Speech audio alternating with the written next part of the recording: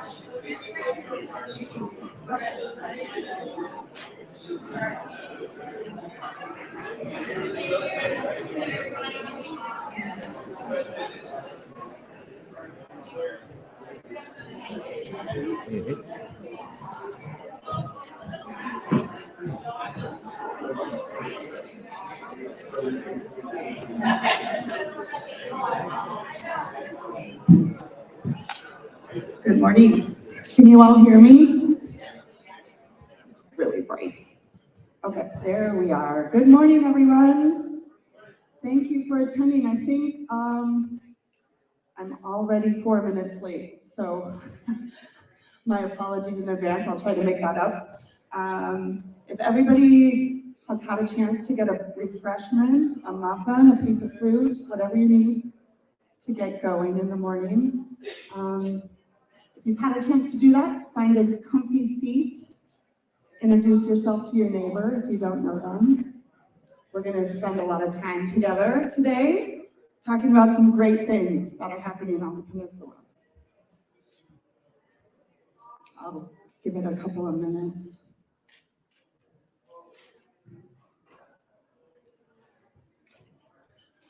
All right. Rusty, our president, KPEDD's president, Rusty Swan back there in the red vest. He's been dynamic in helping us out and lending a hand. So I'll start here. My name is Cassidy Cameron, and I'm the Special Projects Manager for the Kenai Peninsula Economic Development District. It's a mouthful. I've been with them for about 3 years. I live and work remotely in Seldovia, so I'm just across the water. I have a family of 5 of us, and I love it here, and I love being able to contribute to my community in meaningful ways. I think that civic responsibility is a huge part of my value system. KPEDD lines up with that. So it's a good fit. We have a great team. I have Caitlin Corson in the back. Hi. And we have our board members here. We have several board members from Seward, Kenai, Moose Pass, Soldotna. Yes, there's Tyson. So today we're going to spend a lot of time talking about industry, business, development, projects, what's on the horizon, what's happening around our communities. And it's not just, it's easy to get lost in these mountains and these oceans, but we are all better together. And the Kenai Peninsula affords us this high quality of living. It's beautiful. It's wonderful to raise a family. It's wonderful to be able to go outside and enjoy everything that Alaska offers us. And I think that's one of the reasons why I'm here. Hopefully you too. But really quick, for a safety minute, in the unlikely event that we have an emergency, a tsunami, an earthquake, fire, any other things, we have 2 emergency exits on the side of this room right here. Otherwise, we can exit out the back, take a left, and we'll muster out into the parking lot.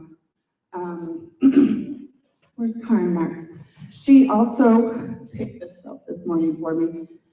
For tsunami hazard in Homer, we do have some instructions. We are above the tsunami inundation zone at this location, so there's no need to evacuate any higher than we already are. But let's keep each other safe. Let's make safe choices and keep our heads about us in case there's an emergency. So for you, some of you may know or may not know what KPEDD is about.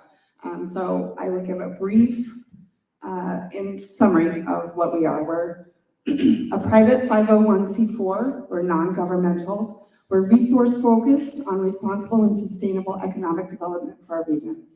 Our region consists of Hope, Seward, on down south to across the water to Nanwalek, Port Graham, and Seldovia. So it's a large-sized area that we try to identify strengths, weaknesses, as well as develop current infrastructure, community, economic development goals. And we work with local municipalities, nonprofits, different sectors of the industries. So using a 30,000-foot view of the economy, we locate, financing, and orchestrate community collaboration for economic planning and business incubation. KPEDD assists public and private sector entities by providing relevant and accurate economic data, as well as consultation services. Through these services, we support infrastructure, projects, workforce development, and regional industries. KPEDD is funded by federal, state, and regional and educational grants with measurable deliverables. As our outreaching projects are fluid, the goal is not. As identified and informed in the most current version of the Kenai Peninsula Comprehensive Economic Development Strategy, the overarching goal for our region is to maintain and elevate the quality of living that we are afforded. We are committed and prioritize our direction to ensure that the goal is upheld and supported. So we hope that you can find some of yourselves in the presentations today. We have a very robust agenda with a variety of topics, a variety of information and resources. So when we take the networking breaks, I hope that you guys can mill around and learn something new today, find something that inspires you, looking for resources, find some outreach and resources and support that you didn't have when you walked in the door this morning. So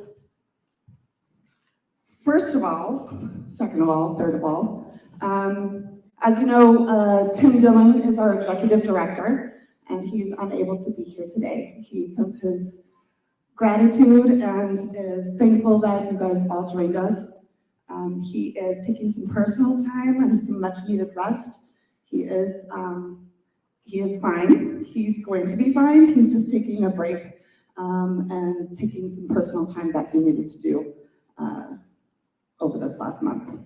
So we hope that I will do. They're big shoes to fill.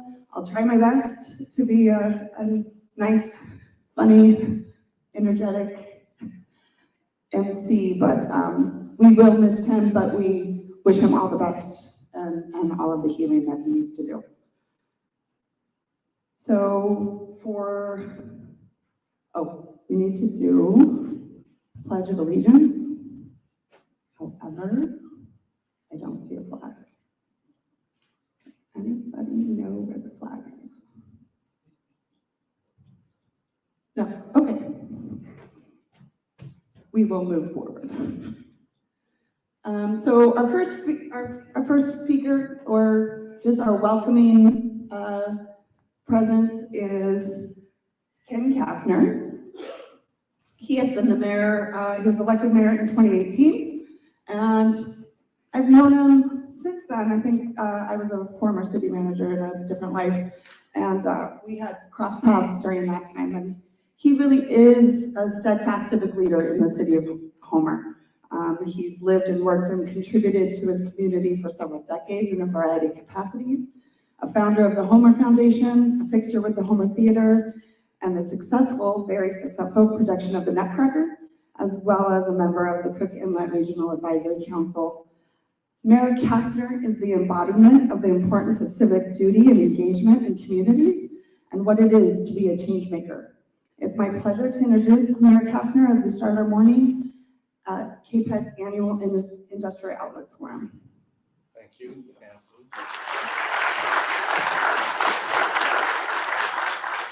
Thank you, Cassidy. And I always regret that my mother's not still alive to hear things like that. Those kind of introductions would work well with her. Thank you for having me here. Welcome to Homer. I usually do a little shtick where I pull a piece of paper out of my pocket and say the Chamber of Commerce now asks me to read this message to you, and it says, "Welcome to Homer, please spend a lot of money." I don't have to do that with this group because you know what the economy is here on the Kenai Peninsula. We all kind of feed one another's pockets down here. And one thing that has happened over the 49 years that I've lived in Homer is that the Kenai Peninsula has become much more cohesive, much more cooperative. I think that we've had some black lines that we've tripped over regionally in the past, but the mayors all like one another. We talk to one another. We cooperate with one another. And KPEDD is what we fondly call an ARDER. And don't ask me what the acronym for. I'm sure development is part of the deal there. But there are X number of ARDERs in the state, and they're all economic development districts. And the mayors use the ARDERs as a way to communicate with one another and to organize things that we can't really do through the Conference of Mayors. It's just, the Conference of Mayors is like 14 bigger city mayors in 65 villages. So it's not, when you look at the scope of a capacity to be able to work outside of your day-to-day life, it's very stilted. Most of the leadership in the Conference of Mayors are people that are more like city managers. They're elected mayors like our borough mayors here, or members of the mayors. But to get you back on schedule, I'm just going to say that the cooperation that we got during COVID, and to me, the pandemic was a huge learning opportunity for civic leaders because we had to invent new systems in order to get through it. The CARES Act distribution was completely thrown on a bunch of people that had no inkling on how to distribute millions and millions of dollars equitably and effectively. And we had to figure that out. And we figured it out with the assistance of KPEDD, the Chamber of Commerce, the Kenai Peninsula Borough, and our own intuition. But it was a very, very sobering experience, because if you'd asked me at the beginning of the pandemic how many businesses we had in Homer that collected sales tax for the city of Homer and had a place of business here, I would have kind of guessed 600 or 700. But the real number was 1,023. And it's burned in my brain because that's 1,023 small businesses that are, have a place of business in Homer and collect sales tax, and it doesn't include any of the fishermen that are here. So all of a sudden, my mind flipped as to what Homer really was. It is a city of small businesses. You can't escape that. So I attended this forum last year, and I came away super educated from that too, because there are things that are happening that are not apparent on the surface. And having a forum like this reveals some of those facts. It shows, the parts of the elephant other than just the tail and the trunk. And one of the things that really resonated with me is just how many businesses that there are with people like me at 70 years old owning them, and then looking behind us saying, where are the buyers? How do I retire out of this business and everything? So KPEDD is much more than just attracting new businesses or feeding existing businesses, but it's also, where are we in our lineage on the economy? Because the economy has to just keep marching forward. And I think as we've proven through the pandemic, the economy can be brought to a halt pretty quickly. And I'm so grateful for KPEDD and for the chamber and everything else. So thank you, welcome. I'm on schedule. Thank you, So you're right, the pandemic and coming out of the pandemic, I think that it's nice to be able to breathe a sigh of partial relief, but also be proud of how far we had to all come and how to be resilient, find resilient ways, find solutions to challenges and problems that we had no idea could exist. And the Kenai Peninsula fared pretty well economically, in large part due to Caitlin and Tim's efforts on supporting, offering resources and supports for COVID relief and small businesses to let them know what kind of resources are out there. And it isn't just, we don't just write business plans for people with really good ideas, even bad ideas. We don't just do that. We do succession planning, like the mayor alluded to. We find funding resources and avenues to find investment, loans, grants, funding opportunities and pathways that you might not know about. So we are a little bit more deeper than just writing business plans. So please use us and consider us as a resource and a partner. We want you to succeed because if you succeed, we all succeed. And that's important as we collectively look at our economy and our way of life and our quality of living here on the peninsula. So as we talk about resiliency, I think this next presenter, she knows very well how tough it was during the pandemic.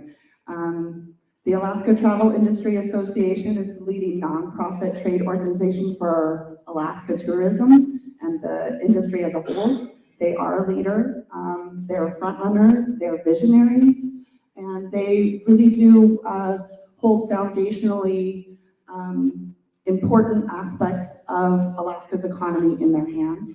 And they are at the helm of Sarah Leonard, who's the president and CEO of the ATIA. And she has led this group and organization in a way with grace and leadership and strength and resilience. So I'd like you all to give a warm welcome to Sarah Leonard. And we're really excited to hear about tourism in Alaska. Oh, pardon me. Sorry, thank you. Rusty, I lost you in the crowd, these lights. Before that, sorry, graciously, Rusty Swan, our president, will be providing the Native Lands acknowledgement this morning as a sign of respect to our Native nations that we reside on. See where you're standing up on those lights, Yeah. I feel like working my tan. Good morning. Yeah, how do you do? My name is Rusty Swan. I'm a Kenai travel member in Kenai. My mother is Claire Swan. My father is Van Swan. Both are doing well. As we are gathered here today for the Industry Outlook Forum, we recognize we are afforded to be able to live, work on the unceded lands of the Dena'ina and Alutiiq peoples. KPEDD and our board wish to thank and fully acknowledge these tribal nations for their past, present, and future stewardship of the land on which we live and gather today. We offer gratitude, genuine respect, support, and recognition of the Native nations with whom we share this land. Chicken egg.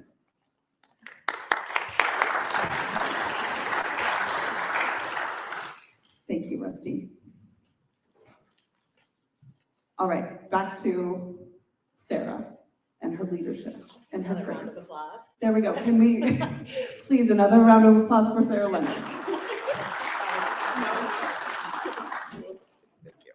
I need all the help I can get. Well, thank you. For those of you that don't know me, I am Sarah Leonard. I'm the president and CEO of the Alaska Travel Industry Association, and it's so nice to be back in person.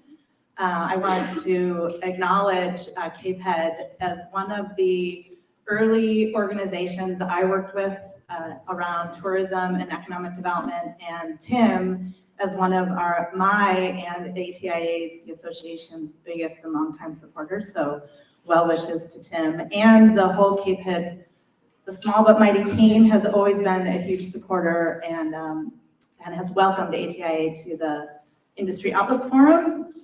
I think I've been at almost every Industry Outlook Forum for my tenure at ATIA. I've been there 10 years.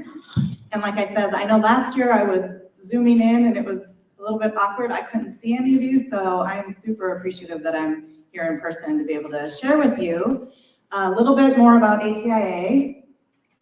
I'm just going to practice this. Oh, it's up there too. Very good.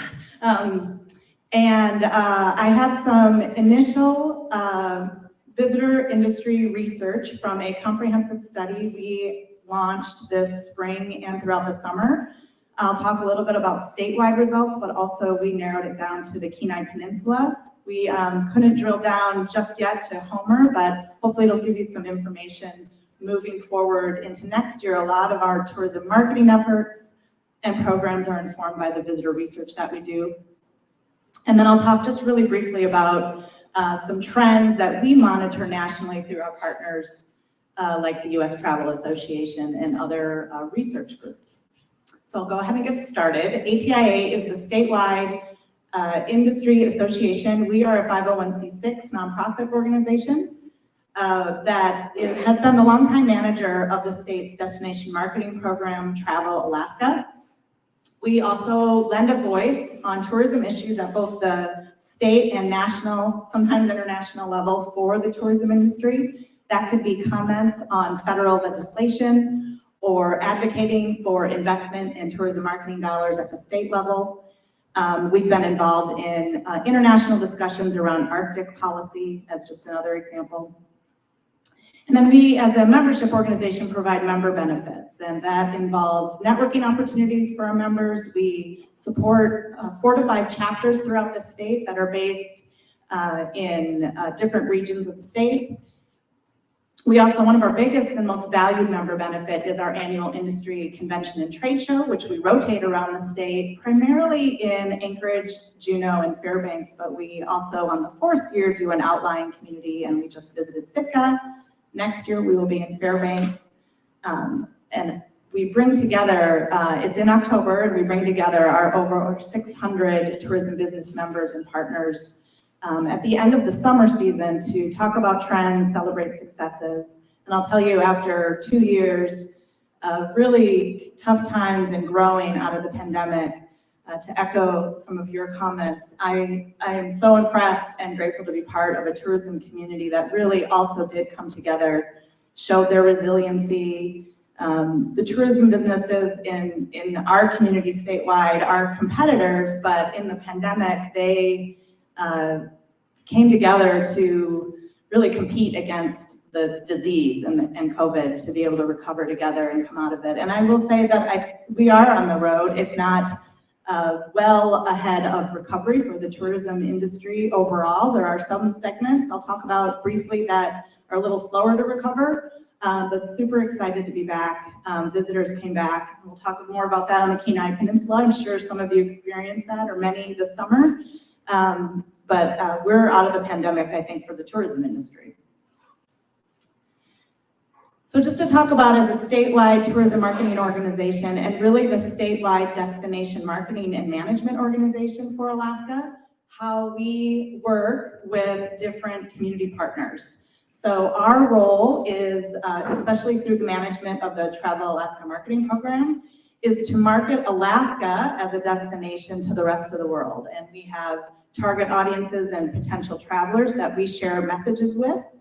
We partner, though, all the time with community partners like the Homer Chamber of Commerce or Soldotna Chamber of Commerce or the Seward Visitor Center, Seward Visitor Destination Program to complement their strategies, their marketing efforts to bring those visitors in Alaska to your region or your community. I've been talking about the statewide destination marketing program. So during the pandemic, we did not receive state funds in a normal year. We advocate for state investment as a kind of public-private partnership with Travel Alaska and ATIA to manage those funds to implement a statewide destination marketing program. But with the Governor Dunleavy did make us an eligible recipient for an Economic Development Administration non-competitive grant that the legislature approved to implement the Travel Alaska program this year and into next year. And that's about a $10.5 million budget. And this graph just shows in a very broad estimate how we implement those funds through marketing strategies, whether it's advertising. We attend travel trade shows both domestically and internationally. We're going back. Some of those shows are now coming back more and more in person. I'll talk really more about our research efforts. We haven't had funding in the last, over the pandemic to do some comprehensive and updated research. And so I'm not really a data geek, but super excited to start getting back some of these results from this summer. We implement public and media relations efforts that can involve providing assistance to reporters or travel writers or bloggers, and also hosting familiarization tours in different communities with media representatives. And then we host the main Alaska consumer traveler website at travelalaska.com. So overall, this is a brief slide and talk about travel recovery that we're seeing nationally from partners like the U.S. Travel Association, which is the advocacy organization nationally that helps lend a voice to federal issues around the hospitality industry in the United States. We have seen through them that domestic leisure travel is almost at full recovery, if not recovered from the pandemic and back to 2019 levels.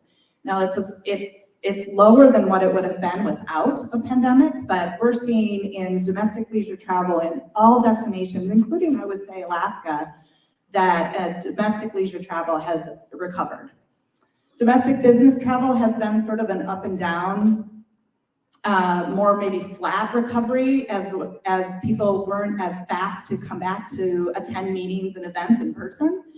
But that is at a slower rate recovering nationally as more and more trade show and events and business meetings are being held in person, like today.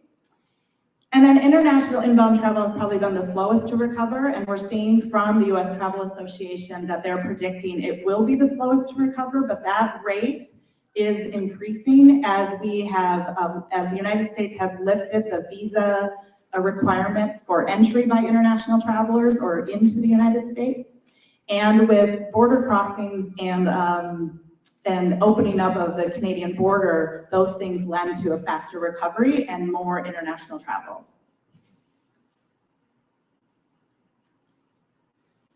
Before I jump into some of the trends and things that we've been tracking, and especially as we've come out of the pandemic, I think the hospitality industry, from small businesses to large cruise ship partners, really are looking at travel differently.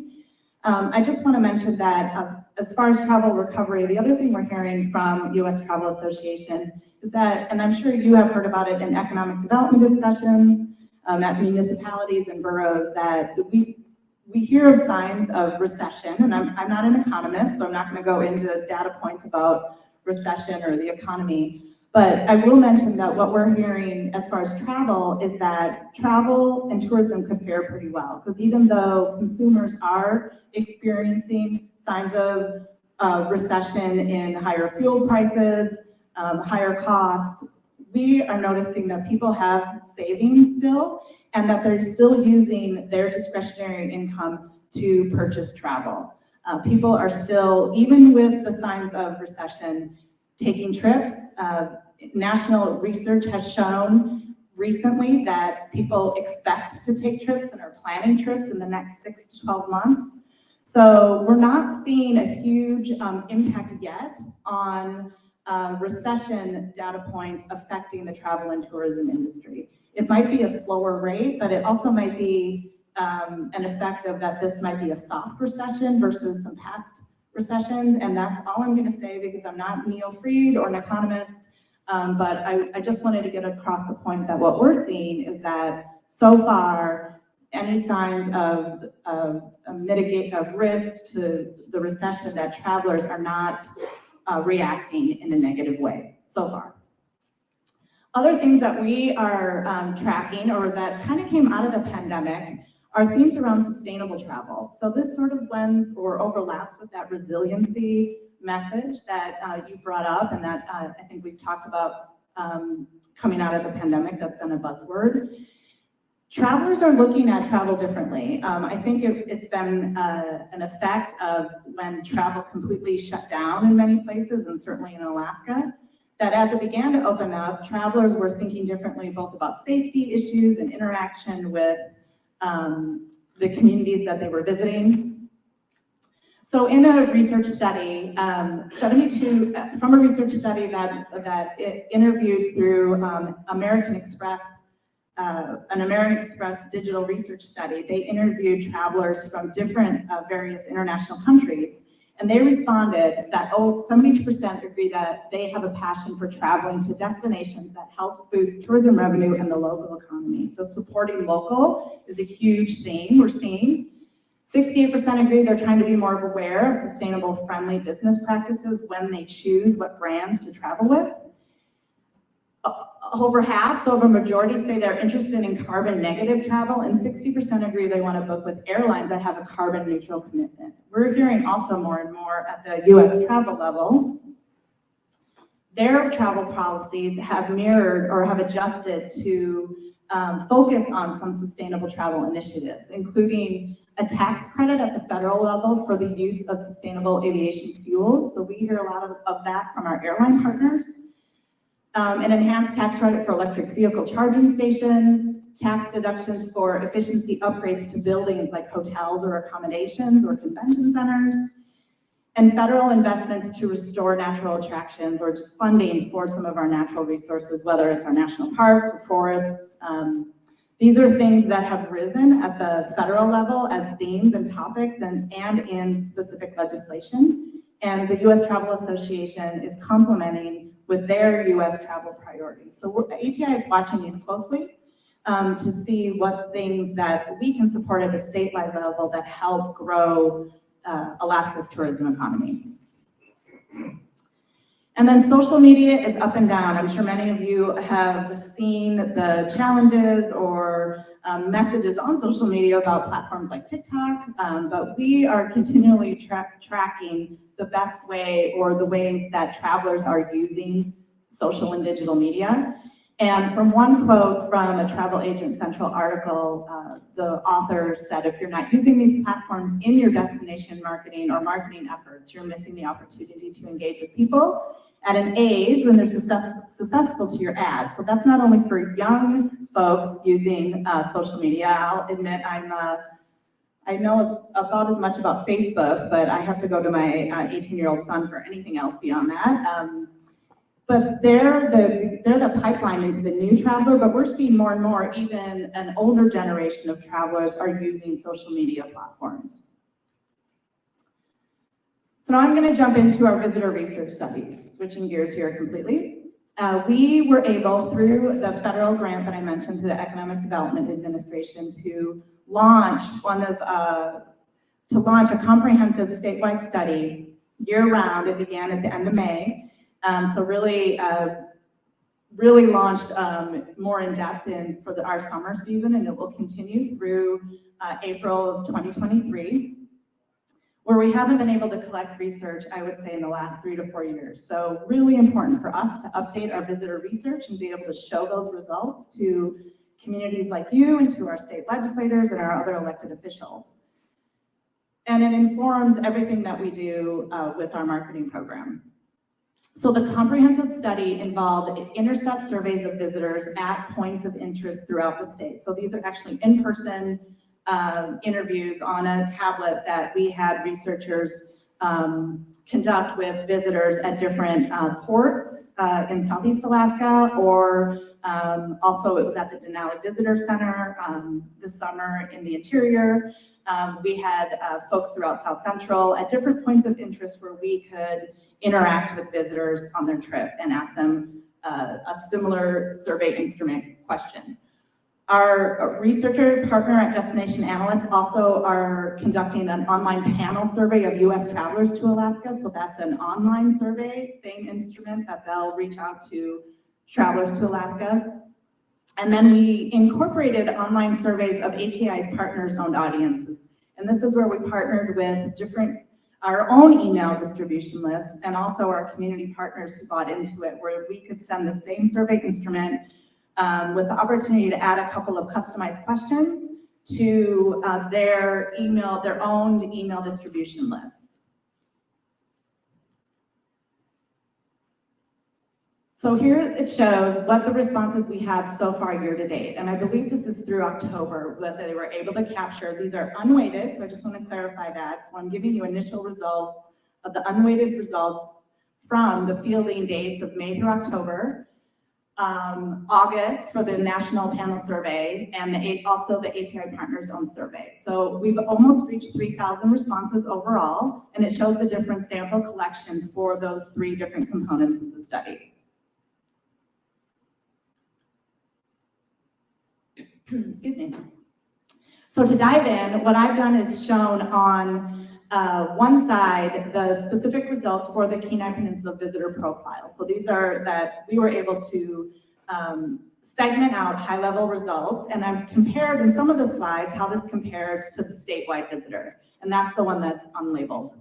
And so forgive me, I'm looking up too to remind myself, so if you see me looking up, I hope that isn't distracting, but thank you for having that up there.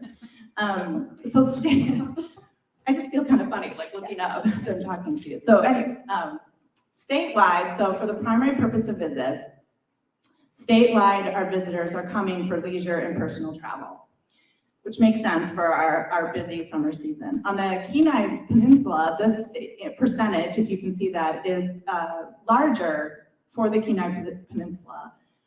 Versus the overall statewide visitors. So a lot of people are coming to the Kenai Peninsula for leisure and personal travel. The average length of stay per region, this was interesting. We shared some of these initial results at our annual convention and trade show. We are seeing that there are longer stays on average overall statewide. This could be a function of the type of visitor that's coming. But overall statewide, in the South Central region, the average length of stay is almost 5 nights. In the Kenai Peninsula, for that visitor profile, I put there in the green, it's a longer stay overnight. So again, it could be the type of visitor that's visiting, but overall, your visitor to the Kenai Peninsula is staying on average more nights. The traveler type statewide, so this is interesting also. In past years or pre-pandemic, ATI has reported that we received most of our travelers by cruise ship. It was close to 60% during the summer season, and then 40% was made up by air travelers and road travel. That's kind of flipped after the pandemic. So statewide, for various reasons, cruise ships weren't at full capacity. And started later in some areas. We're seeing that this past summer, visitors came 35% by cruise and certainly an increase in the independent travelers to Alaska. On the Kenai Peninsula, this is even more pronounced in that your independent traveler for the summer was almost at 75%, with a lower percentage of cruise ship visitors. It might not be a surprise to you, but overall, this was a flip in statewide visitation for us to see. The demographics overall, we're seeing a little younger audience. Our target visitor to Alaska is getting a little younger, so 38% is the biggest group, boomer or older. We're seeing growth in areas of the millennial and Gen X visitor. On the Kenai Peninsula, your visitors a little older that have visited this last summer. So almost 50% are boomer and older to the Kenai Peninsula, and then kind of similar percentages through the different target audiences. So this is specific to the travel party composition to the Kenai Peninsula. People, the majority are coming with their significant other, their partner or spouse, that's 68%, and then it falls down pretty dramatically to the next highest percentage of 17, where they're traveling with their family or children under 18. And then I think you can see some of those percentage, it kind of falls down through there, but majority of people are coming with their partner or spouse. This is probably no surprise, and this mirrors statewide visitors, but the Kenai Peninsula visitor this summer mostly came from the United States. There is a trickle of international visitors from Canada, the UK, Germany, Belgium, and Australia. And those international countries make sense to Alaska's top 5 top international visitors, even pre-pandemic. We normally see our top international visitors from Canada, the UK, and German-speaking Europe, with growing audiences in India and Mexico. So this is also, these stats are particular to the Kenai Peninsula. There's no statewide here. I drilled down to the Kenai Peninsula visitor profile. For the lodging type, over half are staying in hotels, but we did list a variety of different accommodations for visitors to respond to. So the next percentages in the 20s are vacation rentals, Airbnbs, VRBOs, resort lodges on the road system, so our wilderness lodges or road houses. And then people did have the option to choose that they were staying on a cruise ship or boat, so that's 20%. And then the next percentage grouping is around 16%, which shows with friends and family, or camping in either an RV or motorhome, cabins. And then again, it falls down to bed and breakfast, motels, tent camping, and resort or backcountry off-the-road system lodge. The top activities for the folks that responded on the Kenai were wildlife viewing. Not a surprise there, it's always a top activity. It has been in past surveys, but what has risen to the top 5 are people who are choosing the local cuisine, which might not be a surprise for us that have lived in Alaska or are from Alaska. We enjoy such fresh and wild seafood and local products. But as far as our visitor research, local cuisine hasn't really risen to the top percentages of what visitors have responded to. And I think that this is also a theme we're seeing coming out of the pandemic, that people really want to experience what locals are experiencing, or they're looking at supporting local businesses, locally grown food products, local cuisine. But kind of surprising in this visitor study that it rose to your top second activity. And then hiking, shopping, photography, that's just a blip that it's on there twice. Breweries and distilleries, bear viewing, and fishing, of course.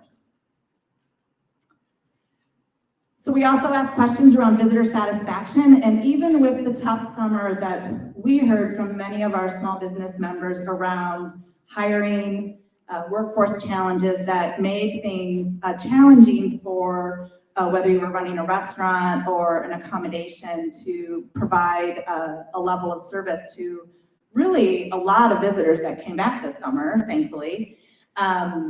Visitors were complimentary. They had a good time in Alaska. And so I think that's a testament to the businesses, our small business operators who continue to commit to provide quality experiences to our visitors. So in the 90s around service and hospitality, the activities that they enjoyed, their overall trip, their interaction with locals, I think where it drops to the value for money and lodging is really comes out of, again, those workforce challenges, or sometimes those changes in when things were open, or folks might have had to change their itinerary. Really, I think what we were hearing was because of the lack of staffing or workforce challenges. The businesses had to adjust, and also there were higher prices in accommodations throughout the country that we saw with hotel rates, which we are starting to see come down now. Here was another percentage that we look at, or a statistic that we look at in planning our marketing messages, that when are people planning and booking their travel to Alaska? So this is for the Kenai Peninsula. We also have statewide numbers that are complementary to this, but we are noticing overall that people are planning and then booking in shorter timeframes than what we've normally experienced over many years, where the fall has been sort of the wave season, or when we have placed marketing messages in media for potential travelers to see. That is like 9 months, sometimes 12 months out from when they would plan their trip to Alaska the next year. But over the course of, even throughout the pandemic, we were seeing people plan and then actually book their trip in shorter time periods. So I've circled where that's really kind of scrunched together in those percentages, where people are looking at their planning 4 to 6 months in advance. Typically, we've seen the 7 to 12 months in advance, but you can see that it's getting shorter and shorter, and then actually booking, over a third are booking 4 to 6 months in advance. So this is for those marketing folks out there or businesses planning for their next busy season, whether it's winter or summer. People are looking at shorter timeframes of when they're making their decisions to book travel. This is the same for both the Kenai Peninsula, and I think it mirrored exactly, and the statewide visitor is that we have first-time visitors, over half, but we have a really nice percentage of repeat visitors, which is great to see. We don't say that Alaska is your bucket list anymore. We want people to come back to Alaska. And we have 40% folks say that they are repeat visitors to Alaska. So this is a really nice number. I touched briefly on some of the challenges we heard from our small businesses around jobs and employment. And this has been, I know, a challenge not only for the hospitality sector coming out of the pandemic, but also other industry sectors.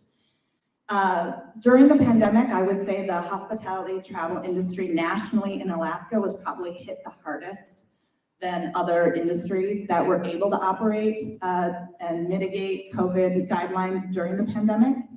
We are seeing job growth in Alaska. I looked up the recent numbers for October, and that leisure and hospitality statewide had increased. I want to say, I think they increased like something over 1,000 jobs. So that's great. We are growing back and hiring back more people into our businesses. I would put a caveat on that our industry lost so many jobs at the onset of the pandemic that it takes a lot more to get back to that, but we are seeing improvement, and I've heard our state economists also talk about how we are getting people back into some of the hospitality jobs. But I wanted to mention around coming together as an industry and with the support of an Economic Development Administration grant, one of the programs that ATIA developed or campaigns at the beginning of the pandemic with our partners like at KPEDD and other arters and industry groups around the state, we pulled together what we call the Ready Together campaign, which provided tools and resources for businesses operating in the pandemic and then coming out of the pandemic. And this involved online signs and things that they could put in their stores, messaging around masking when we had those type of messages, and also industry protocols, operations and safety guidelines that a business could incorporate into their own business to operate safely during the pandemic, and those that they wanted to take with them and kind of lessons learned out of the pandemic. We also did a marketing campaign in state around those messages and those tools and resources targeted to the travel and tourism businesses and our community partners in Alaska.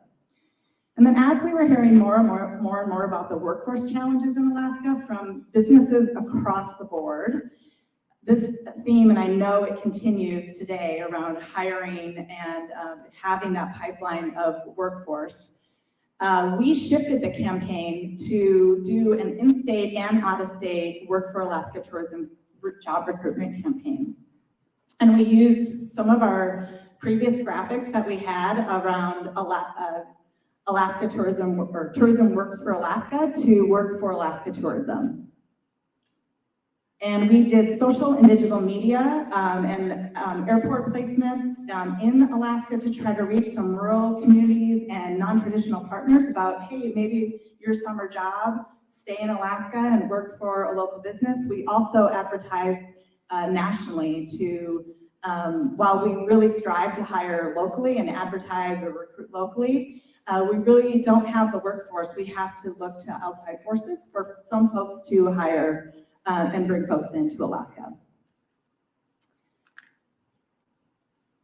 So the campaign served over 38 million impressions, driving 72,000 site visits to a landing page where we have job postings still listed at alaskatia.org. So as an industry or small business, you can post a job for free at alaskatia.org, and we're driving with our campaign folks to go to those landing pages. Facebook and Instagram were the top performing platforms for that campaign during the summer. And then the paid social alone, so our paid social media tactics alone drove over 750 apply now conversions. So that's how we track that people actually clicked on the job application link from our website. I know that's kind of an anticlimactic way to end, but I want to keep us on time. I see some fluttering up here, so I'm happy to answer any questions, but thank you so much again for having me and letting me share some of our initial information with you.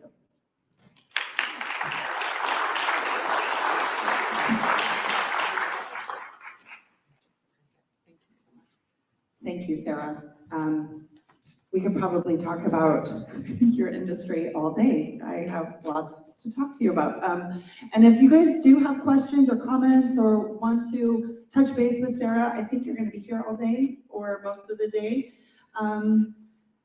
Do so. She's a wealth of knowledge and a resource, and I know that Homer is a hotspot for tourism and having visitors here, especially in the May to August time. So it's really interesting to hear also just the different layers of tourism. It's not just the visitor, it's the workforce, it's the education, it's the services, it's the community's ability to take in an influx of visitors. And so that's where, when we all come together and recognize the pieces and parts to the system and try to make those pieces and parts a little bit stronger, a little bit more resilient, and a little bit more fluid, that's when our economies grow, our communities grow and thrive. So real quick before we get to our next presenter, I do have an announcement. We have some kiddos that are wanting to play in the playground down at the lower parking lot, and there's a white Ford that is parked down there that we would like to ask to have moved. If you could move that white Ford away from the playground, we could have our kiddos and children access that playground down there. So you can step out and move your car. We'd appreciate it. So our next presenter, along with tourism, this kind of fits right in terms of dovetailing into the topic. I noticed that hiking was the #3 activity of tourists that visit here. Hiking was the #3 activity that people pursue and what they want to do. And this next presenter is Haley Johnston, and she's going to provide a long trail update. Hopefully you know what the long trail is or have heard of it. It's a concept and an initiative to develop a long trail from Seward up into the interior. And she's going to give us an update on the progress of that initiative, and also share her love for the outdoors. So if you could please welcome Haley Johnston. Thank you.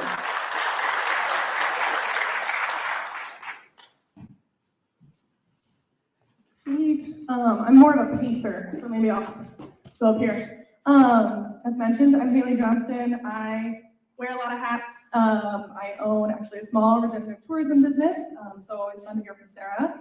And then I also work for Alaska Trails. And we are a statewide nonprofit that does a lot of different work around a lot of different trails topics. We have paid trail crews, we do volunteer trail events, and we also are the owners of the Trail Initiative program, which does quite a variety of things, including planning, and it's the convener for the Long Trail concept, and we were participatory in the SCORP process, which I bet a lot of you got some potentially annoying emails about. Thank you so much for participating.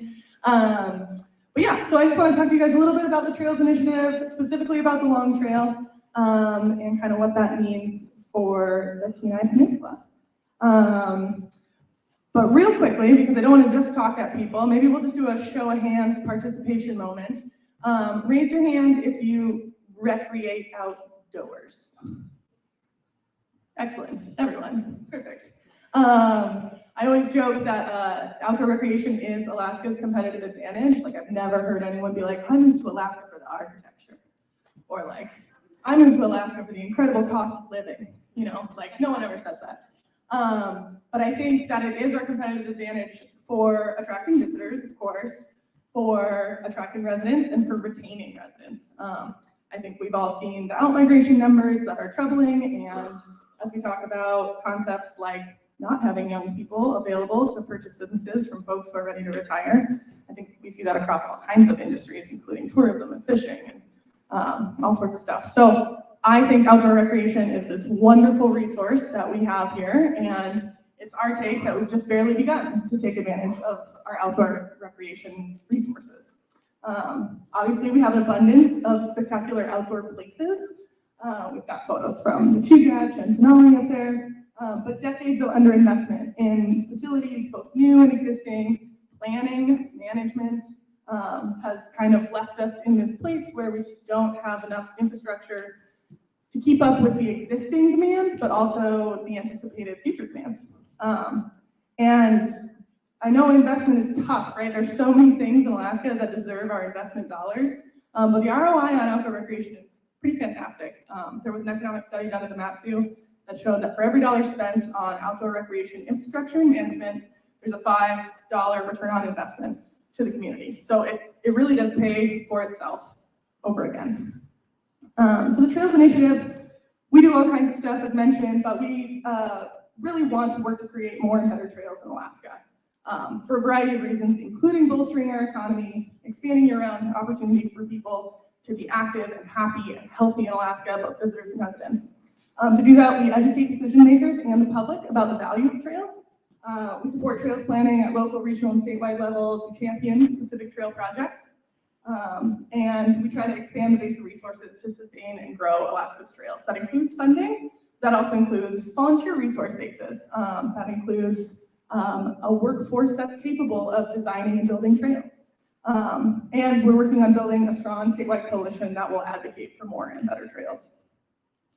So we have so many partners in this work. Many of them are here on the Kenai Peninsula. KPEDD has been an awesome partner. Tim in particular has just been an awesome advocate for trails, outdoor recreation, and the economic benefits that they bring to different regions across Alaska. But you can see this long list of people regionally who have, and organizations who have just been incredibly helpful in our work and continue to partner with us and offer expertise. So I did briefly mention the SCORP, but I want to say that that is one thing that has been far and away taking our attention these past couple years. It's a statewide comprehensive outdoor recreation plan, and it's a mouthful, so we call it a SCORP, which is just an ugly acronym.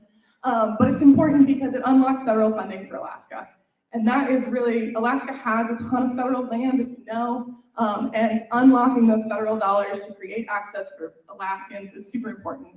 So without a SCORP, we are not eligible for federal programs like the Land Water Conservation Act and Recreational Trails Program funding. So that's super important for the state. The SCORP was awesome in that it highlighted some new data for us. So like Sarah presented some pretty fun data about independent travelers and what they're looking for. The SCORP showed us a little bit about growth in outdoor recreation here in Alaska. So outdoor recreation has grown. It was growing before the pandemic, and it continued to grow during the pandemic in Alaska. Even though visitation went down, outdoor recreation went up. So you can see from 2019 to 2021, so right in the thick of the pandemic, while we lost our cruise ship visitors, there was a 50% increase in outdoor recreation days. And this is through the use of anonymized cell phone data. So if you thought your cell phone was always tracking you, you're right. We can't see who and where, but we can see how many people with a phone in their pocket went to a state park. We can see how many people with a phone in their pocket went to a national park. We can see how many people with a phone in their pocket went to a boat launch. So we worked with a data provider to learn that information.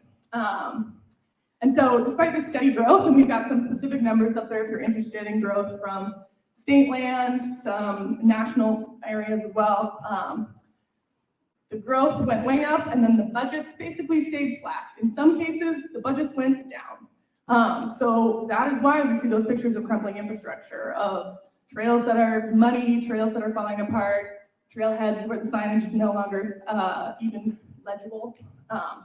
So that was some interesting takeaways to see that dramatic growth and that stagnation of funding. And then the tourism marketing evolving, as Sarah alluded to. Yeah, outdoor recreation, independent travel, the things that people are looking for when they come to Alaska are increasingly recreation-based. And then we always love to throw the statistic in there, but if we could just get everyone who visited Alaska to spend one more day here, it would be $250 million in revenue for the state, which it doesn't seem hard to get them to just one more day, one more dinner out, one more night at that hotel, one more hike with a guide. So that score report was really awesome and informed kind of some of our thinking about who we're speaking to and how much outdoor recreation infrastructure we need. And then one of our other big projects is the Long Trail. So if you haven't heard of the Long Trail, this is kind of in tandem with our Trails Initiative program because we really see it as a way to attract visitors to Alaska, to provide infrastructure for Alaskans to access outdoor recreation, and to help bolster our economy and our public health. There are many reasons why long trails are compelling to people. They do not need to be hiked in their entirety. Folks will say like, oh, we're never gonna get as many people to come hike the Alaska Long Trail as hike the PCT. But millions of people hike a section of the Appalachian Trail every year. Only a few, I wanna say it's like 25,000 people do the entirety, right? So we're not saying everyone is gonna come and they're gonna hike the entirety of the trail, but it's gonna hopefully be a draw that will bring more folks to Alaska and get them to stay a little bit longer.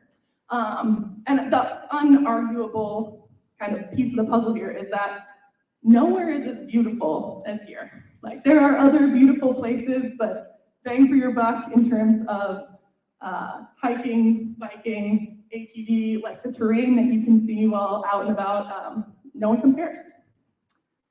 So the vision is that it'll be a 500+ mile trail that runs from the Pacific up to Fairbanks. And it's a braided system of trails. So there will be sections of the trail that are open to motorized use and equestrian use and bicycles and hikers and skiers. And I think that's really cool. I think that really speaks to the ethos of Alaska. Like we like to get outside and we get outside statistically as Alaskans more than people anywhere else in the United States. And we do it in more varieties of ways. So there are people in the lower 48 who are road cyclists and they go road cycling, right? And people here go fishing and hunting and biking and hiking. And I think that's really cool. And I'm excited for a trail system that embraces all those use patterns. So along with the braided system of trails, we have what we're starting to call on-ramps and off-ramps. So where are the on and off ramps going to be for this trail? Because not everyone's going to want to do the whole thing. So for example, as the trail goes through Anchorage or through South Central, one of the logical places to put the trail is over Crow Pass. There's an existing path that goes from Girdwood to Eagle River. That's definitely going to be one of the routes. But Anchorage is really interested in economically connecting to the Long Trail. So they are really pushing for a braid that goes through Anchorage, and it might be paved, there might be a kind of a lower elevation version. And so I'm really excited to see what we get for on ramps and off ramps here on the Kenai Peninsula.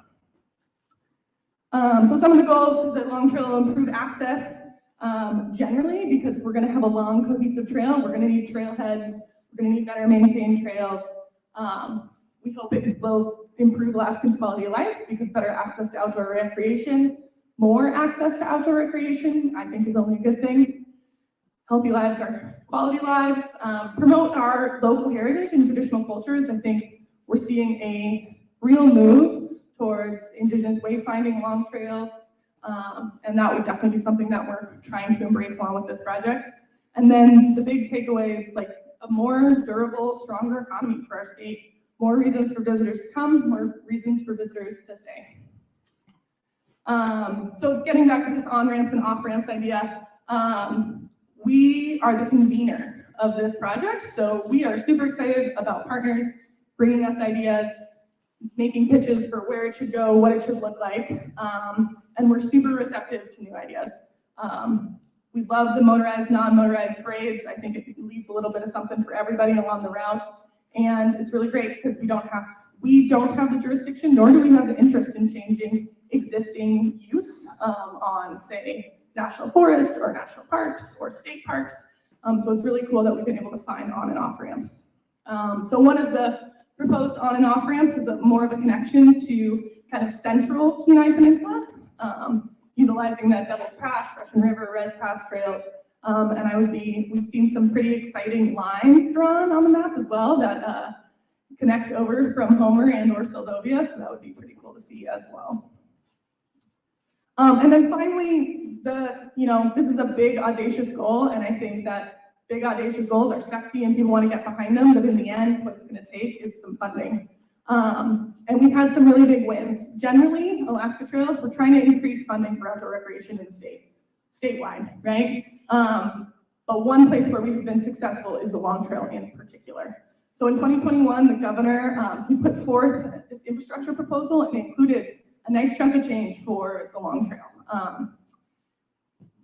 Then, kind of through the political back and forth, some things got vetoed, some things got crossed out of the budget, and it didn't make it in that year. Last year, the Alaska legislature passed a capital budget that included basically $15 million for Alaska Long Trail projects, which is super exciting. In the red penning of that budget, some projects got cut out, but we did retain a bunch of projects for the Anchorage area. To me, that was a little bit of a bummer because I think the Anchorage area is always going to be capable of finding funding in other places, right? Like there's a bigger population area. There's bigger nonprofits, bigger trail partners. I would really like to see the state fund more trail projects in rural areas because I think your ROI in rural areas is going to be higher than your ROI in Anchorage. And then, yeah, in terms of this coming year, we're working with partners to put together another package. The package will be mostly long trail projects, but we'll have some things peppered in there as well that we're asking for that are just generally good outdoor recreation investments. And on the federal side, we've been fairly successful so far. So a bunch of money in Chugach National Forest for the southern trek of the Iditarod Trail, and then a feasibility study going on right now for actually what the designation of the Long Trail will be, which remains to be seen. What is super awesome is that everybody generally likes trails. It seems to be one of the few things we're all agreeing on lately, right? Like we're fairly divided on a lot of topics, but conservative governments and more liberal-leaning governments and conservative communities and more liberal-leaning communities, everyone's pretty stoked on trails. And so it's been really great to see that broad bipartisan support. Tourism, business organizations, economic development organizations, it's been super awesome to have their support and help, including KPEDD. And individuals and businesses are super psyched on the idea as well. So it's nice to have something we can all kind of coalesce around with some enthusiasm. Yeah, and as mentioned, so these are our projects that everything in red was not marked out with the red pen, which is a little counterintuitive.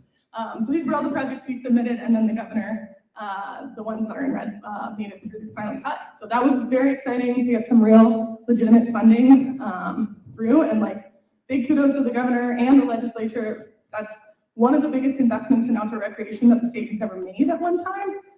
So we felt super fortunate that that happened. So yeah, we are psyched on the progress that the Long Trail is making. We are 20% of the trail constructed, either previously or recently, but we have a long way to go. We're really excited about the on-ramps and off-ramps, and we're excited about getting some funding hopefully in 2023. But if you here on the Kenai Peninsula have thoughts, questions, or ideas, I am all ears. My contact information's up there. I head up our overall Trails Initiative program, and then within that, we have a program manager for the Long Trail as well, Mariam, and so you're welcome to reach out to her as well. But yeah, thanks so much for having me. It's so lovely to be in Homer. Yeah, I'd love to answer any questions at any time, maybe during the mingle session about the Long Trail if you have any. So thanks.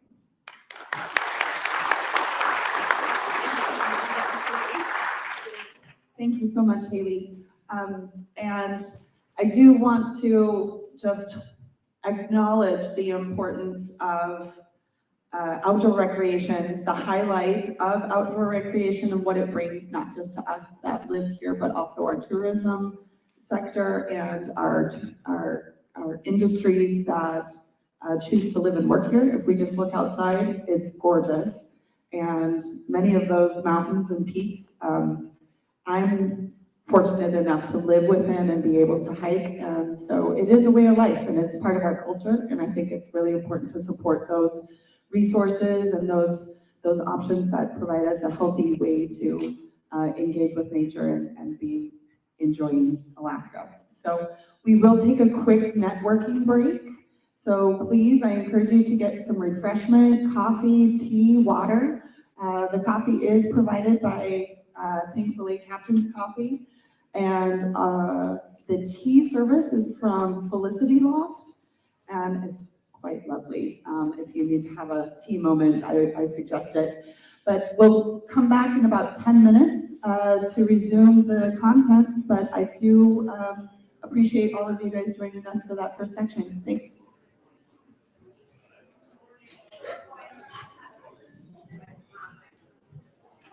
Hey, Silas, for the next, we're going to have them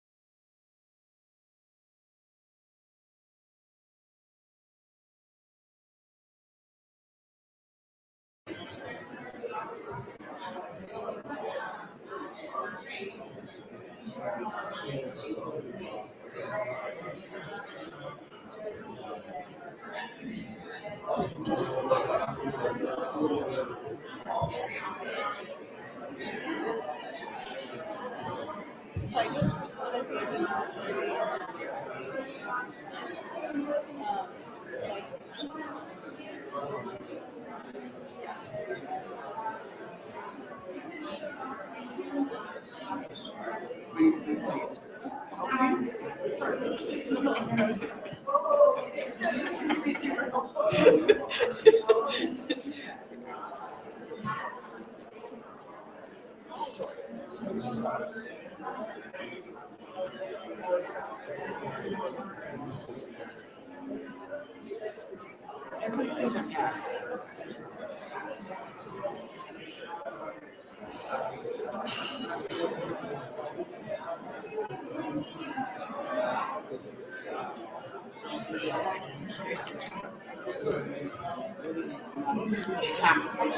Just winging it. Couldn't find the drop down, it was under another. He just might be a struggle. He keeps talking about so. That's a good person to get with. He knows a lot of people, he knows a lot of producers, and he's very much in the kelp and the mariculture. He's our board member, but he's also one of our partners with that mariculture green. He's a good. You guys share information and stay in touch. Very much. So, okay. His feedback says that our meetings down there will be. Yeah, very good. And if you get a chance, if you go to their lab over in Seward, their facility, it's outstanding. It is. He's kind of a nutty professor in terms of what he's doing there. It's so impressive, though, and so incredible what they do at that facility. I'm not next up. Oh, he's first. Yeah. So you're going to sit up together?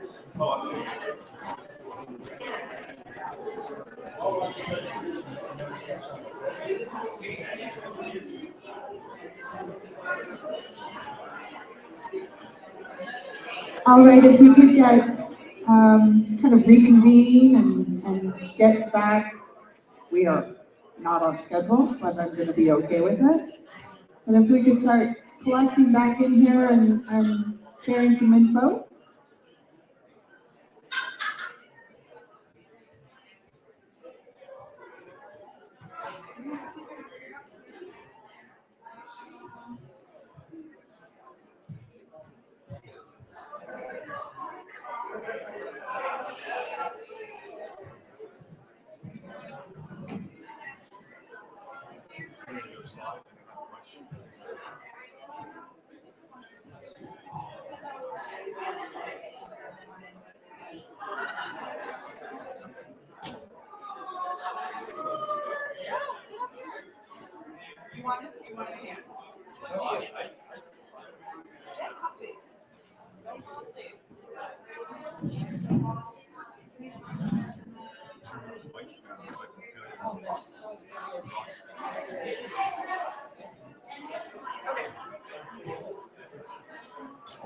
Okay, if everybody could find their seat, we're gonna move on to the next panel.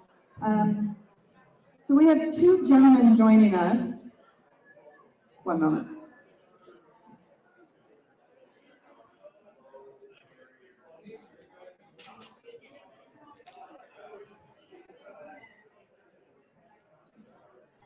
If there's anybody here that drives an F-150 with a camper, white Ford, license plate G32943, if you could move your vehicle, it's still in the parking lot down here, and the kiddos cannot access the playground. So we're hoping that some kids can play down in the lower parking lot.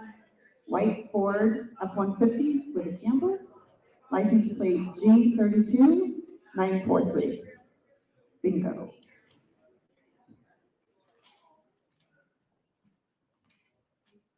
All right, hopefully you got some tea, coffee, refreshment, met some people. All right, so the next topic, the sea and its products, and its potential. So coastal communities in Alaska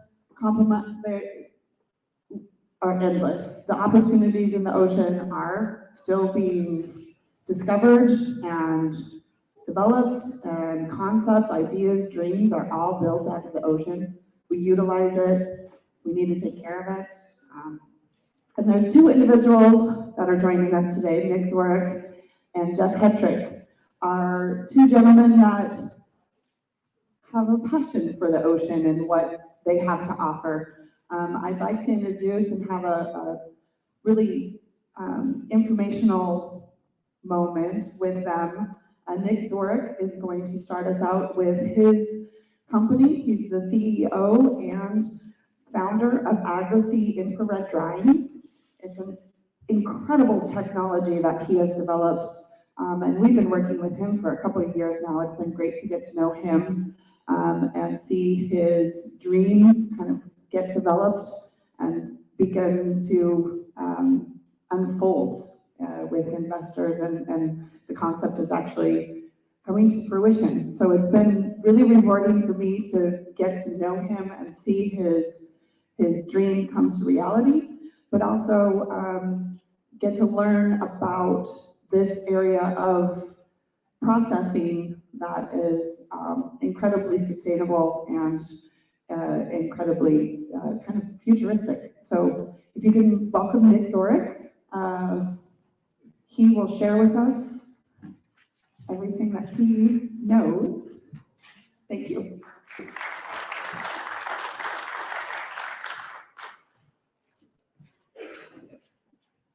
Well, thank you very much, Cassidy, for inviting me, and the idea that I could show and explain what we've developed over the last years. I'm a Alaska born in Ketchikan to a fishing family, and I was an entrepreneur outside and had many different businesses. But I always came back for years to fish Kenai. And we commercially gillneted Kenai out of Kenai Packers and Pacific Star eventually. But I said there has to be something we can do with the outfall, with the byproducts. There has to be a nutritional value in that product. So I set out to find out what the value of the product, the byproducts were as they came out the outfall, and we did some testing to find out that the nutritional value was quite a bit better than we thought, but almost as good as the filet that you eat if you take into consideration all of it, the skin and the head and the whole works. So we started out to find out, what do you do with it? We knew that you could make fish meal, and there was a lot of fish meal made, but there has to be, with a good nutritional value, there has to be a good dollar value. And we found out that there was people in the outside in the pet treat industry that were very interested in the product because they wanted a product that was food grade and did not come from China. And so we worked over the years to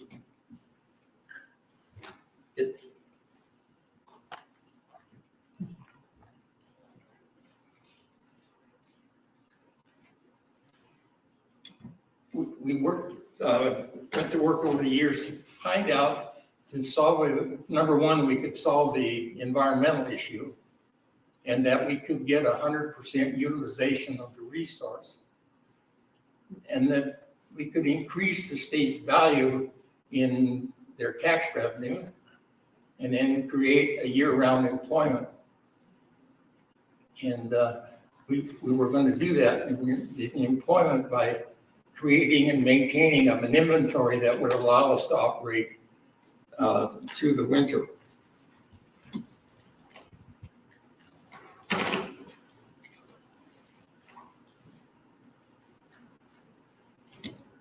The technology and the products that we developed took a long time to try different types of drying.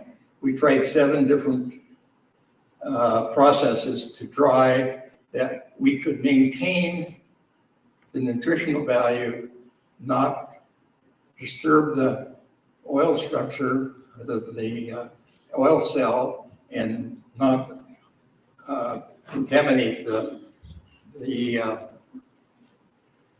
fiber.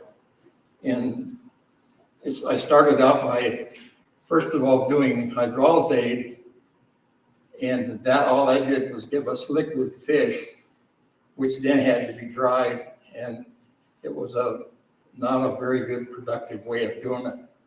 So I started out by building a small 2-foot wide by 20-foot machine that used infrared. And my infrared process was to dry from the bottom through a mylar belt. And that would send out the moisture to the top without causing a crust to seal off any kind of moisture. And we arrived at a process that we knew we could save the wet cell structure, hold the fiber, and maintain the nutritional value. And I did a test 10 years ago and retested it just this last year and found that there was very little degradation in the 2 samples. And that led us to how are we going to produce and take care of all of this byproduct. And since then, I have developed a 2-foot wide by 40-foot machine that will give us the next step to building a bigger machine, which we figure will be an 8-foot wide machine.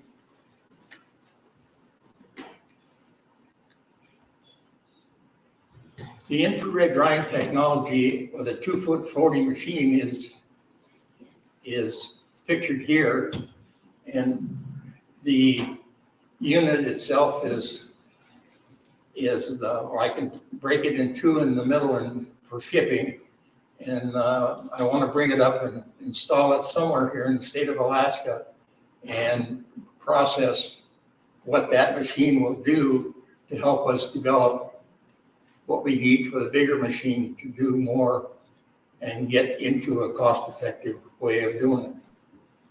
This is a mild steel machine that's been powder coated with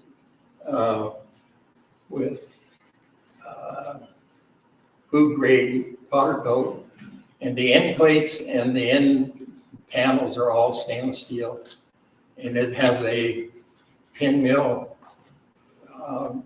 mylar belt that carries the product through the whole process. We use a special range of infrared to dry the material so that we can maintain the structure and the cell structure and the fiber and the nutritional value, but get the moisture down to around 5 to 7% so that we've got long shelf life. And by reducing the moisture, the 83% moisture, we can have a product that's very light and is cost effective to ship. And so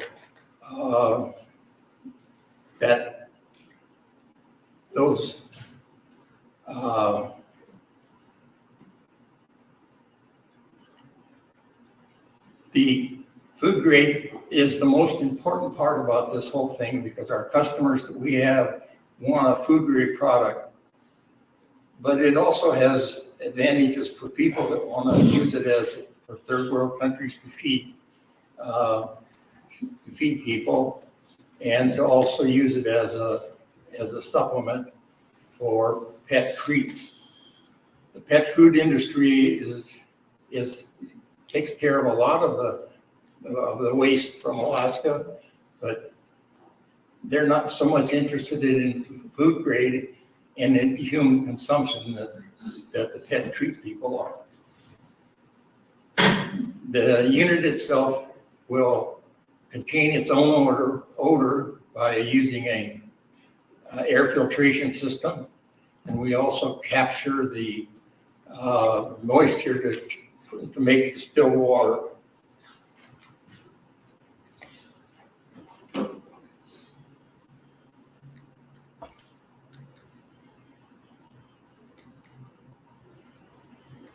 The ingredients that we have are, when it comes off the belt, is an absolute very thin dried flake, which can in turn be milled to a powder.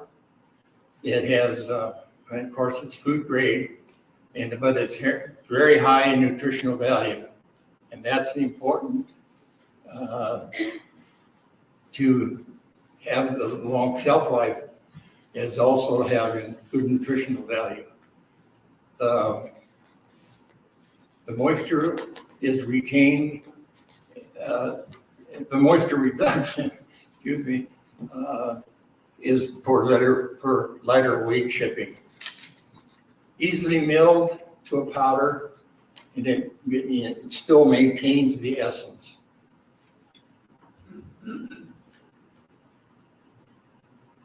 My test results are nutritional value, cell structure, maintain the fiber, and have a good shelf life.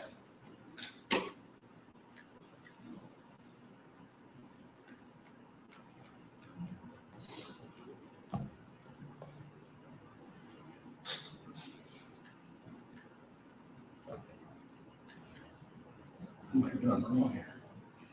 The market opportunities are pet treats. World Food Bank is interested in it. The MRE for the military are interested. Food grade applications and non-food applications. Now we know when we take fish in that there are going to be some products that are not going to be food grade when it comes to us. So we've had enough experience in making hydrolyzed fish that we feel that we can blend then with peat or some kind of soil and make a soil amendment with it, so that we can say that we can get 100% utilization of the resource. And I'll be available for questions later, and I want to thank you very much.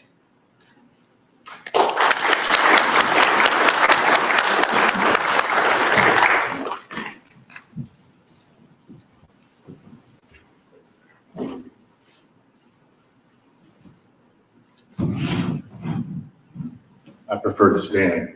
My name is Jeff Hetrick. I am the director of the Olympic Pride Marine Institute in Seward. I'm also a KPEDD board member, and my wife Rose and I own the Innerturn Lake by the Y at mile 36, Seward Highway. So the tourism presentation, a lot of these things apply to me in multiple ways. Olympic Pride Shellfish Hatchery is down on the waterfront in Seward. It's kind of part of the marine campus down there with the Sea Life Center and the university. We do a lot of collaborative work with those folks. They're good neighbors, and it kind of makes a nice little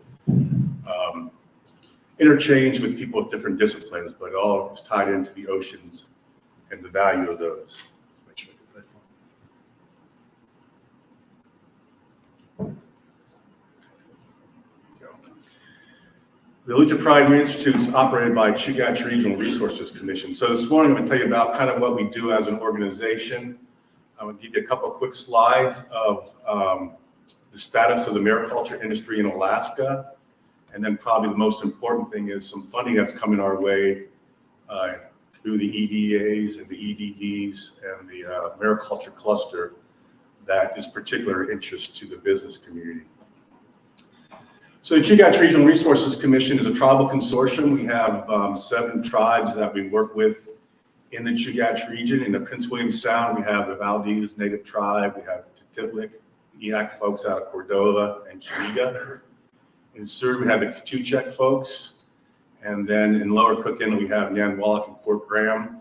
But we also do a lot of work with Seldovia Native Tribe. They've been a good partner of ours. They have their own natural resource program, but they're in the same region. We do a lot of work with them.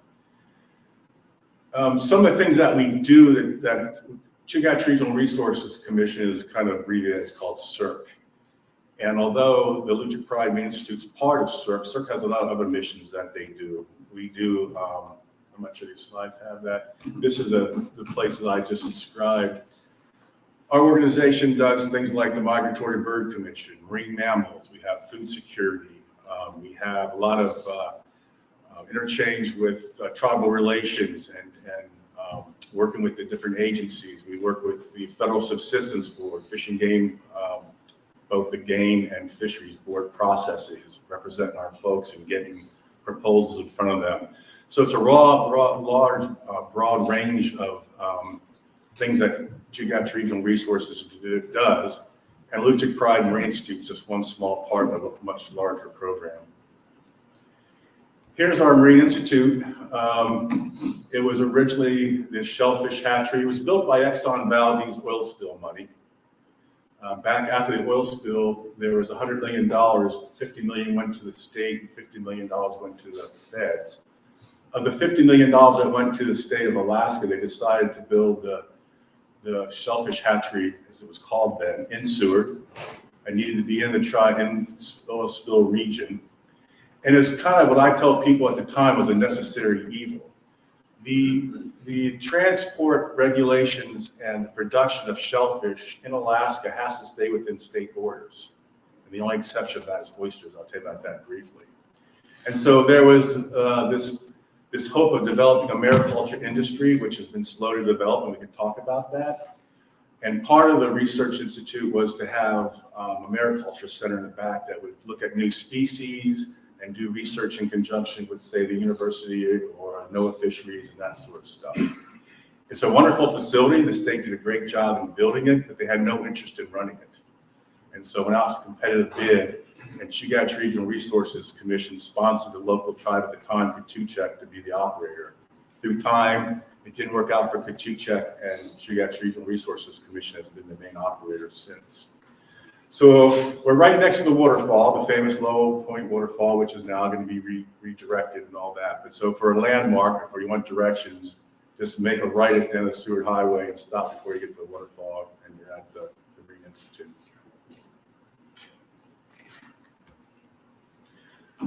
Some of the things that we do there is far exceeds just shellfish production. But for mariculture, we do kelp. We do a lot of native shellfish in our region. And non-native shellfish would be things like, in our region, would be outside. We do a lot of work with South Central Alaska. We do red and blue king crab, sea cucumbers, oysters. The list goes on. We do purple hinge rock scallops, razor clams. We just spawned abalone a few weeks ago. We actually just spawned some Bedarty clams, Bedarty chitons, not too long ago. Let's do a screen like that. Most recently, we started what's called the Chrome Lab, which is Chugach Region Ocean Monitoring. All of our communities, we've been doing ocean acidification research now for about a decade. And we have our members of our communities go out and take samples for us. We worked just yesterday with the Kachemak Bay National Research Reserve. We worked with the Prince William Sound Science Center. We do ocean acidification samples as far as the Yogvik, Nome, King Cove, all the way down Lucian Chain, St. Paul. We have this capacity in Seward to do real high level, what they call climate chemistry for ocean acidification. And based on that success and the success that we have with our tribal partners who do sampling for us, we just recently expanded. And now we do phytoplankton monitoring, nutrients, and most importantly, harmful algae bloom. So with changing climate, changing temperature, and a lot of other factors, the potential to have pearl shellfish poisoning outbreak has been increasing. So it's sort of be ironic that we produce shellfish for our people to harvest and eat when the possibility of toxicity exists. I don't want to scare people. We have a lot of monitoring that goes on. It's just something that seems to be happening more and more often. And the pattern and the occurrence is very irregular. So we're trying to get to the bottom of what causes these toxic algae blooms and be able to tell people in a safe manner without, alarming everybody that, the potential is there. Be careful with the shellfish that you consume. Yeah, some of the other projects that we've done, we worked with Alaska Pacific University. We've worked with halibut, looking at starvation and trying to figure out why some of the male halibut aren't getting past the threshold for harvest. We've done starvation feed for that. We've done some toxicology work for the Alaska Pacific University. We've done similar things with octopus, trying to figure out what octopus eats. So we'll feed them different foods for multiple months and look at the tissues and see how it bioaccumulates. We've done some really cool salmon ocean acidification studies, finding out how ocean acidification might affect the olfactory response for salmon and their homing instinct in conjunction with food. Some other projects we do. We do a lot of different stuff. It's kind of a fun place to work. You never know what's going to happen that next day. So anyway, it's more than just a shellfish hatchery. We do a lot of marine research, and it needs to tie back into our local communities, our native communities that we serve, but we're, in a broader sense, we're part of the Kenai Peninsula and all these coastal communities. This is just a quick shot of what the inside of the hatchery looks like. I've been director now for 20 years, and I'm not real good at the outreach sort of component, but I've been tasked and challenged to do better. This is one of our 4 modules. This is one of the 3 production modules we have, and we have a module for research. So it gives you a sense of the hatchery. It's 10,000 square foot. Like I said, the Fish and Game did a great job building the facility, but we've also done a very good job of maintaining it. And of course, when you're in the marine environment like that, everything rusts, including old guys like me, so you got to maintain them. This is just one of the modules.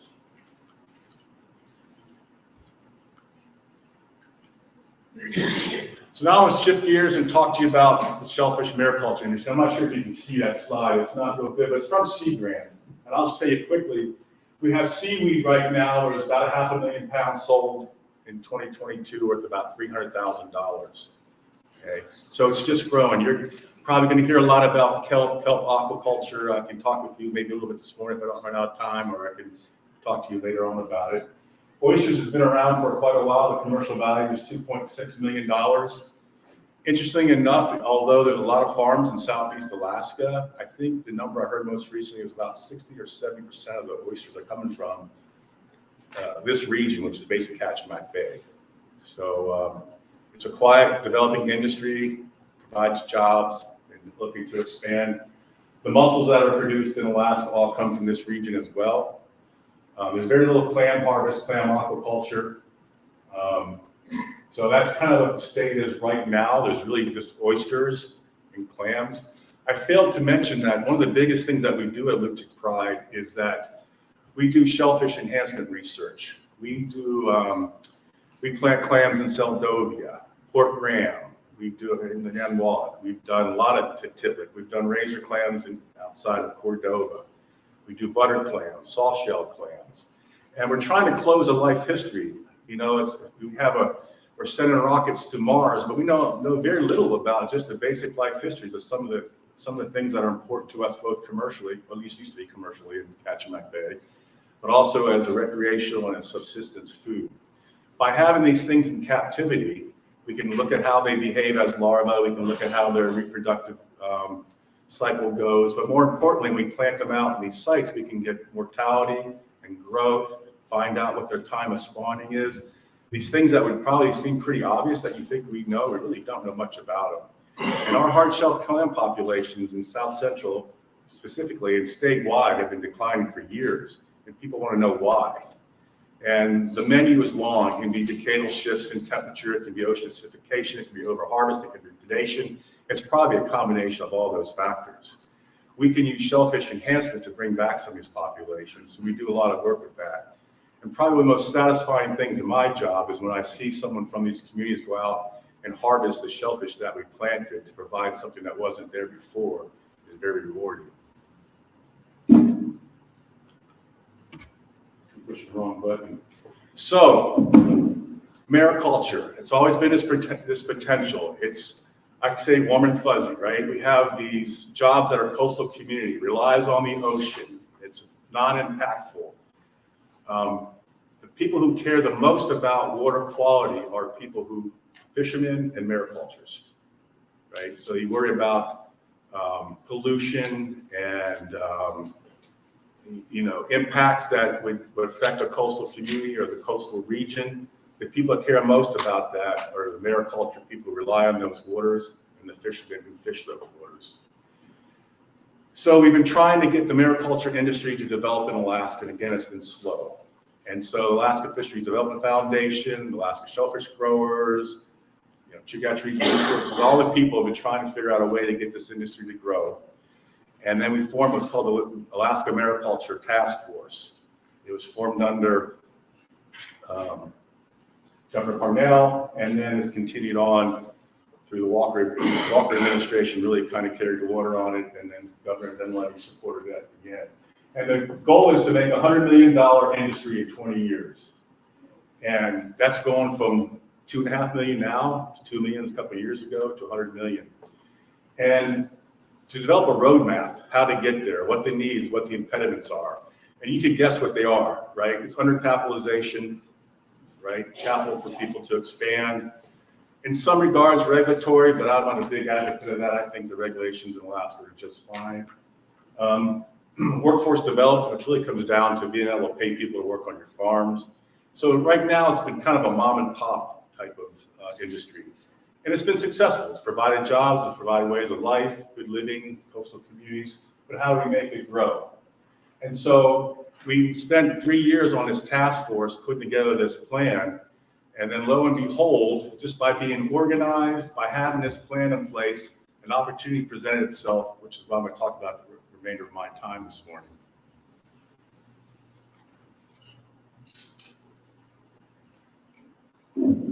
One of the artifacts of the COVID epidemic and the funding from the federal government was an opportunity through the EDA to apply for regional projects or statewide projects to promote an industry. And it was led by Southeast Conference, KPEDD, Prince William Sound Economic Development, and the Southeast Economic Development. They formed what is called a cluster. And then the other entities got involved with it, and they're all listed there. Who really, I was just telling someone, it was last February when this opportunity came up. And it was really 24/7 to try to get this grant application together, to make a cohesive application that encompassed the whole state. We've all seen how Alaska's overlaid with the United States, how huge that is, right? And I think, Cassie was involved, I think there's 26 that were finally awarded, or some number like that around the country. But Alaska was awarded $49 million to develop the mariculture industry. And the announcement came, I think, in October, November.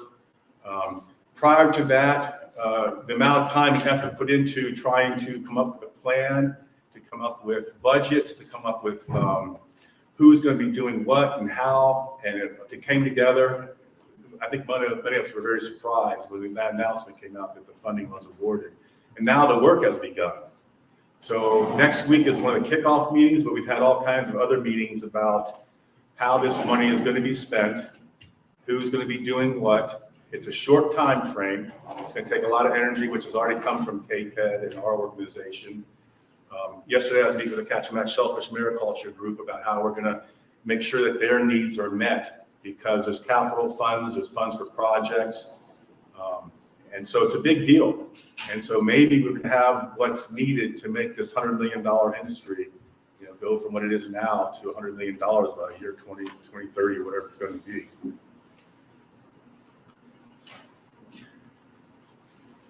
So that's a big announcement, $49 million to boost mariculture industry in Alaska through the American Rescue Plan. And here it is. There were 60 finalists out of 529 applicants, 21 projects, and we were one of the 21s that were awarded. So it was very competitive. Kudos to KPEDD and everyone else.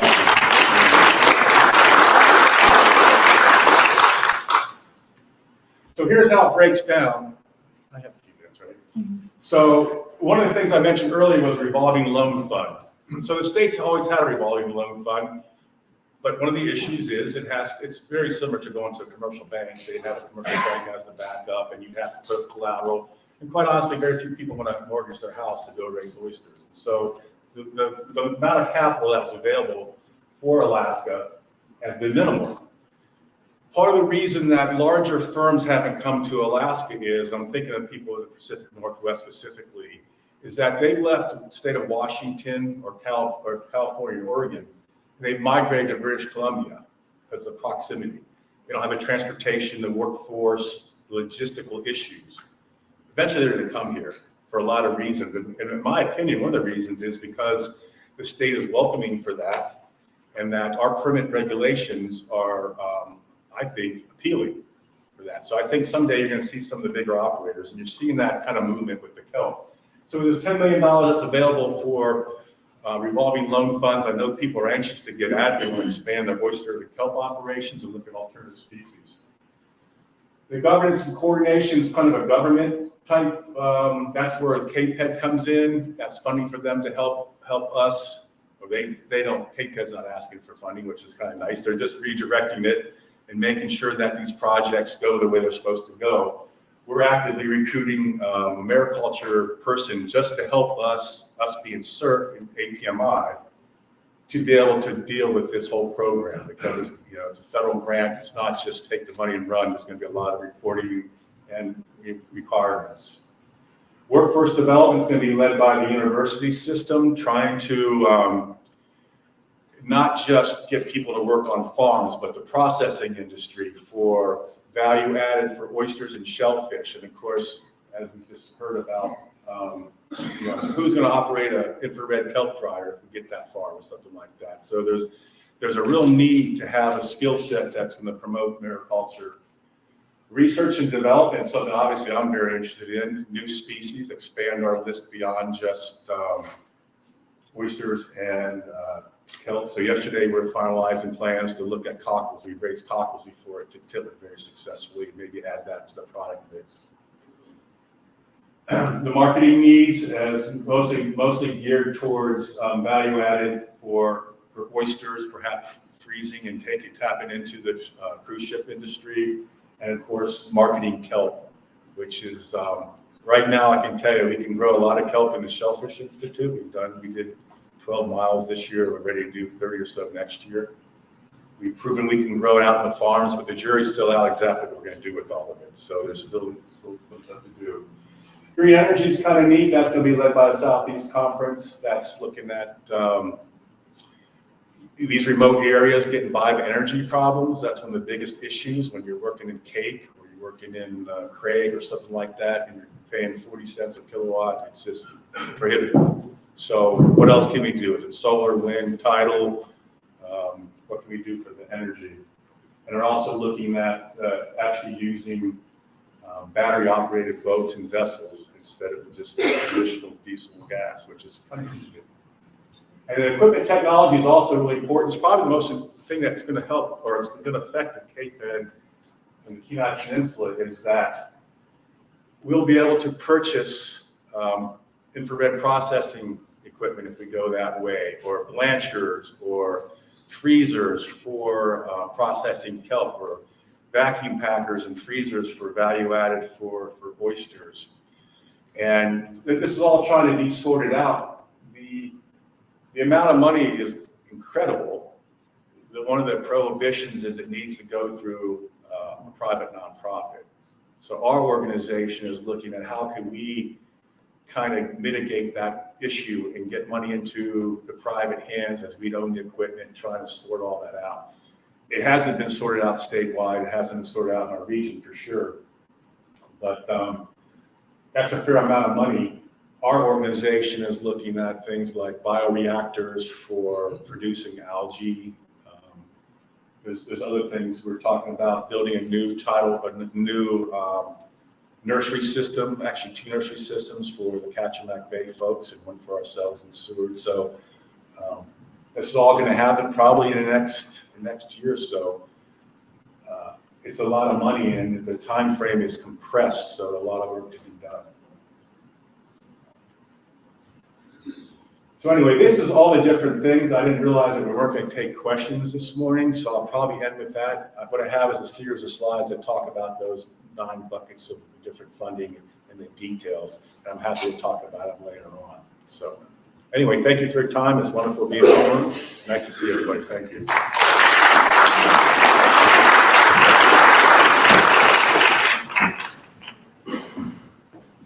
Thank you, gentlemen.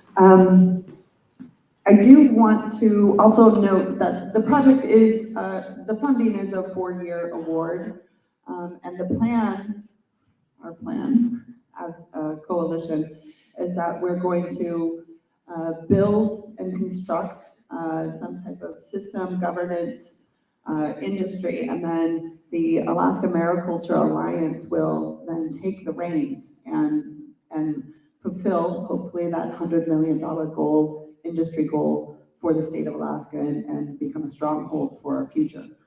So we're trying to very much prioritize building a sustainable system for mariculture and making sure that it's going to last beyond the 4-year award. EDA and our partners at EDA are vocalizing and communicating the importance of sustainability. So they don't want to just make investments in states and communities that are short-lived. They understand that we will be successful economically as long as sustainability is built into the plan. And that is one of our priorities as coalition members and also as an EDD in the state of Alaska. So I hope you can see the relationship between Nick and his engineering and vision for the infrared drying technology, and then on the other side of it, the mariculture. What can we do with the products that we produce out of the ocean and our seas? What's the next step?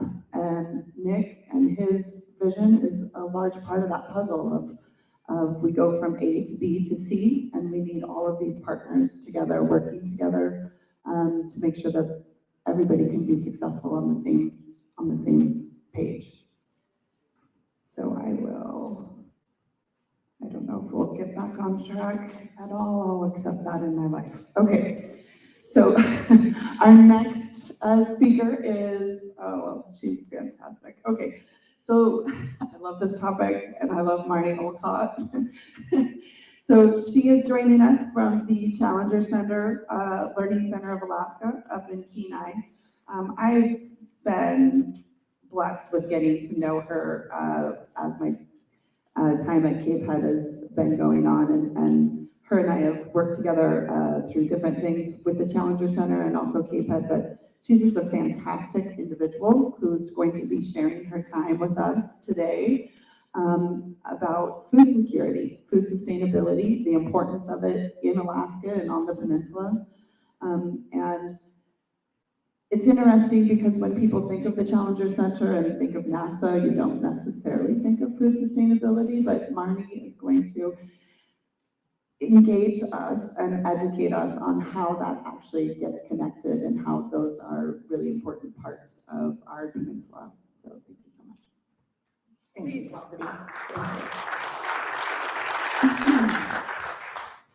Thank you for that. I wear a couple of different hats here too. So is everybody familiar with the Challenger Learning Center down in Kenai? Everybody? Okay. If you're not, we do STEM education, and we actually do it through simulated science or space missions, which a lot of people would go, well, why in the world would the Challenger Learning Center, like Cassidy just said, be involved in food security? The short story is that NASA has always been involved in food security. I'll go over a little bit of that as we go along, but just to touch a little bit more on what the Challenger Learning Center does, not only do we do STEM education through our space science, or I'm sorry, our simulators, which if you haven't seen it, please do come up and see it. But also we're down in Homer quite often because we also do marine and aviation safety training. And so we work a lot down here in the Homer area with your migrant student population, teaching water survival, not only to the students, but we also do a lot with your with industry partners down here as well. In addition to our other vast array of STEM workshops that we do, we also travel around the state and we actually do virtual programming as well. And so I really contemplated on how to start this, but first and foremost, I did want to start with why NASA would actually sponsor a food security and sustainability program up here in Alaska. And not only did we get money from NASA, but also the Alaska Space Grant Consortium out of Fairbanks, in addition to NISNET. This picture that you see here is actually another tie-in that we have, my husband and I, have AK Fermentation Company, and this is one of our growers that we have up in the valley, and we get almost 100% of our cabbage that we ferment through this grower up in the valley. So we're all about local growers, local foods, and buying and purchasing local. Let me see if I can, being from a technology center, let's make sure I can, there we go. So as I was saying, food security has always been a top priority for NASA. I always say lack of vitamin C was all it took to give sailor scurvy. Well, those were sailors that were trying to find new worlds. Think about NASA trying to find new worlds in outer space. One of the prime concerns that they are going to need to address is food security. So, and as a lot of you guys know, NASA studies Earth just as much as it's actually more so than it studies space. And food security has been a part of our simulated space missions since the beginning. As part of every program that we do, every space mission that we do when the students come into the center, they actually have to work on food security for the astronauts. So it's been something that the Challenger Learning Center has been doing since we opened. Oh gosh, we're going on 23 years now.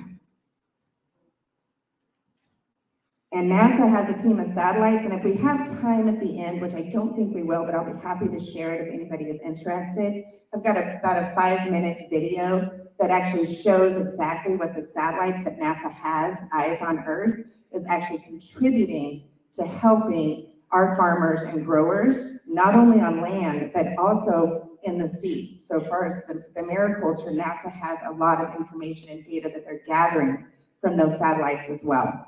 So they're monitoring soils, crop health, droughts, groundwater on land, and then in the sea, all of those elements as well. And we're going to play this quick video here, and this is just a very short clip, not the long one I was talking about, that actually goes how the Arctic plays a big role in how NASA studies food security. We had to kind of go a roundabout way.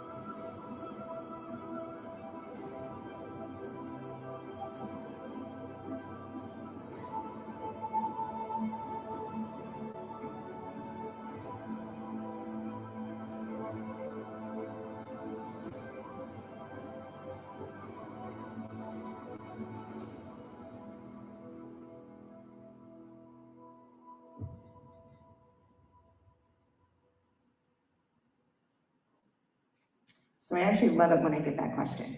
Like, what in the world is Challenger doing in food security? We always have been.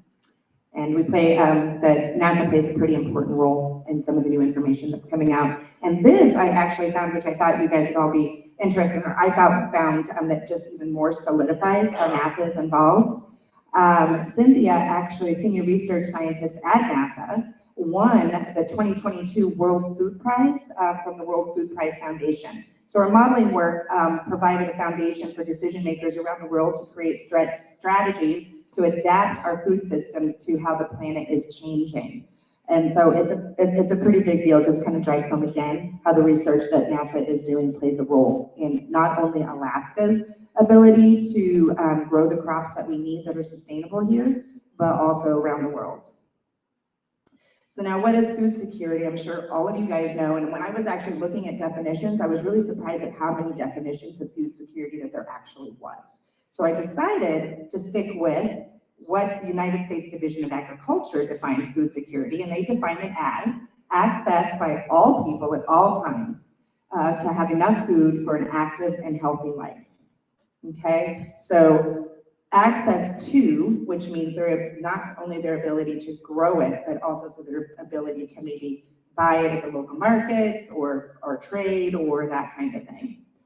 And it's not just about the farming, because a lot of times when people think about food security, we talk a lot about the growers, farmers markets, that kind of thing. But we need more than just the farming aspect of it or the crop selection.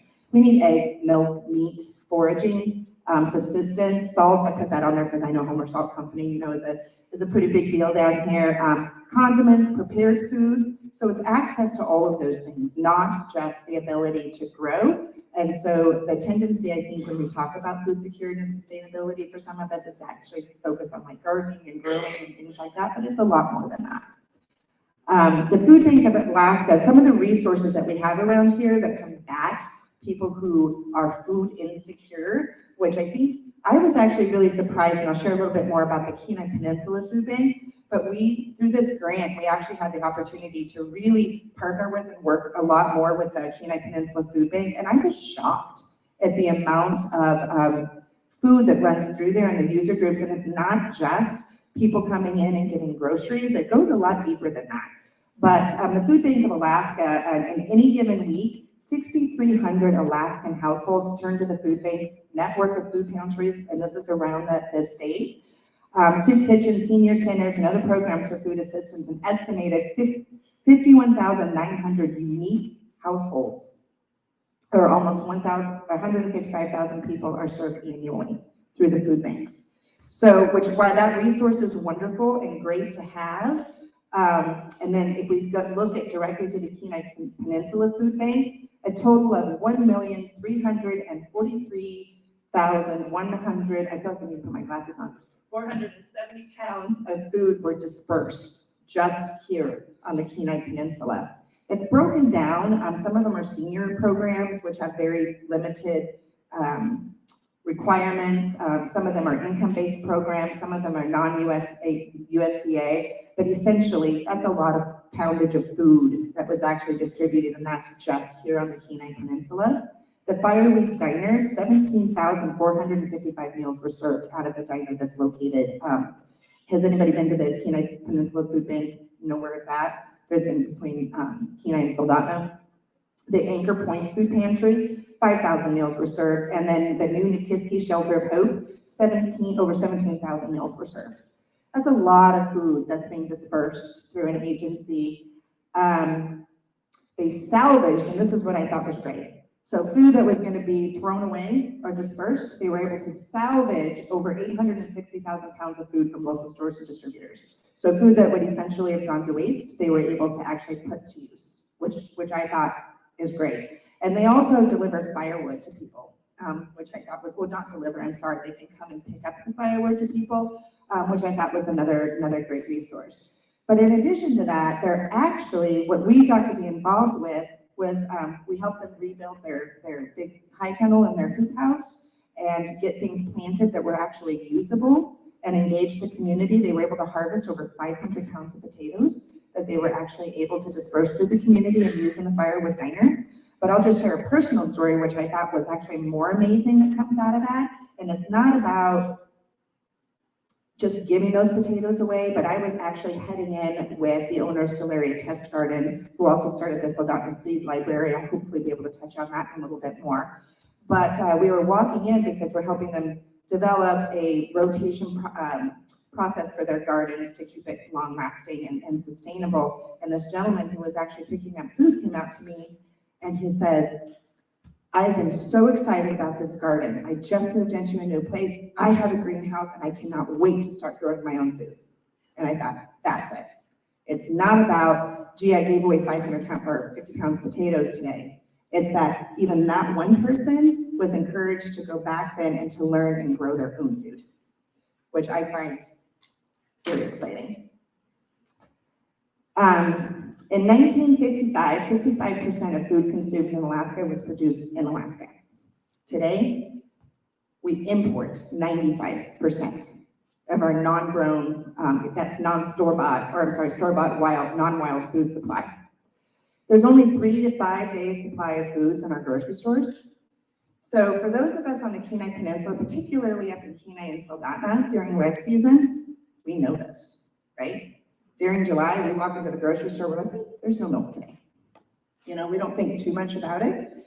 But when the pandemic happened, and it wasn't just in July anymore, it became a little bit more real. There's a lot of logistical challenges, not just within the state of Alaska, but also getting things to Alaska. So it kind of really brought it to the forefront of what we as a state needed to do to increase our food security and sustainability. The good news is there has been an increase in farmers in the last 5 years.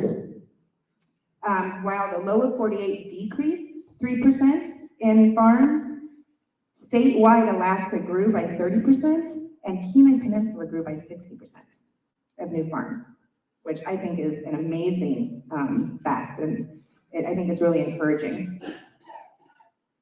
The natural disasters when we were talking about global pandemics, it wasn't just the pandemic, it was earthquakes, volcano eruptions that halted air traffic.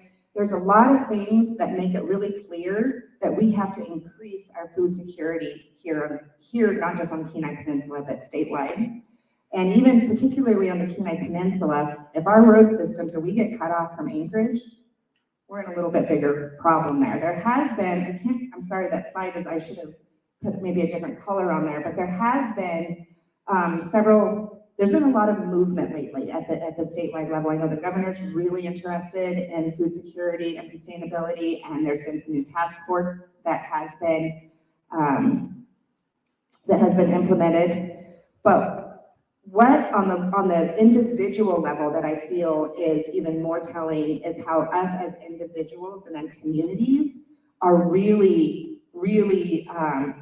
our interest level and our concern over food security is more. It's not just at the government level, it's us as individuals and communities. And there was a study that was done in 6 and 10, really after the pandemic. We're like, wow, we really have to make some changes. We really have an increased interest in gardening and growing and that kind of thing. So, and it's also, the studies are showing that not only is it just more nutritious for us, it's healthier for us, we know where it's coming from, but it also has a direct impact on our mental and emotional well-being as well. So there's a lot of benefits. Why grow your own food or buy locally? So there's been an increase. I know down here in Homer, you guys have a massive farmers market, correct? Right? And so you're seeing an increase in resources around local growers, the Alaska Food Hub, Kenai Local Foods, a lot of opportunities for people to grow and buy local from local farmers, right? And not even just in the summer months anymore, you're seeing an increase in organizations that are actually being able to stay open year round and provide local resources year round. And so why we're all about buy local, grow local, right? If you're growing your own things, and that's what I would really like to encourage as far as the resources that are available, but I'd really like to encourage people to look into how they themselves as individuals can increase their individual food security. But you can grow exactly what you want. It's fresher, more nutritious. You know, when we get something shipped up here from the grocery store, it's probably not only just the fact that it took how long to get up here on the ship with the bus, but it's probably been sitting in some warehouse for a really long time. It certainly wasn't picked at the height of freshness, right? So you're getting, it's fresher, more nutritious. Pesticide use reduces food waste. Whatever we don't use, we can recycle into compost, or if we ourselves don't want to get into composting, there's lots of resources that we can take our food waste to composters who are doing it right here on the Kenai Peninsula. Even with limited space, and I'll go into a little bit more about what we did at Challenger Learning Center through this grant, is that what we tried to show is even if you've got a patio, even if you've got a window ledge, even if you've got an acre or 10 acres or whatever space you still have the ability to grow your own food. What we did through this particular grant is we did 3 community workshops, 2 of which have been completed.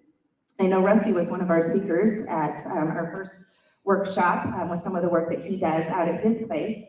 But what we did is we wanted to show people, and there's a lot of newcomers to Alaska that growing wild, maybe they grew somewhere else, maybe they don't know how to grow in our environment. So that's what's important. So our first workshop focused on crop selection and growing methods, right? So it's not just about selecting the crops that are most nutritious for you or that grow here, but also given the space that you have. Do you have a high tunnel? Do you have open beds? Do you have pots, containers? What is it that you're going to be able to grow yourself that actually is going to work for you? And what kind of space you have. If you only have 3 containers, is it best just to grow leaf lettuce? Or do we need to look at what is going to be the most nutritional for our systems and our body given the space that we have? And that's one of the things that we work on at Challenger Learning Center when the kids in their space missions are actually selecting crops for their journeys into other areas. Is that going to be the best choice? If I can only grow 2 things, is it best to grow watermelon or is it best to grow spinach? What is going to be the best for our bodies? And also we went a lot into seed savings and the history of seeds.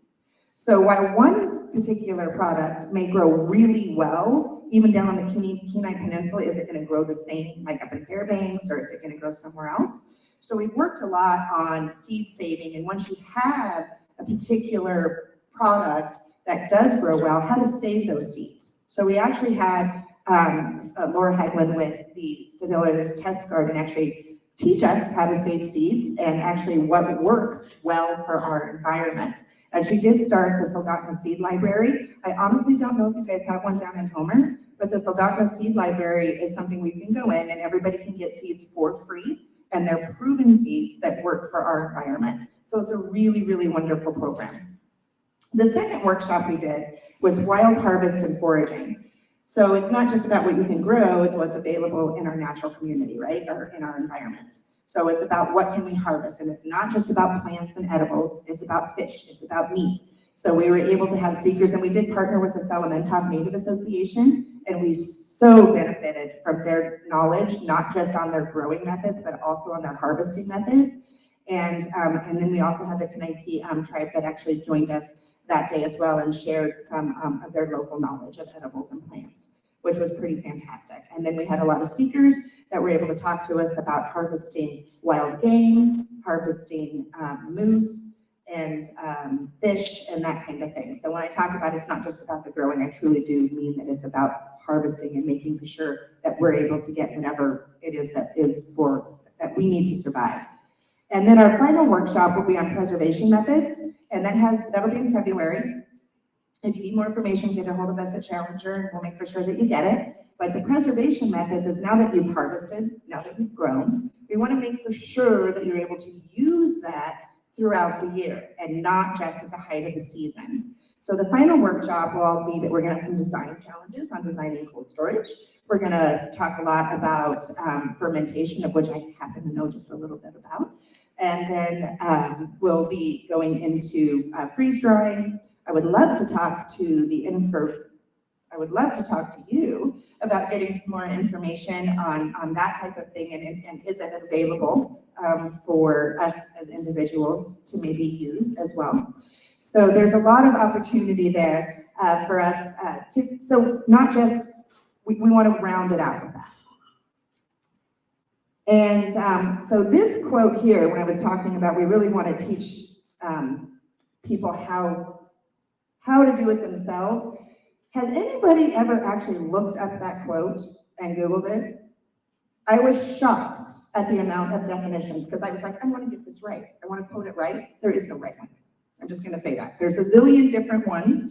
And so it was really shocking to me, and it went back way back. It's like, oh, no, it's an Italian proverb. No, it's a Chinese proverb. No, it's an Indian proverb. So I kind of meshed them a little bit And essentially, it's give a man a fish and he'll be hungry again tomorrow, and teach him to fish and he'll be rich forever. And then another of the saying, which I thought was actually a really great one for today, was teach him to fish and you'll give him an occupation that will feed him for a lifetime. And I thought, that's great, I love it. So I kind of took them and mashed them together. But then I want to take that another step further, and it says, what if there's no knowledge of fish and that it tasted good and was a wholesome form of nourishment, right? So what if you run into something, not that we would ever have that here in Alaska, but I'm just saying what happens if somebody were to see a food resource out in the wild and go, I can't eat that. You know, I can't eat that. It's like, well, wait a minute. Yes, you can. So it's important that it's about, for me, it's about teaching and passing along the knowledge of growing, harvesting, and preserving. So it's not just about, here's an apple today. Let's figure out how we can grow that apple. And looking forward, these are some of the kids that participated in some of our stuff. So looking forward, the Challenger Learning Center of Alaska is a unique opportunity to engage Alaskan youth. We have thousands of youth who pass through our doors every day, or sorry, every year. Wish it was every day. And what we plan to do is increase the engagement opportunities incorporating this topic into our programs. So expanding on what it is that that we can actually teach the youth. Because our philosophy is we want to teach them young, we want to inspire them, and we want to show them what a lifetime of healthy eating, growing your own food, and eating real food, right? Growing it yourself and how you can do that. And I didn't get to a lot of the additional resources that are available, but if anybody wants to reach out and get a hold of me, I can do that as far as the work that's being done across, not only on the Kenai Peninsula, but across the state on food security and sustainability, because there's a tremendous amount of opportunities and ways to connect with groups and organizations who are really, really trying to increase that for us here in Alaska. Thank you.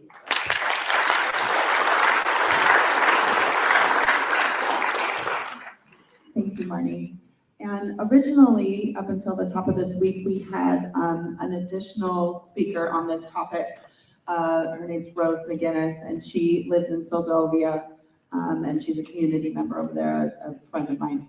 And she had something come up and she couldn't make it, but she did send me a statement that she wanted to make to share with you all about, you know, Marnie's message of what is happening here on the peninsula. How can we become more engaged and proactive in our food sustainability processes and part of that world? And it's really important that I am very pro-rural Alaska, but I'm also very Soldovia centric in terms of making sure that our communities across the water are remembered, and that you guys keep us in mind when you're talking about all of these processes, these industries, these businesses, that we have a pocket of the world over there that is off the road system, and sometimes things get a little bit more challenging when we have very limited resources. So Rose wanted to pass on that her garden is called Rosanna's Garden. It's a small market farm on the south end of the Kenai Peninsula, located in the off-road community of Soldovia. It grows food for the community through a combination of indoor hydroponics and intensive farming on a half acre. Soldovia has unstable food access and expensive supply chain problems. Rosanna's Garden is seeking to address these problems and to establish a new culture about food and food security in Soldovia. We believe that it is not only possible to grow and supply fresh produce for the community year-round, but that it is increasingly necessary and that it can provide jobs in the community and be economically sustainable. In 2020, Rosanna's Garden worked with community partners in Soldovia to establish the town's first farmers market and first ever market farm. Then in 2021, Rosanna's Garden expanded their growing capacity through a project with Rural Cap to create 2 indoor hydroponic farms, one at the local school and one on the site at the farm. Through that project, the local school children learned how to grow food in the winter in water, At the end of the semester, the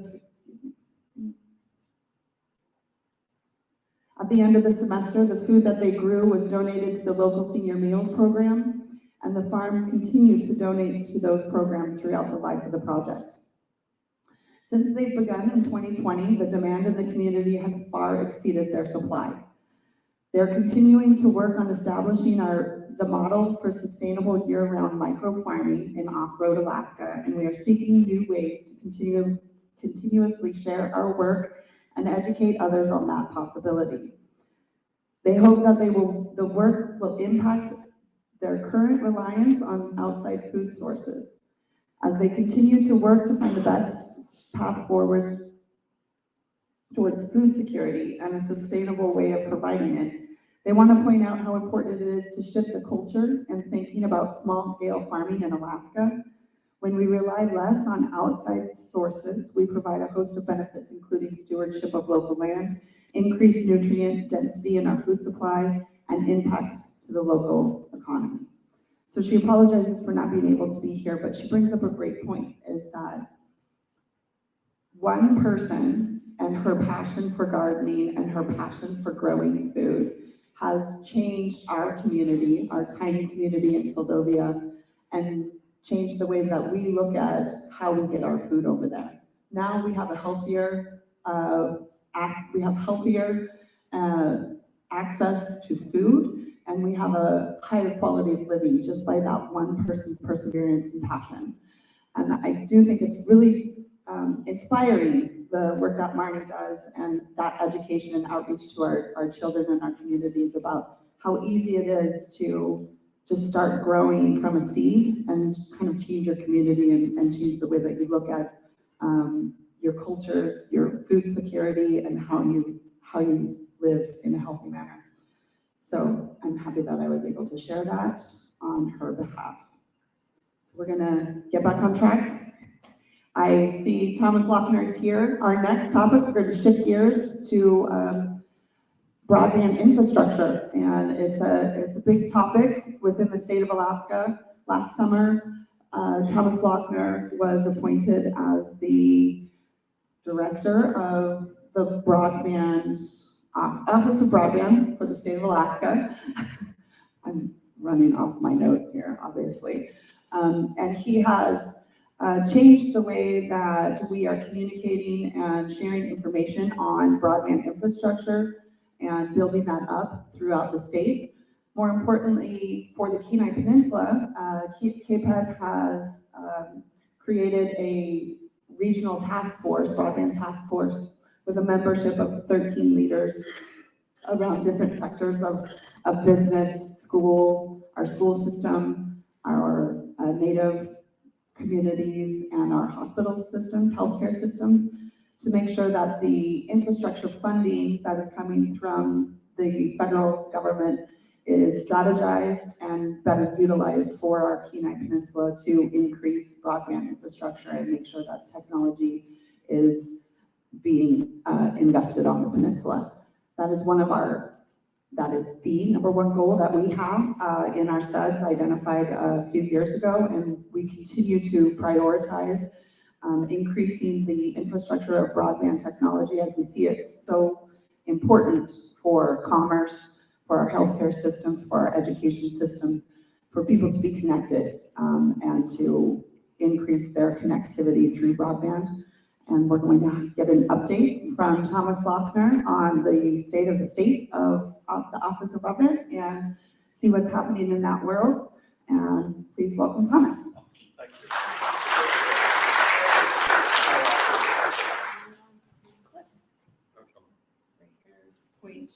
Oh, thank you. Whoops. Thank you for having me. I'm Thomas Lochner. I'm the director of the Alaska Broadband Office. When I was first appointed, a lot of people came up and said, "Are you the broadband guy?" So that's generally what's stuck, is I'm the broadband guy. So we've got a very small office. It's me there. We just hired an administrative specialist and a tribal liaison. And we have, I don't know if any of you were familiar with the broadband efforts prior to me coming on, but a senior project manager out of the Department of Commerce and Economic Development, Lisa Von Bargen, has carried the water. And so she's matrixed into the office to keep that continuity. I know I'm between you and lunch, so I'm going to roll through these pretty quickly, but feel free to stop and ask questions if you need to. The Infrastructure Investment and Jobs Act that was passed had two items that concerned broadband for all the states. That they are digital equity, and that was $640 million, and the Broadband Equity Access and Deployment Program, or BEAD program, that's $42 billion to be allocated among the states and territories. The digital equity side, the state of Alaska has got a planning grant funding for that, and we have assigned that to Rasmussen Foundation. They're running listening sessions to develop that digital equity plan. The short version is digital equity is how to use it, BEAD is how to get it to you. So there's one on the 17th in Seward, a listening session that Rasmussen will be running. I will send you the information. On the BEAD side, like I said, it's $42 billion. Each state gets $100 million off the top. Then they allocate it in two different tranches. The second tranche is going to be high cost. They haven't defined that yet. And the third one will be the unserved locations in Alaska over the total number of unserved in the nation. So as you think about it, it's going to be a relatively small fraction, but still is going to be in, I've heard estimates between $500 million to $1.2 billion that the state will get to build for broadband. This is the timeline that we're under. We got our Broadband Equity Access and Deployment, or BEAD, grant award on the 11th of November. That started a ticker of 270 days, so that's due in August of this year. Additionally, once the NTIA comes up with their allocation, that will start another ticker for the initial proposal, which is developing the grants by which we will give the money out. The lower arrows are the more important ones. The broadband office is being very aggressive about being ahead of those timelines. So we're looking to file our 5-year action plan, and we'll need input from everybody by June 15th, and our initial proposal of all the grants that we want to let by 7/31. So it breaks down into unserved, underserved, and served. And so what does Alaska look like? Well, we're going to go with served first. Those are all the served locations in the state of Alaska. So we asked ourselves, well, gee, what is it about those locations that cause them to be served? Well, they're all on fiber. So those are the various fiber systems, MTA, GCI, ACS, quintillion fiber systems that are in the state. So then we overlaid all the microwave systems that are in the state, that's the light blue, and there are no served locations on microwave. Now, that doesn't mean there's not broadband. There's still broadband, but it's not at 100/20, which is what the federal government contemplates as a served location. Then there are projects that have been let both through the NTIA and the USDA, those are those light blue dots, to build out further in the state of Alaska. Once some of them are done, the red lines indicate the new fiber that will go into Alaska, and the gold lines represent the new microwave that will go into Alaska. That then leaves the underserved and the unserved left. And so that's the state of Alaska Broadband Office's charter. When you take out the noise of the fiber systems, the served areas and the projects, that's the problem that the Broadband Office has to solve. So how do we get there from, go ahead. What's the definition of broadband? Broadband is 100 megabits download, which is getting your videos off YouTube, and 20 megabits upload, which is posting my grandkids' pictures onto Facebook. So now I'm going to take, and this is important to all of you, is I'm going to go from a 451 mile view. Go ahead.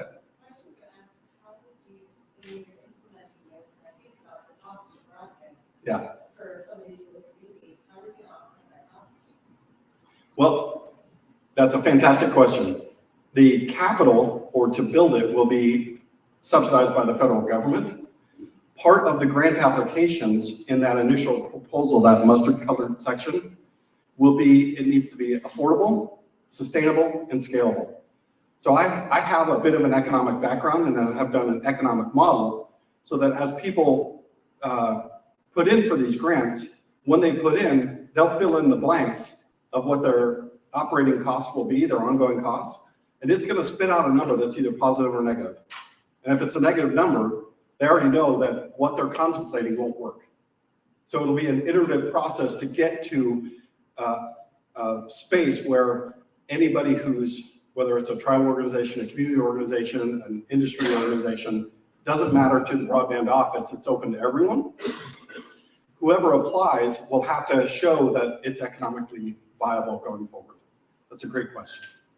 So I'm going to go from 450 miles to 350 feet.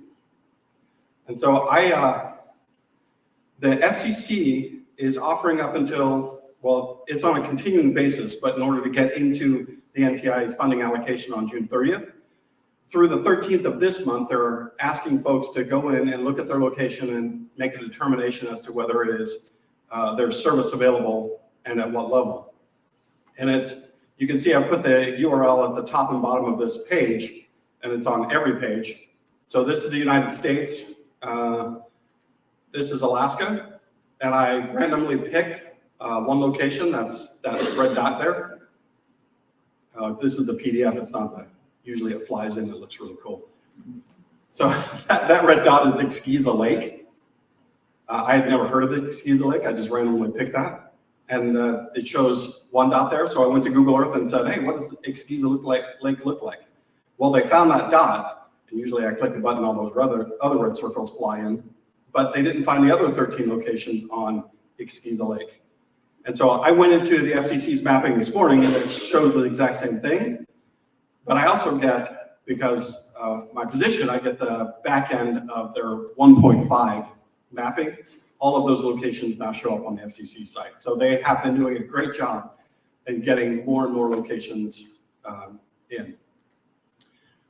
When you're doing your challenge, you just click on that location and it'll show. You can either do a location challenge and say, gee, that's, as you look up here, it's hard to see, but there's two other locations that they didn't have, they have them now. But if your location doesn't have a green dot or a red dot on it, you can click on location challenge and add your location. And then on service, you can click on that and add the service level that you get. The funny part about this graph is I know a lot of people who have HughesNet, and I don't know anybody on HughesNet who has ever gotten 25 over 3. So that's a very optimistic estimate on the bandwidth that location gets. The state offered its challenge to the FCC's data. That's a kind of high level. We found right just under 370,000 broadband serviceable locations. So that's homes and businesses, but not community anchor institutions. So it doesn't count hospitals and schools. All right. So now we're on to the 5-year action plan that we're doing. We're doing the 5-year action plan and the initial proposal at the same time. And it has 13 critical items that are necessary. We boiled, some of them were a little bit duplicate. So we boiled them down to 8, and those are those 8 that start with digital equity, inclusion, and external engagement process. And then we boiled those down to 3 broad categories that we have the team working on. The tribal liaison and the senior product manager are working on the outreach. I'm working on the network, and then we're all working on the logistical part.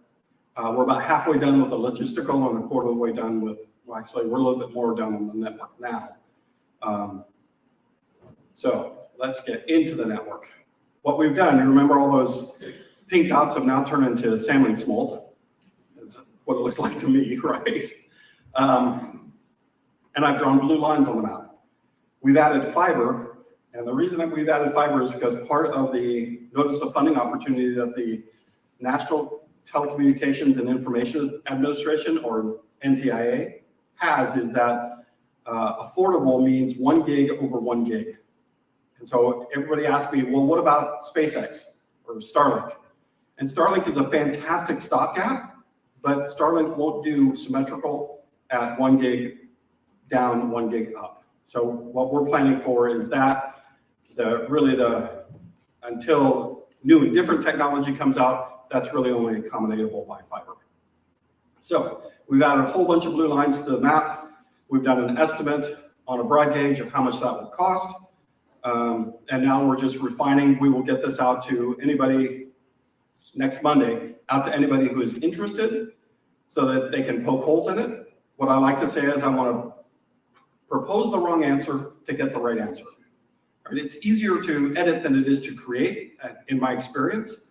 So I'm going to say, hey, I'm going to do a subsea fiber to Hooper Bay. Actually, I'm going to do a subsea fiber to Seldovia. Let's just get that map out. So this is a zoom in of the Kenai Peninsula, right? From Tyonek down to Port Graham. What I've done to get to Tyonek, there's a high power line. This is not publicly available and not vetted yet, so you're getting a pre-thing. So please don't take that picture. So, I will have a vetted one out. But like to get to Tyonek, it follows the high power lines and just wraps over the high power lines to Beluga and then takes the pole line over to Tyonek to reach Tyonek. It's a subsea fiber, and I don't know if it's hard to see, but each one of the systems, and I call them systems because they tend to go together, like up to Fritz Cove and Fox River is 30.1, the serial number is 30.1, 30.2, Seldovia is 30.3, Seldovia Village is 30.4, Halibut Cove is 30.5 on the serial number, because it makes sense that all of that get done together. It's going to be very difficult, going back to your point, to make the economic case to have a single technician for Halibut Cove. But if you can have a technician that can cover Fritz Creek, Fox River, Halibut Cove, Seldovia, Nanwalek, and Port Graham, now you're allocating that cost over a much larger consumer base.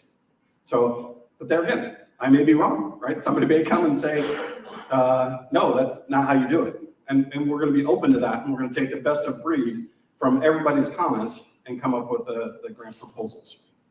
Similarly, if you guys are extra ambitious and don't just want to look at the Kenai Peninsula, anybody can put in for the entire state. As long as they have the wherewithal and the economics pan out, we're not going to be, say, only GCI can go for the whole state, or only ACS can go for the whole state, or only ASRC or NANA. Doesn't matter. Whoever has the best business case in order to get internet for all or universal broadband service, we're going to be open for that. All right. I went really quickly. There's the staff. I'll be adding the administrative specialist in shortly because she just started yesterday. And do you have any questions?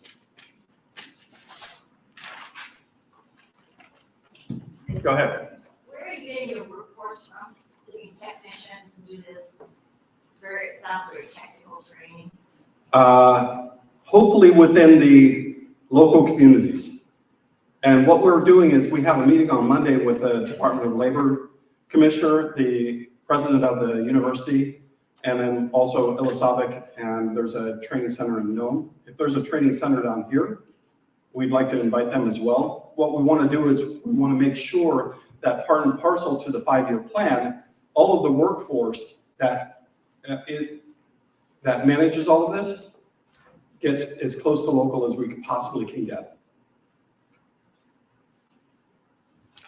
Go ahead. So this grant is you're looking for like businesses and size to install and maintain these networks. That's what the grant is. Not businesses. Any organization that can show that they have the wherewithal and the business case to be able to do it. So we're not exclusive to just businesses. It's the whole thing. It's the install, operations, and maintenance, and it has to be affordable. My three-legged stool of mantra of affordable, scalable, and sustainable. Right? We don't want monuments that fall down in 5 years, or that nobody can afford. So that's the other reason why. Right? My previous company, Arctic Slope Telephone Association, did a ground lay fiber between Utqiagvik Barrow and Akasuk. And what it based on was the university at Kupik Lake did a study and showed that if you lay subsea double jacketed, which means 2 steel layers around the fiber, subsea cable on the tundra, over 2 years, it'll just sink into the tundra without any environmental impact. So that's what they did. They just laid it across the tundra. What we also saw was the lines that went up the Dalton Highway.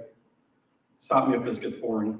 The lines that went up the Dalton Highway, when they cut the tundra, that scar on the tundra, the sun hit it and it just keeps getting bigger and bigger and bigger. And so then you have to put in mats and you have to refreeze it and hope that the tundra will heal itself. But by laying it over the tundra, it just sinks in and there's no environmental impact. That's another key issue is we want to have as little environmental impact as possible. The other cool thing they did is they put a bucket truck on skis and dragged it around with a piston pulley. So, any other questions? All right, perfect.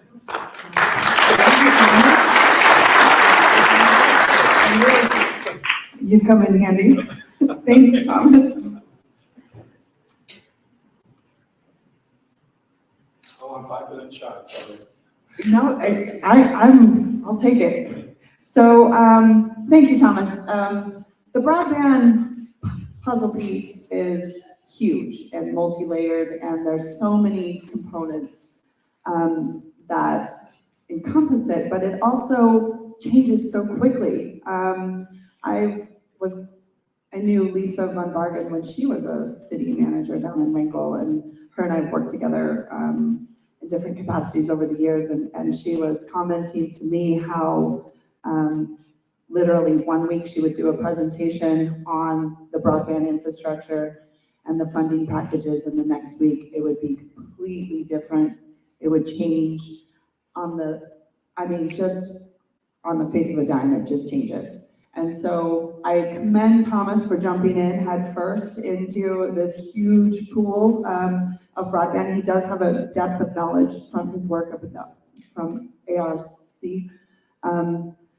But we are staying tuned to it at KPEDD and making sure that strategically and partner-wise and connecting the communities that need broadband infrastructure built up, making sure that they are all connected and making sure that they are being represented and advocated for, so that we can make certain that we can keep progressing and developing and strengthening our economies and our industries here on the peninsula.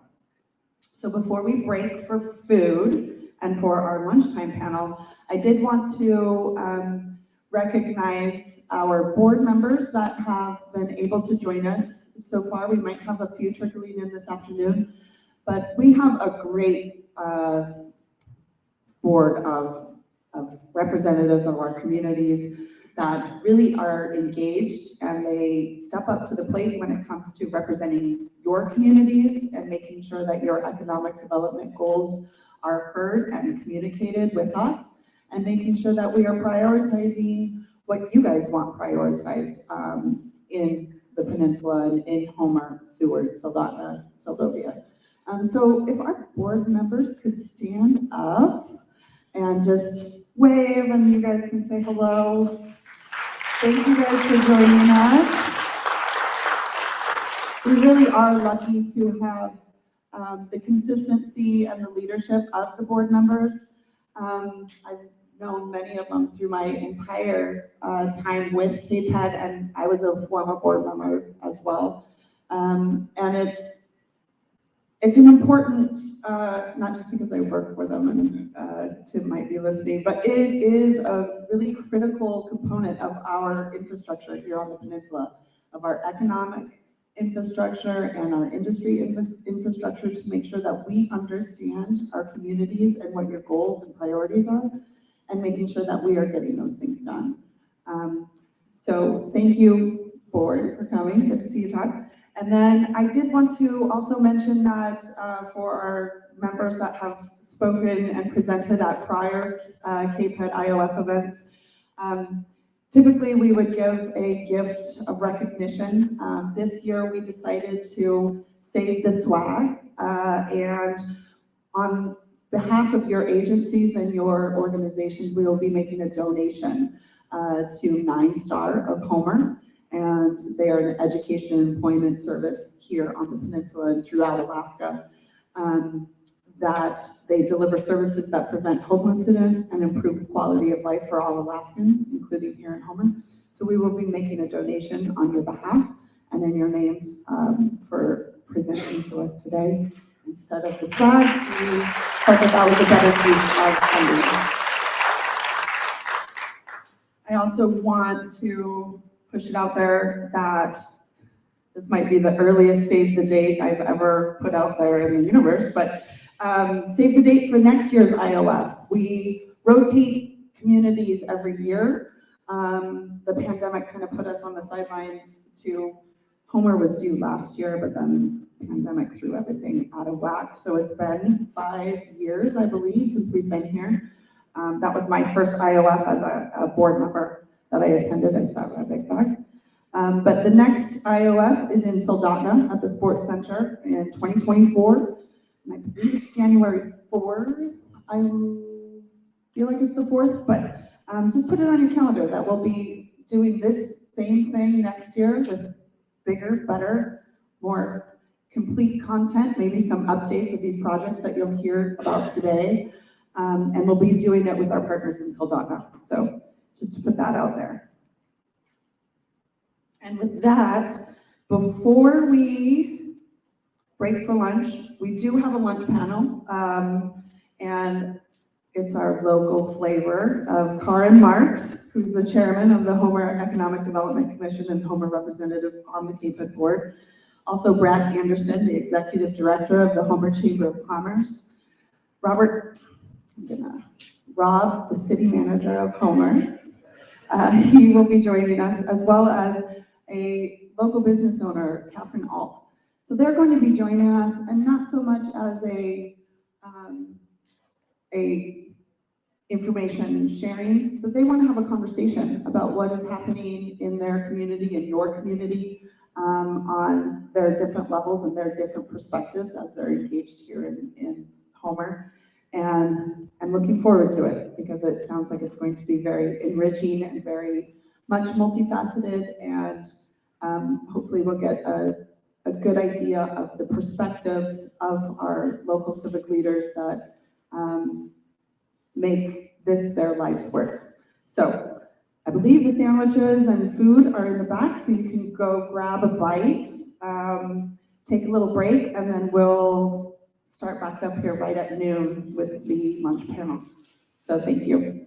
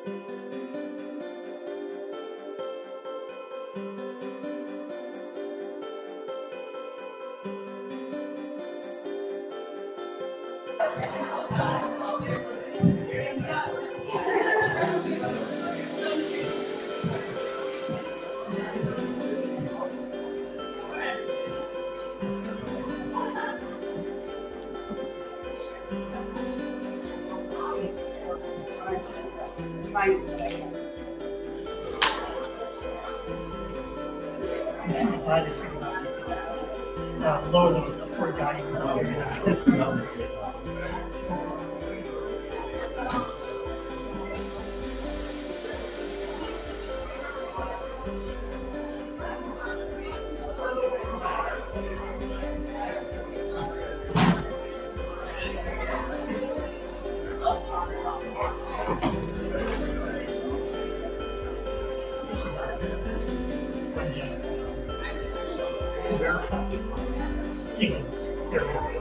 Well,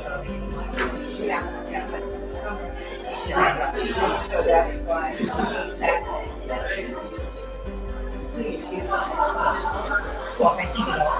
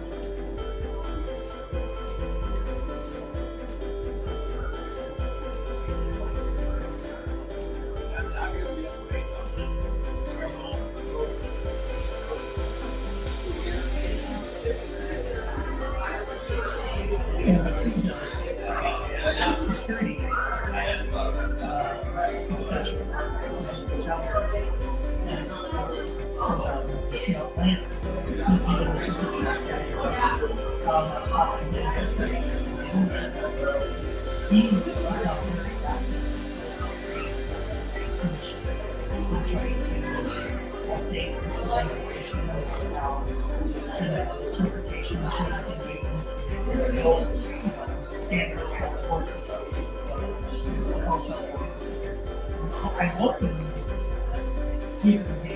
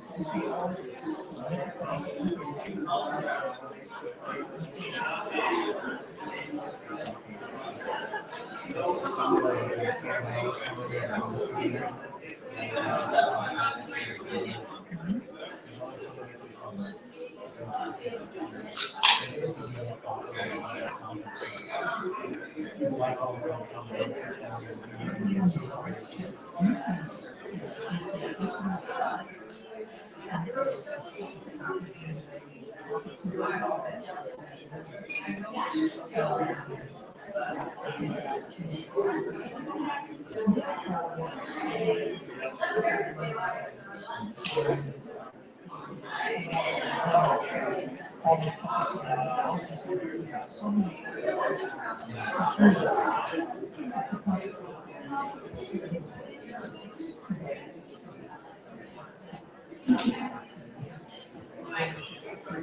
I was just there to say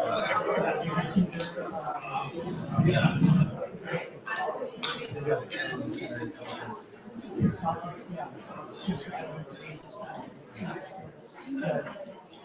That's a great facility. Yeah, that's pretty class. I appreciate it. Yeah, I mean,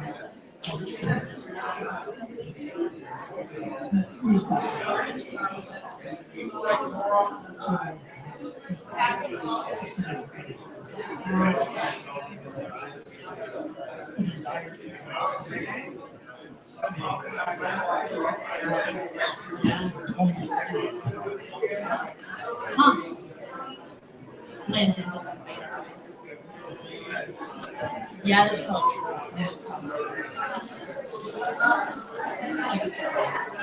Yeah, even the hospitals use this space for some training and stuff.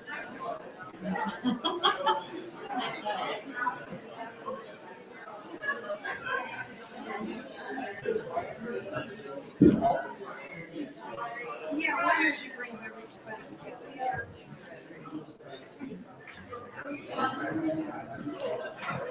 All right. Looks like a lot of you were able to grab a bite and some refreshments and get back settled. We're gonna jump right into our lunch discussion.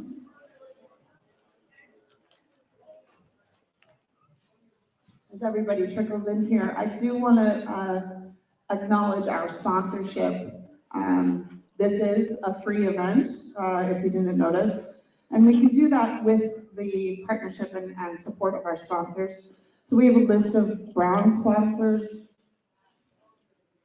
gold sponsors, platinum sponsors, and they've been rolling up on the screen throughout the day. But we did want to acknowledge that we can't do this alone. We are tiny but mighty, but we also really appreciate the Seward Chamber, the Soldotna Chamber, Homer Chamber, Kenai, City of Kenai, City of Soldotna, Aspen Hotels, Kenai Visitor Center, Captain's Coffee, Coca-Cola, and some of our other sponsors, HEA, Altman Rogers, Tote Maritime, Kenai Peninsula Borough, City of Seward, Alaska Gas Line Development Corporation, Marathon, and Hillcorp. So if you see representatives of those organizations, thank them, because we are here through the support of our partners. So without further ado, I'm going to hand the mic over to Karen Marks, who's our Homer representative on the KPEDD board, and she has prepared a lovely, in-depth. I'm not sure how in depth, but I would like to welcome you all to our panel and our conversation. I've been introduced a couple of times, so I think you know who I am. But let me point out that our panelists are going to be Brad Anderson at the end, who is the Executive Director of the Homer Chamber of Commerce and Visitor Center. In the middle, we're very pleased to have Catherine Alt, who is the co-owner with her husband of Inlet Charters, a small business here in the Homer area. She grew up here in Homer, 3 cheers for that, and has lived in Seattle and Fairbanks, and she worked for the South Peninsula Hospital as a certified nurse midwife. Also, we have at the end here is Rob Dumichel. I think that's close, right, Rob? Okay. Interesting last name. And he is the city manager of the city of Homer. What we plan to do for this lunchtime break is to be very informal, and it is a conversation. So we have several questions that we want to ask the panel, and then hopefully we will have time at the end so that you in the audience can also participate and give your comments on these kinds of subjects and questions. But first, I would like to ask each of you to briefly comment on what it is in your mind is the future for the community of Homer. And I'd like to start out first with Brad.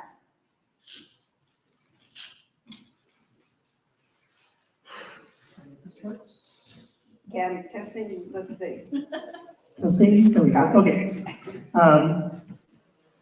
Future of Homer, from my perspective, I came up here, I moved up here in about 4.5 years ago. Fell in love with it about 5 years prior to that, so it took a while to get the path up here. So naturally, what attracted me is the sheer beauty of Homer and the resources that we naturally have around here. And since I've been up here, I've had a better appreciation of some of the challenges and things we have, but Homer has definitely been discovered. Obviously, because on the tourism side, we continue to grow year after year. I'm very thankful for that aspect of it. The fishing industry has always been a strong aspect. We're the halibut fishing capital of the world. And so we draw people constantly in for that. But from the chamber standpoint, one of the things that we are really concerned about is, having a lot of our eggs all in one basket.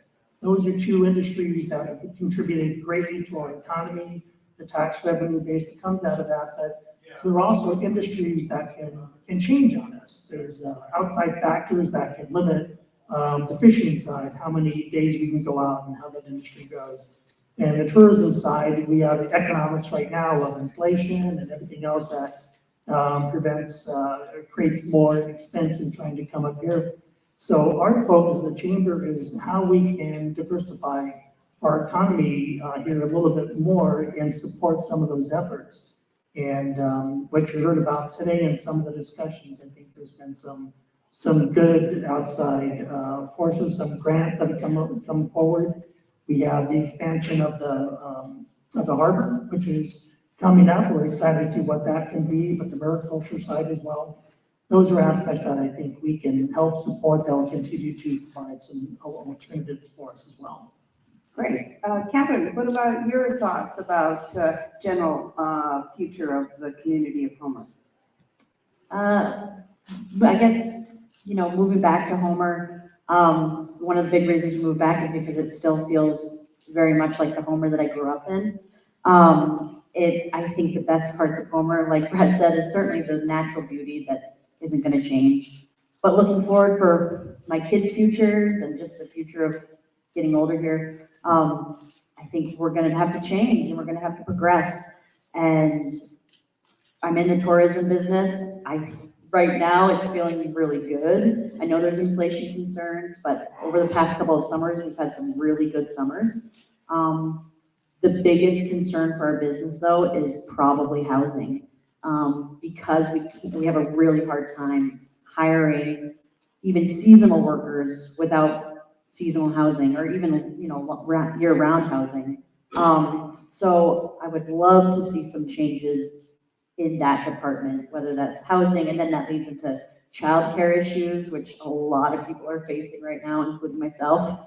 And so I think we can get into those things further later on, but yeah, I'm excited for the change. I think there's a lot of possibility. I think Alaska, to me, sometimes Alaska feels actually like the last frontier, like you could do anything here.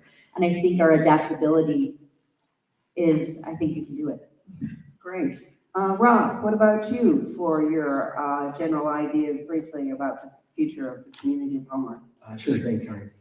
So Homer's a big deal, and I think that's only going to intensify over time. We're a little city, but we act much larger than we are, and we're this really critical link to a lot of the rest of Alaska. And so I envision a community that's going to, we're going to face a lot of changes as we move forward, and we really need to just mindfully keep track of our community character. We want to make sure Homer stays Homer, but the way it looks is going to change. I definitely see us, densifying, reevaluating land use. We have a lot of talk about housing. The type of housing we build is probably going to change as we go. So really leaning into the fact that we're a young community and a young state, and we're teenagers. As far as like municipalities go, we're municipal teenagers, and we have a lot of room to grow and a lot of potential. And this time right now, I think, is really critical to getting the right vision, putting the right things in place, and making sure it's possible to build that home of the future. There's a lot of things we're going to do at a city level that are, they're very foundational, you know, comp plans and zoning and things like that. Like we're going to set the substrate and the rest of the we're going to plant seeds and then it's going to grow. Great. I think with that, we really should drill down on some very specifics. So let me ask this one question. Economy and its development is always a discussion point in these types of events. This means talking about production and consumption of goods and services. Tourism and fishing, as we've just stated, are giant industries here. So what would creating diversity do for our economy? How could it be created and keep Homer Homer? Catherine? So like I said before, I mean, Homer, I think will always be Homer. The biggest things that you're not going to change about Homer is the ocean and the mountains, and that'll forever be there. I think that we shouldn't necessarily shy away from change. I hear over and over, you know, Homer is changing, and it isn't exactly the same as like when my in-laws were here in the 60s. I get that, but I think that, you know, the future is progress. So I think that it would, you know, I am not the expert at diversifying our economy by any means. I think though that, like Brad had said, to depend solely on fishing and tourism is probably a mistake. As my husband used to work up on the pipeline for a decade, and you know, oil is changing fast too. I think, you know, the whole state of Alaska is dealing with a lot of the same issues that Homer is. So I think that it would be great to maybe appeal to those remote workers or get tech involved. And, you know, I know that there's a lot of controversy with that too. You know, tech has gone into some places and totally changed the face of those communities. But I think we have to kind of open up a little bit more and see how we can attract other types of workers. Great, okay. Let's go with Rob then next. Again, it's diversity and how it could be created and keep Homer Homer. So I think one of the great things about Homer is that we are relatively diverse economically. You heard the mayor this morning say that we had, you know, 1,023 small businesses in Homer city limits. As a reminder, there are 5,900 people who live in Homer city limits. So that's really impressive. And so Homer is a town that people hustle. You know, they have their jobs, they have their side jobs, they have their side hustles. And I think we have a lot of opportunity to embrace that entrepreneurial spirit and make sure that, you know, as we continue to grow as a city, we're just offering opportunities for, you know, entrepreneurialism to happen and to grow. So making sure that they have broadband, like we were talking about earlier, so they can connect to the rest of America, making sure we have the correct linkages to supply chains and travel, and all that really adds up to help make sure that, you know, outside of our base, you know, travel, tourism, fishing, we can grow these other things. And like was just mentioned earlier, you know, you've got folks who can choose to live anywhere and do their job wherever they can get an internet connection. And you know, my academic background is in natural resources, and we call those people amenity migrants. They want to go live somewhere beautiful and do their job and take it with them. So this is the kind of place that I think is really attractive to someone who wants that lifestyle. So they can bring their job, bring their family, you know, bring their dog, bring the whole thing up here, and you know, help us diversify and bring that talent to town that maybe leads to new businesses or more medium-sized businesses that we can use to, you know, take Homer that next level of economic development. Great, Brad. At the chamber, this past year, our board sat down at our annual retreat, and the primary focus was to update our overall strategic plan. We hadn't really sat down and updated that for about 5 years prior to that. So the outcome of that effort is really focus exactly what we're talking about here, focusing on our economic development issues, how we are going to change, what would that look like, and what can the chamber do to help support some of those efforts. And so attracting, new businesses and new entrepreneurial opportunities, but also finding ways to make those connections to people who are growing up here, and then, as they're looking for opportunities out there in the high school, how do we try to keep them and connect them where the local jobs are? And elsewise, who else in the state, veterans, anyone else that also has some skills who would love to stay in the state, what can we do to try to help provide some connectivity to training, to, workshops to help create those opportunities for us. But we certainly do see the need to diversify what we have opportunities with here. Looking at our actual sales information, Homer really is in a great position that we certainly keep in the summer months when the tourism kicks in, but it's been also encouraging to see outside of those other quarters, we're becoming more and more stabilized in where our revenue opportunities are coming from. So year-round employment opportunities also creates more resources for the residents here, and more we can do to provide year-round jobs and create more resources for us will help improve our living opportunities too. So that's where our focus is. Great. It seems to me from what I'm hearing from the panelists is that the Homer community is quite open to all of this diversity, and that we have energy, and that we recognize what this might bring to us. It also is nice that it seems like you're feeling that Homer can still be Homer. But in all of this, we know growth is here, and we know that there's workforce concerns are a big part of it. And from my perspective, I think we still have time to act, to determine what kind of growth it will be.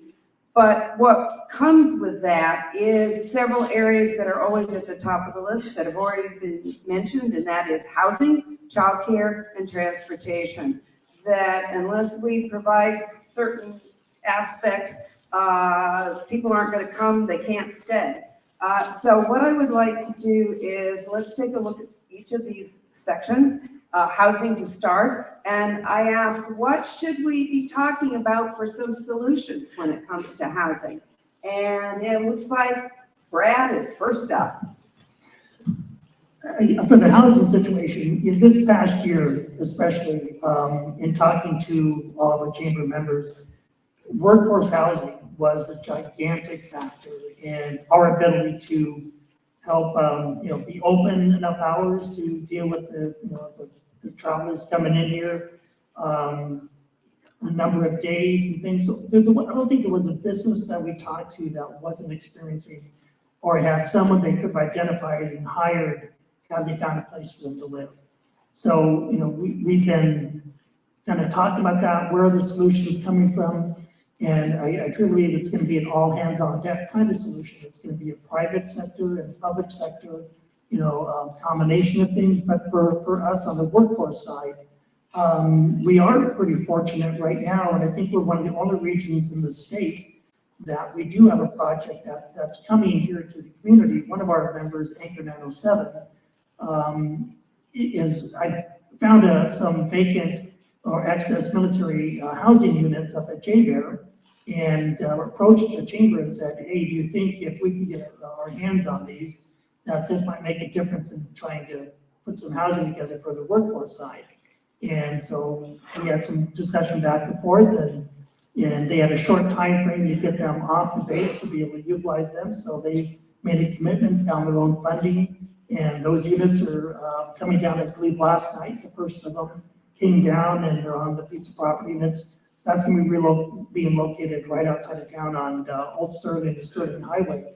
But that project will have, up to about 100 bedrooms that can be utilized for the workforce housing. So I feel good going into this next year that is one piece. We have a solution coming into play for that, but I think the overall housing issue is going to be a continuing struggle to find solutions. I'm sure you guys have a lot more factors, but it's complicated. When we were just trying to work with that company and trying to find where they could put a complex like that, just hurdle after hurdle after hurdle came up until they finally found something that they could just purchase outright and then try to make that all happen. But, no, it's an issue for certainly. Great. Catherine, any thoughts on solutions for housing? What needs to be done or how to do it or what? Yeah, housing's tough. Like I had said before, it's really hard to find housing for our seasonal workers, and I'm sure for long-term workers as well. But so this is controversial, but I think that it would be not a bad idea to put some sort of restrictions on the number of Airbnbs in the city, in the borough, since, I mean, a lot of us don't even live in city limits. It would be great to see that. Currently, I think, like Brad had said, a private solution too. So like my husband and I, we are building a garage with an apartment up top on our property just so we can house some of our deckhands. And that's a private solution, and I feel like we're lucky enough to be able to afford that, but it would be nice to see something coming from the public too. I mean, Airbnbs can be amazing, and they can be really helpful. I know we have a lot of tourists, like we're trying to talk about tourism here and get more people up. So it's a balance, but you also can't have everybody buying up second, third, fourth homes and turning them into Airbnbs that are just for seasonal use, because then the people who are coming to Homer for, all of the restaurants and the charter businesses, there's just no place for workers. And then affordability is a whole separate issue, making the whole world is getting more expensive. So how do we make this more affordable, especially for seasonal workers, but especially also for the long-term people who are going to be here throughout the winter? And I wish I had a good solution to that. I think everybody wishes they had a good solution to that. Rob? And definitely a topic that I spend a lot of time thinking about, and this is on our list at the city. The Homer City Council, they do we did a visioning in 2022, and one of the top items there was housing challenges. What do we do? And just as an employer, the city, we're probably in the top 4 employers in town, and one of the biggest hurdles I have is where are people going to live? So it's not just the small businesses, it's not just the seasonal businesses. It's I need to hire a firefighter, and I get applications from all over the country, and we'll make job offers, and then people get a little deeper to figure out how to live here and then bail out. So we see that all the time when we're attempting to hire talent. But earlier Brad touched on it. You need a public part and you need a private part of this.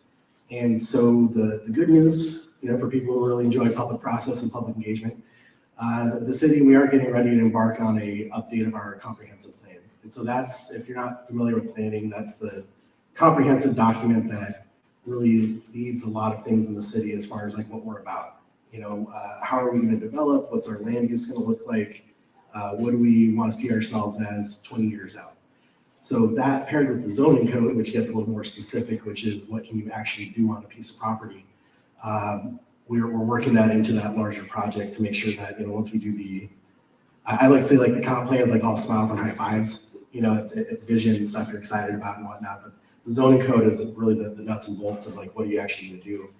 And the biggest issue that I see in a lot of communities is they can't get out of their own way.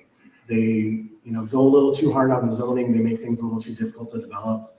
And they say, I want all these things, but the zoning code doesn't allow it. And then you end up with none of the things you wanted. So that's something that we need to really think about when we go through that process. Then also, as you think about your neighborhood and your neighbors in the future and how long you're going to be in a spot, we have to acknowledge that change is going to happen. And, there's this kind of a not in my backyard sort of a thing where it's like, I want a walkable community and I want dense housing and I want all these things, but I also want my neighborhood to be one house per every 2 acres, sort of thing. And then if we're in town, you're in the city, you have to reevaluate that a little bit. And frankly, we're gonna have to let parts of that go. If you want a dense walkable community with more missing middle housing, that's what they call like the duplexes, triplexes, fourplexes.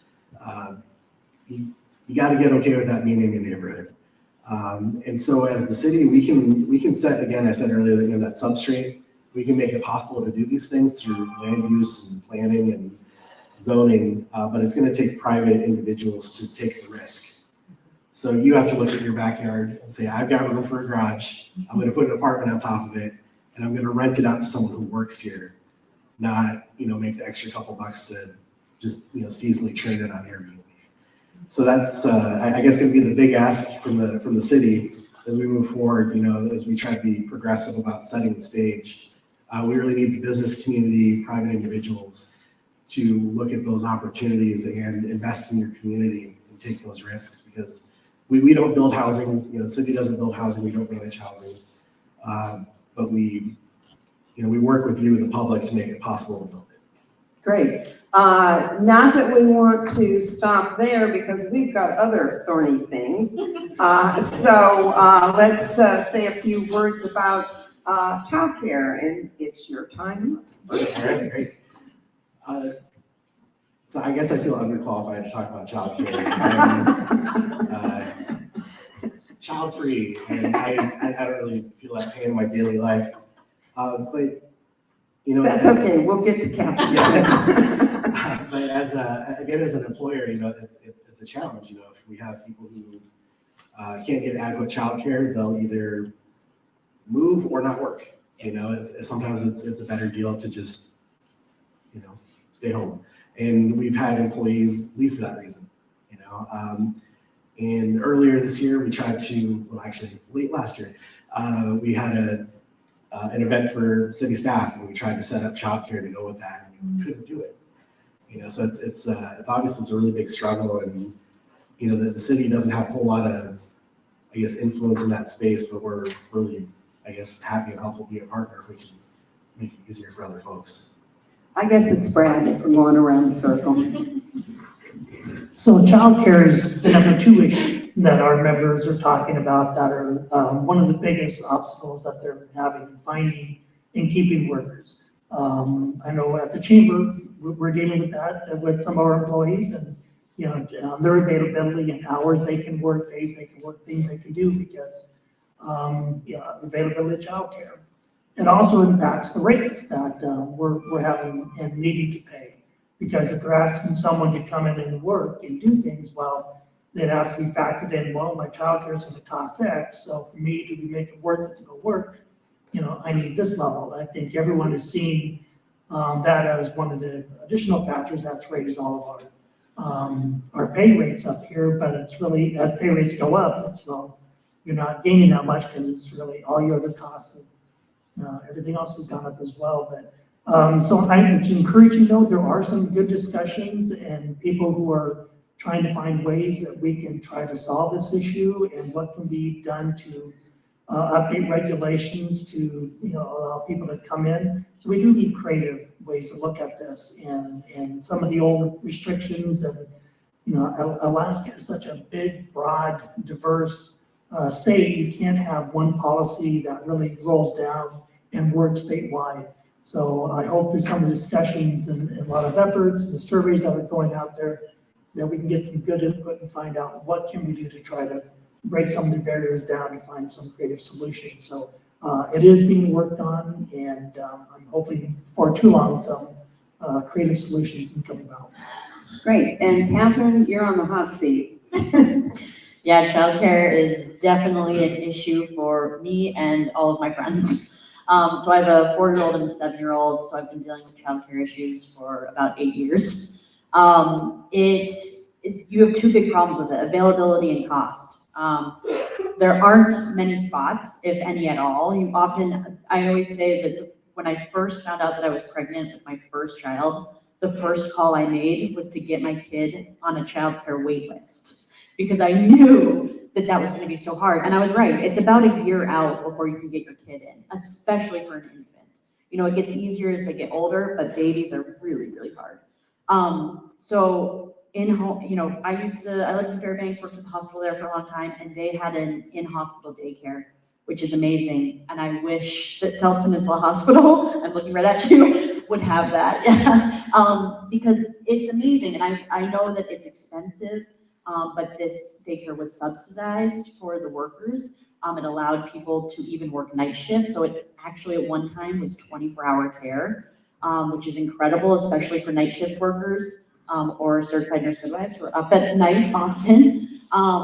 And it was mixed in with the long-term care. So you had elderly with the kids, and obviously during COVID that is not possible. But at other times, there's a lot of studies that show all of the benefits to both the children and the elderly.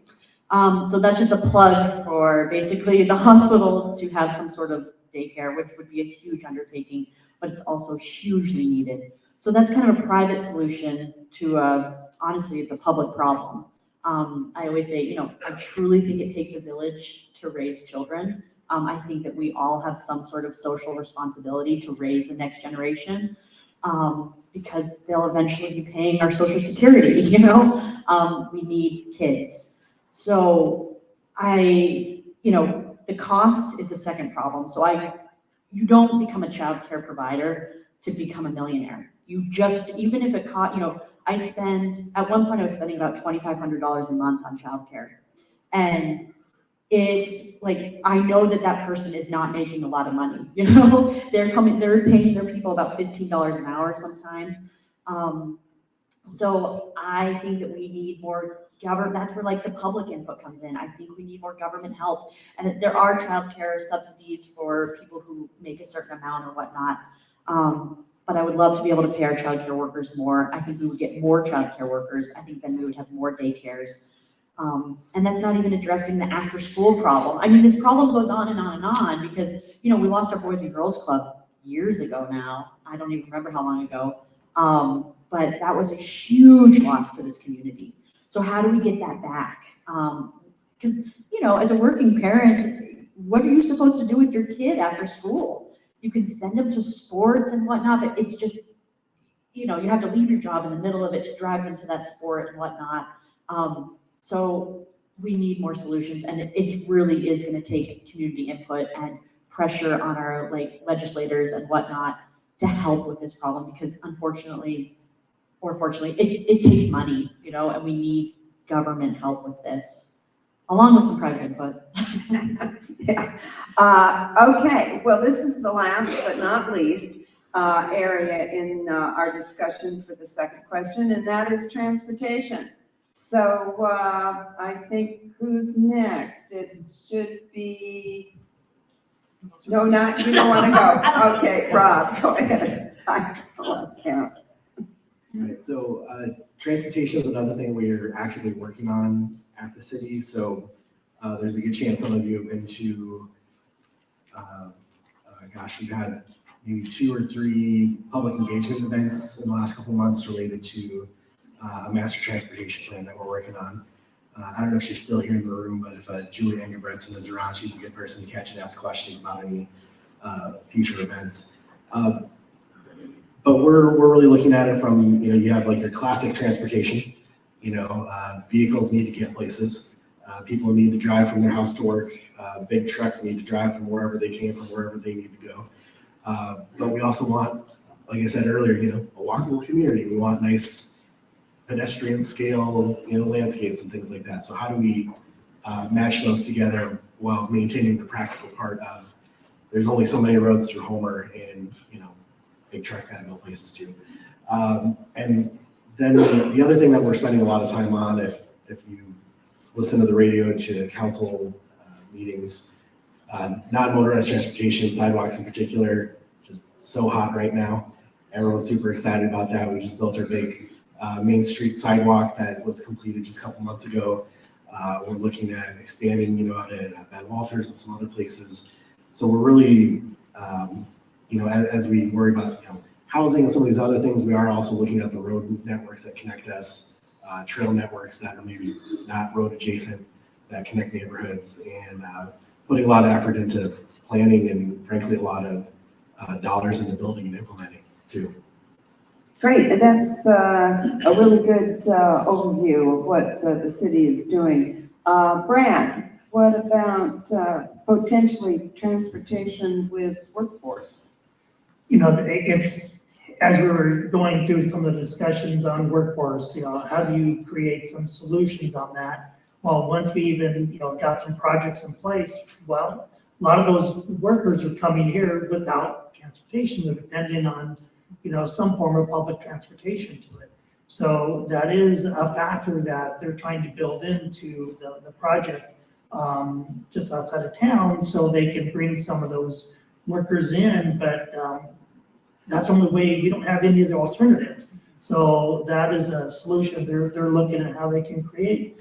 But here in town, up through this past summer, we always also had a shuttle that would go around town. We had the little trolley that would go and help move people around town. If they didn't have a vehicle, if they flew in, that was one way they could move around.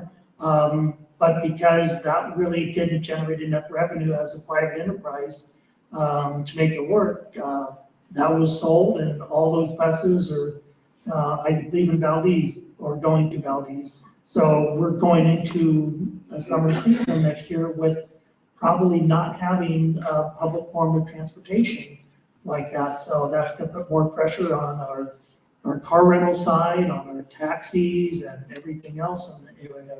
So I'm glad that there are some discussions and workshops on finding solutions, but yeah, it's going to be a growing problem here if we don't find some affordable solutions to that.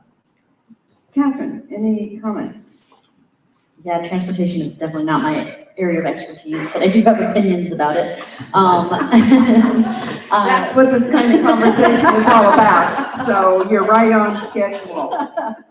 So, yes, I mean, one of the big changes, I guess I always talk about to my friends and my husband is about how East End, we live out East End now, and I feel like East End Road has turned into a highway. In the morning commute, the afternoon commute, it's like, wow, the East End Road is getting crazy.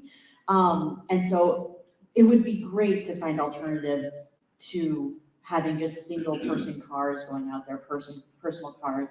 I think public transportation would be amazing. I mean, the fact that Girdwood can have some sort of, shuttle constantly that is free to the public, that's amazing. I mean, Girdwood's small, and I get that it's part of the municipality, and so they have more money, but it would be wonderful to have something even seasonally in Homer to help transport workers, help anybody. And then non-motorized, I mean, sidewalks would be great, especially along Ketchum Drive. It is, we're especially coming from East End to the Spit, which we're doing, many times a day in the summer. It would be great to have a safer alternative to being able to bike or walk, whatever it is, because I think it's a really dangerous road. And same with out East End, past the Oceanside Farms or where the bike path ends. It would be amazing to have a bike path that went even just a little further. Because the other problem is there's no parking where the bike path begins or ends out East End. So those are not necessarily City of Homer issues, all of them, but I think it definitely affects a lot of people who live or who work in the city. Thanks. And yes, in fact, I think we all feel like we are a part of the community of Homer, whether we're inside the border or not. But I also would like to give a attaboy to Ninth Star because, and I don't know if Randy's still here, but she and quite a number of people have set up a task force that is really reaching out to a number of areas having to do with transportation in the peninsula and also connecting Homer with Soldotna Kenai more frequently and stuff. So there is work being had. So it's not always just we're pie in the sky. It's really great to see this group working and really moving forward in a lot of ways. So keep your ears posted. One of the last questions that would be good to talk about is that there is a social issue to growth. And we have been successful with bringing the retired community here to Homer. We now need to look at attracting a younger aged workforce and ways to encourage our high school graduates to stay here. So the question is, what type of social climate is needed to support the interests of the young adult population? Catherine. You're young. And you came back. I did come back, yes. So I grew up in Homer, and I graduated from Homer High in 2007, and then I left for a while, over a decade, and came back just before the pandemic. I came back to Homer because of the community. I mean, the natural beauty is amazing, and of course, much appreciated, but the community of Homer has always been, to me, the biggest draw, and I knew that I wanted to raise my kids here because of that. I think that overall, though, in order to draw, more young people, we really need to invest in our kids. I can't emphasize that enough. And I do come from a place where I work with women and children every day, as a midwife up at the hospital. And so that is the lens that I see everything through. But I just don't think we invest in them enough. We leave moms and babies by themselves in this community often. Like, they don't have a lot of support. People move up here from the lower 48. They don't know a lot of people. I think we do a good job at rallying around people if we know about the problem. But what I would love to see is to see the state, the health system basically invest in a nurse-family partnership, which basically provides a nurse for every mom, starting at 20 weeks and going all the way. And the nurse visits the mom and the baby every 2 weeks until the kid is 2 years old. So Anchorage already does that. I think it would be great to see in the more rural areas, but so stuff like that. I think also investing in schools, I mean, it's always a fight for education funding, which also not my area of expertise, other than the fact that I send a kid to the public schools here. I think overall we're really lucky with all of our school choices. But my sister is a 4th grade teacher, and I hear the struggles every day about the sometimes larger class sizes and the, lack of pay, lack of benefits at times. And I think that it just comes back to like our social quilt and what we have to invest in each other in order to keep this community up. So I would love to see us continue to support schools, and then of course, childcare. Which is kids. Yeah. Brent. One of our thing up in the chamber is one of our best solutions to some of the workforce issues we're having is we can tap into some of these high school students and find opportunities to connect them to the openings before they head out and don't come back for 10 years. So I'm really proud of what I see happening at the college and like the Homer Marine Trades Association, trying to put together programs and go into the high school and expose them to some of the welding jobs, different things that can happen on the marine side. And that's one factor of it. But I know there's so many other trades that are here, positions being unfilled, and they're willing to pay outrageous amounts of money to try to fill those positions, but they just can't find people to do those. And some of the jobs aren't that sexy. So if you're coming out of high school, everything is probably being drilled. You need to go into high tech and you need to do all these app development type of jobs. But boy, we need electricians, plumbers, contractors. Marine trade is going to be growing, and the needs there is going to continue to expand as we expand the port and all the jobs that come with that. So there's huge opportunities if we can make those connections. One of the things we've thought about the chamber is, what about creating like a junior chamber of commerce? Something that is focused on kind of those younger people and show them how to start a job, what's it take to get a job up and going. Getting mentored with the people who can, work with them on getting some of the skills and make those connections. So if we can do a better job of keeping our young people in town and start some jobs, because there's some great livings that they can have, and staying here, raise your family, and help our economy as a whole if we can work with them early on. Thanks. Rob. Sure.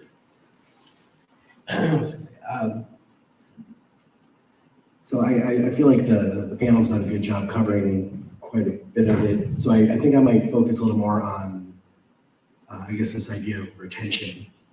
So there's the whole thing about, having people move to town or getting young people to come back, but like, what do you do like once they actually caught them, right? It's like, okay, great, they're here. And it gets back to all these questions we had earlier. Okay, so do they have a place to live? Is that like a reasonable place to live? Can they stay there all year? Maybe we hook them with an entry-level job. Do they have any opportunities in town to grow their career, or do they have to leave? That's one of my biggest concerns with some of my staff is, you know, there's a very narrow professional pathline for folks, and there might not be an opportunity for a decade or something for a certain job to open up. So how do we, you know, as employers, as people here, find ways to continue to keep people engaged, job craft, you know, kind of work the edges of things to make things engaging and interesting so that we, you know, once we get that talent, we can retain it. You know, and then I guess on the other side, you know, Karin started this as a social thing. People have to be able to make friends and stuff. You know, it's like, it's one thing to get here, move here, and it's beautiful and whatnot. But if, you know, if we're not like a welcoming community to newcomers, and I'm not talking about like Minnesota nice, like, you know, like, smile and wave and do like, but like actually like making friends, inviting people, you know, doing the whole thing. People are gonna, you know, they're gonna do their time and they're gonna go. You know, and oddly demographically somehow, like I'm a young person here. I'm in my 40s, but I'm, you know, I'm an elder millennial, and you know, it's always dangerous to out yourself as a millennial. I'm one of the old ones, the wise ones. I can use a rotary phone. But you know, we've got some weird age gaps here where it's like it's really hard to break in. You know, like I've lived here 2.5 years, and I've had just a hell of a time making friends. You know, like I don't have kids, I'm not in schools, I'm not, you know, whatever. And a pandemic did not help at all. Yeah, you know. So and you have to imagine there's a lot of other folks living the same exact thing. You know, and we don't have a lot of nightlife. We don't. You know, it's like people. You know, people have their boats or they do their outdoor stuff, but we don't have a lot of stuff in town for people to just hang out that doesn't involve, you know, drinking. So those are challenges everywhere, and it's the same thing, you know, when you're talking about like teenagers and whatnot. Working teenagers hang out and, you know, not drink and do stuff. It works for grown-ups too. So so I guess that's my view on it. You know, don't just think about the recruitment, think about the retention. How do you make, you know, Homer, your community, wherever you are in the Kenai Peninsula, attractive to actually stay in the long run by making a, you know, socially rich life for folks? I think that's very important. I have a background of having moved over my lifetime often because of being in a military family. And if we're really bearing our souls, you know, there is a lot of people that say that our community is very welcoming, and they really are. But there is a little bit of that Minnesota smile, which I had never heard of that before, because and I hate to say this, but churches are that way too. Oh, come down, or nonprofits, come on down. And then when you say, I'm here, I'm new, and they say, but we've already got this done, and we're doing it this way, and we're doing that way. And I think that what I'm hearing through all of this is that growth and change is here, and that we have to accept the fact that things are different. I'm even whirling my head because I just came back from a month down in the lower 48, and they're different there. So I think that hopefully we have shown an opportunity that we are interested in having this discussion. This is an important community discussion. I hope and I would think that all of you from other communities have in fact seen the same issues and the same discussion and being very forthright. I appreciate all of you saying things that are very forthright, and that's the only way we're going to move the dime. And so it is important to include all of you in this conversation. So I would say if anybody has something they would like to add to our conversation right now, we have some time. Please stand up, wave your hand, jump up and down. Anybody, please come forward. You don't have to come up front, just participate. Is there anybody in here that's willing to? Okay, and Jan, if you don't mind standing up or at least yelling loud, I'd appreciate it if you would give your name, what community you're from, and also possibly your position. Sure. I'm Jan Gibson. I'm the director of the Chamber Visitor Center and Leadership Liaison. One of the things that's been so successful in this community is the Shorebird Festival. It's been going on for over 32 years for a major migration path that attracts Alaskans, locals, and everybody else. From that, there has the peony celebration, 26 peony farms here. We're getting people from Alaska who don't know that we have that many peony farms, and they're very, very excited to come here. Pioneer Avenue has walks and gardens with the businesses, which are really attractive to tourists. And then the Arts Festival. That is attracting a whole bunch of people, locally and also visitors in the fall, combined with the festival at the movie theater. One of the things we're lacking in, I think, weaving in are the arts and the outdoor activities that we are, again, can be so rich in. We're thankful to have the Marion Theater, but what about a performing arts center? This is something that people at all levels, kids, adults, seniors. So really need to think about how the arts really tie us together at any and all ages. And I don't know if there are any discussions. I know there have been some about a performing arts center, but let's look at that as well. We're rich in the arts. The galleries. We're number one in arts, just like fishing and beer viewing and everything. So, but where are the venues that are going to attract more people and more involvement? Thank you. Anyone else on any of the subjects that we've talked about? You can even talk about childcare and housing. Ron? Name, thanks, yeah.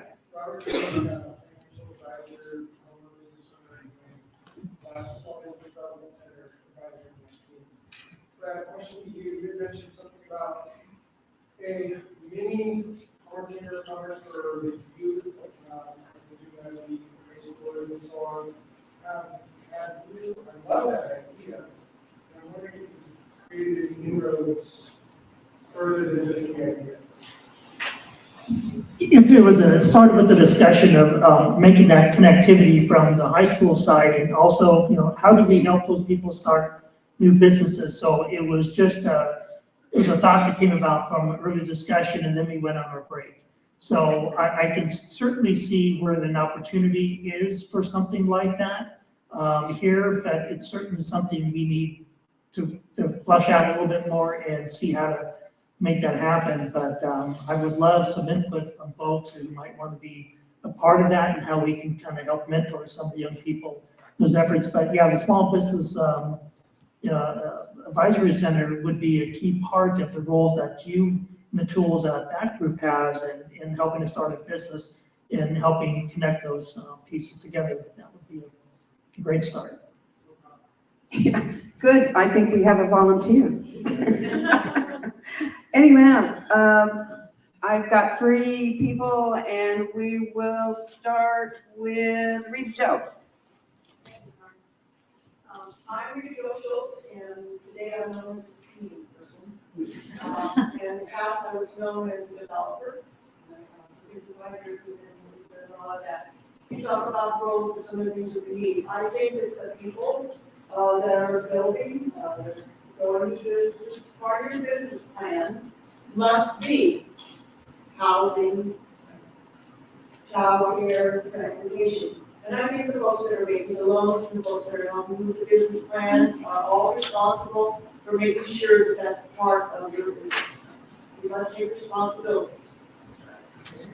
Thank you. Yes. Caroline. My name is Caroline. I serve on the council, but also I have a job in college. And I want to acknowledge that our director is here today. But my dream is for us to be a college town in a way that we draw people here that want to pursue education, but perhaps more outdoor environmental education. We have Semester by the Bay. Now we offer it in the fall and the spring. Wonderful program. And some of those students stay working for the islands and oceans and fish and wildlife in this town because they love our community. But what I need to have people do, I hope, is to talk to our board and visit with Reed and other people who work at the college to give them a sense of direction. What would you like to offer? And if you have a master's degree, to offer yourself as a teacher, as an adjunct. Just to build this community up, I think the college would be a great opportunity. The more educated we are as a community, the more opportunities to offer to everyone. So my dream would be to involve the college in almost every decision that we make. And I want to thank Rob, Brad, and Catherine. Thank you for coming to. It's very interesting. Thank you. Was that Franny? Yeah, okay, you next. So I just was over Ray, Jeffrey was kind of filling in. He said that you guys can talk a little bit about the transit project that KPEDD supports for the state survey. And so Yeah, please give a little more because I was looking for you, but you were gone and I didn't give much details. I just said yay on us, you know. Yes. So the transit project is an entire Kenai Peninsula project. And it stems from a group of folks who got together here in Homer and said, hey, I want to put public transportation here. And for me, I work with NISAR and we do education and employment for youth 16 to 24. And most, so not most, but a good chunk of my youth don't have vehicles and can't really get access to jobs.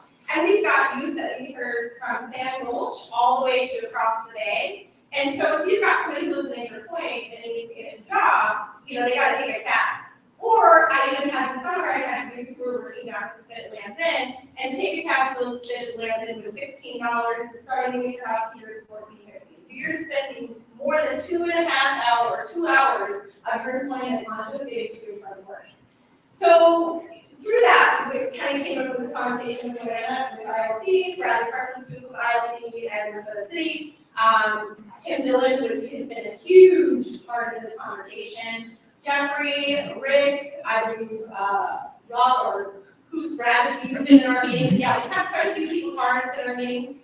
And a lot of it comes down to, we want to get public transportation, but the Department of Transportation funds for rural transportation has to be subsidized. So you don't really have cities here per se, or towns, we have a borough. And so for us to look at subsidizing for the borough, we got to do the whole Kenai Peninsula. But it's actually really positive because we're the second fastest growing borough, 56,000 people currently right now, and it's probably going to grow, you know, in the next 20 years. So how do we make sure that people can get to work? How do we make sure that businesses stay employed? How do we make sure that people are not isolated and can get healthcare plans, or get to addiction services, or just get to socializations? A lot of places in the Kenai Peninsula have a lot of agencies will have their own transportation system, they're not buses or gas that they purchase. But even then, you know, it's pretty limited and the cost of that is really expensive. So right now, there's 3 transit systems on the Kenai Peninsula. There's the bus, which is run through the Milchick. They run 3 days a week on Monday, Wednesday, Friday, and they're very limited in service. So if I've got a youth who lives in a Milchick and needs to come to work at Homer, and the bus gets here at 9:45, they can go to Homer and go back at home at 3:15. That's not even a full day. And it's only 3 days. You have a card service which only serves the central area of Peninsula, and they are on-demand service. Like, why are we paying a bunch of service to get in and like schedule something? I don't know if anybody's ever used it. I highly encourage you to use it, check it out, and see what it looks like. It is kind of, it's a challenge, and you are already in a place where you've got barriers run by you, or you're brand new to a whole city plan by you. The way to use that system can be a challenge. The Kenai's are currently in the process of putting in a transit system. They're building their bus farm right now. And so we've got two agencies who are kind of picking this up, and one on-demand service. So what can we do as a community and as communities to look at transit systems? And so the survey is, the idea of the survey is to get information from consumers and our communities and everybody, whether you use public transportation or not. And say, okay, cool, let's take this back to the young people, right? Our legislators, Department of Transportation say, this is what consumers are saying. So let's go to the borough, say, this is what your consumers are saying. We need to put something into place. So that's kind of the idea of the transit system. That was a lot of very condensed short time, and probably not as much information as I could give. So I don't know if anybody has questions about that. But they can find you at Night Star. Yes, and you can find me at Night Star. We are located to the old, next to the old subway location. So we're in the Pioneer Building. Please come find us. You can call me, email me. Just if you want more information, you want surveys, we have paper surveys, we have an online survey, we have a QR code with flyers, and KPEDD has been the person who's put this all together. They're hosting the survey. They've been a huge partner in really looking at this. So if you want any information or you want to know how you can be part of the application or how you can get information out there, please come to me. Great.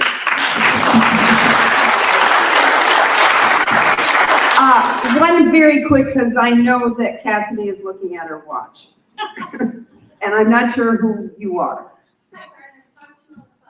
Oh, oh yes, I'm glad you identified yourself.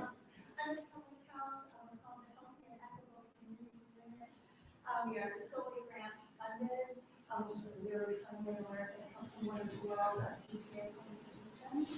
And we are tackling a number of projects, including childcare. I hope we would encourage out there on March 3rd to have state resident folks and Federal Alaska.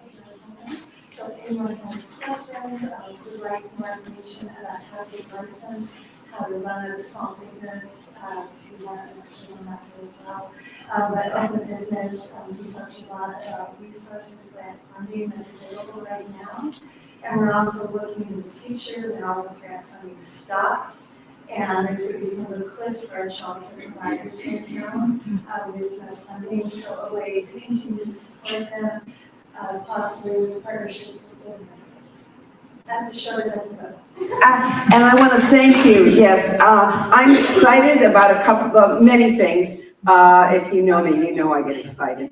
But I am very excited about the fact that it's grassroots. I think that both with childcare and with transportation and hopefully with housing means that you really will get some consensus and you will push the right people, whether they're elected or our staff, to do certain things because we need these changes. And I am excited that you are really starting to understand, at least in the community of Homer, how important it is to partner up with KPEDD. I think we as a community have underused that connection, and I'm excited that we are now really on top of that. So I want to thank the panelists. I want to thank the audience that was willing to stand up and speak. I want to thank the audience that was willing to listen. And we are going to continue these conversations in all our communities. So thank you very much.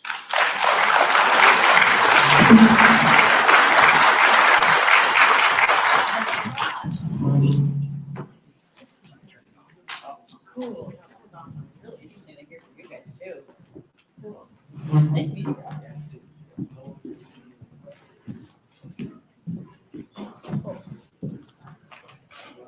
Thank you, Carmen. Thank you, everybody.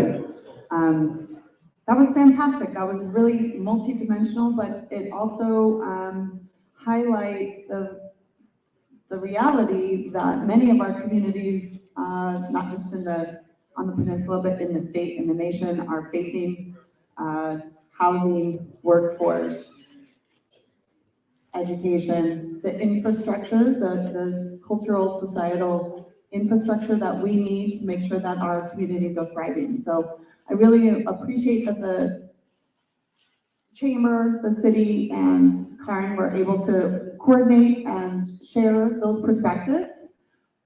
I do think it's important to also note that if you guys find a golden nugget in your planning and your discussions, planning and zoning, or the city of Homer, please share those with the other munis. We had a discussion last night about how important it is to share this knowledge and share what is working. Somehow those bits might be applicable to another community and what the challenges that they're facing. And we don't need to recreate the wheel, we just need to share the wheel to make sure that we are continuing to thrive and grow as community members and as humans, right? So for our next, this segues, transportation will segue. Our next presenter is joining us online. He was unable to get the flights to go with his schedule. So thank you for the chuckle. A little ironic, but so we have the Alaska Department of Transportation, David Post, who is the AKDOT Field Office Service Planning Manager, and he'll be joining us to give us an update on DOT projects, not just highway projects. I've requested that he gives us an insight onto what's happening on the Alaska Marine Highway. We have state ferry reliant communities that we host. Homer's a ferry port as well as Seldovia, but it also is a jump off point to the chain and to many places down southwest and around the bend. So he's going to be giving us an update on ferries, roads, and airports, I believe. So hopefully he can hear us, and I'll give it to David. I don't know how I communicate with a person on the. Okay, great. Okay, we're gonna cross our fingers.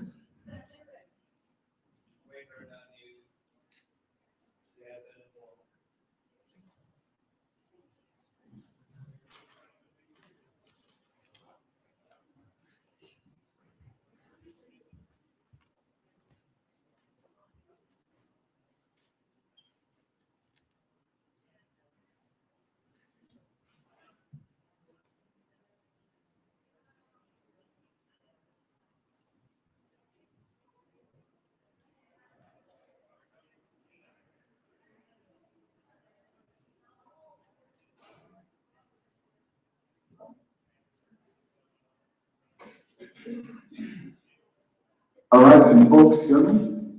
Yes.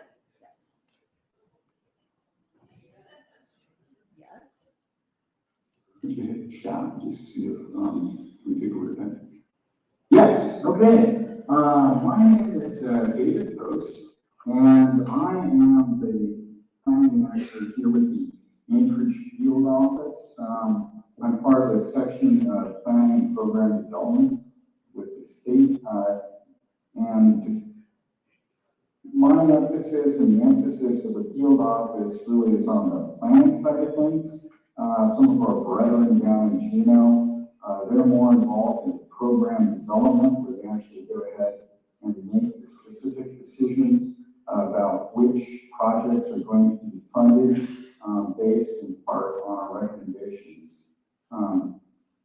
So just to be clear, I cannot hear anybody on the other end. So I guess I'm a little bit worried about whether or not we'll be able to go ahead and answer any questions. The time's valuable, so I'm just going to go ahead and plow ahead.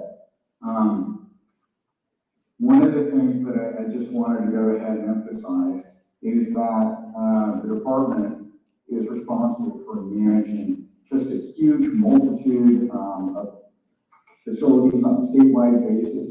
We have over 5,000 miles of roadway, much more if you're looking at lane miles. We have more airports by far than any other state. We also operate a ferry system that is essentially the equivalent length of the transatlantic ocean crossing.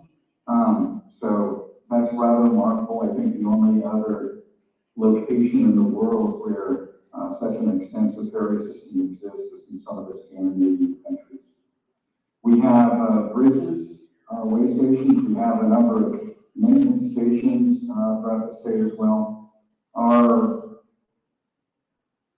statewide staff had estimated that the total amount of facilities we're responsible for is about $12.6 billion. I actually believe that that's a very conservative estimate. So it's very difficult for us to go ahead and manage all of these projects and facilities.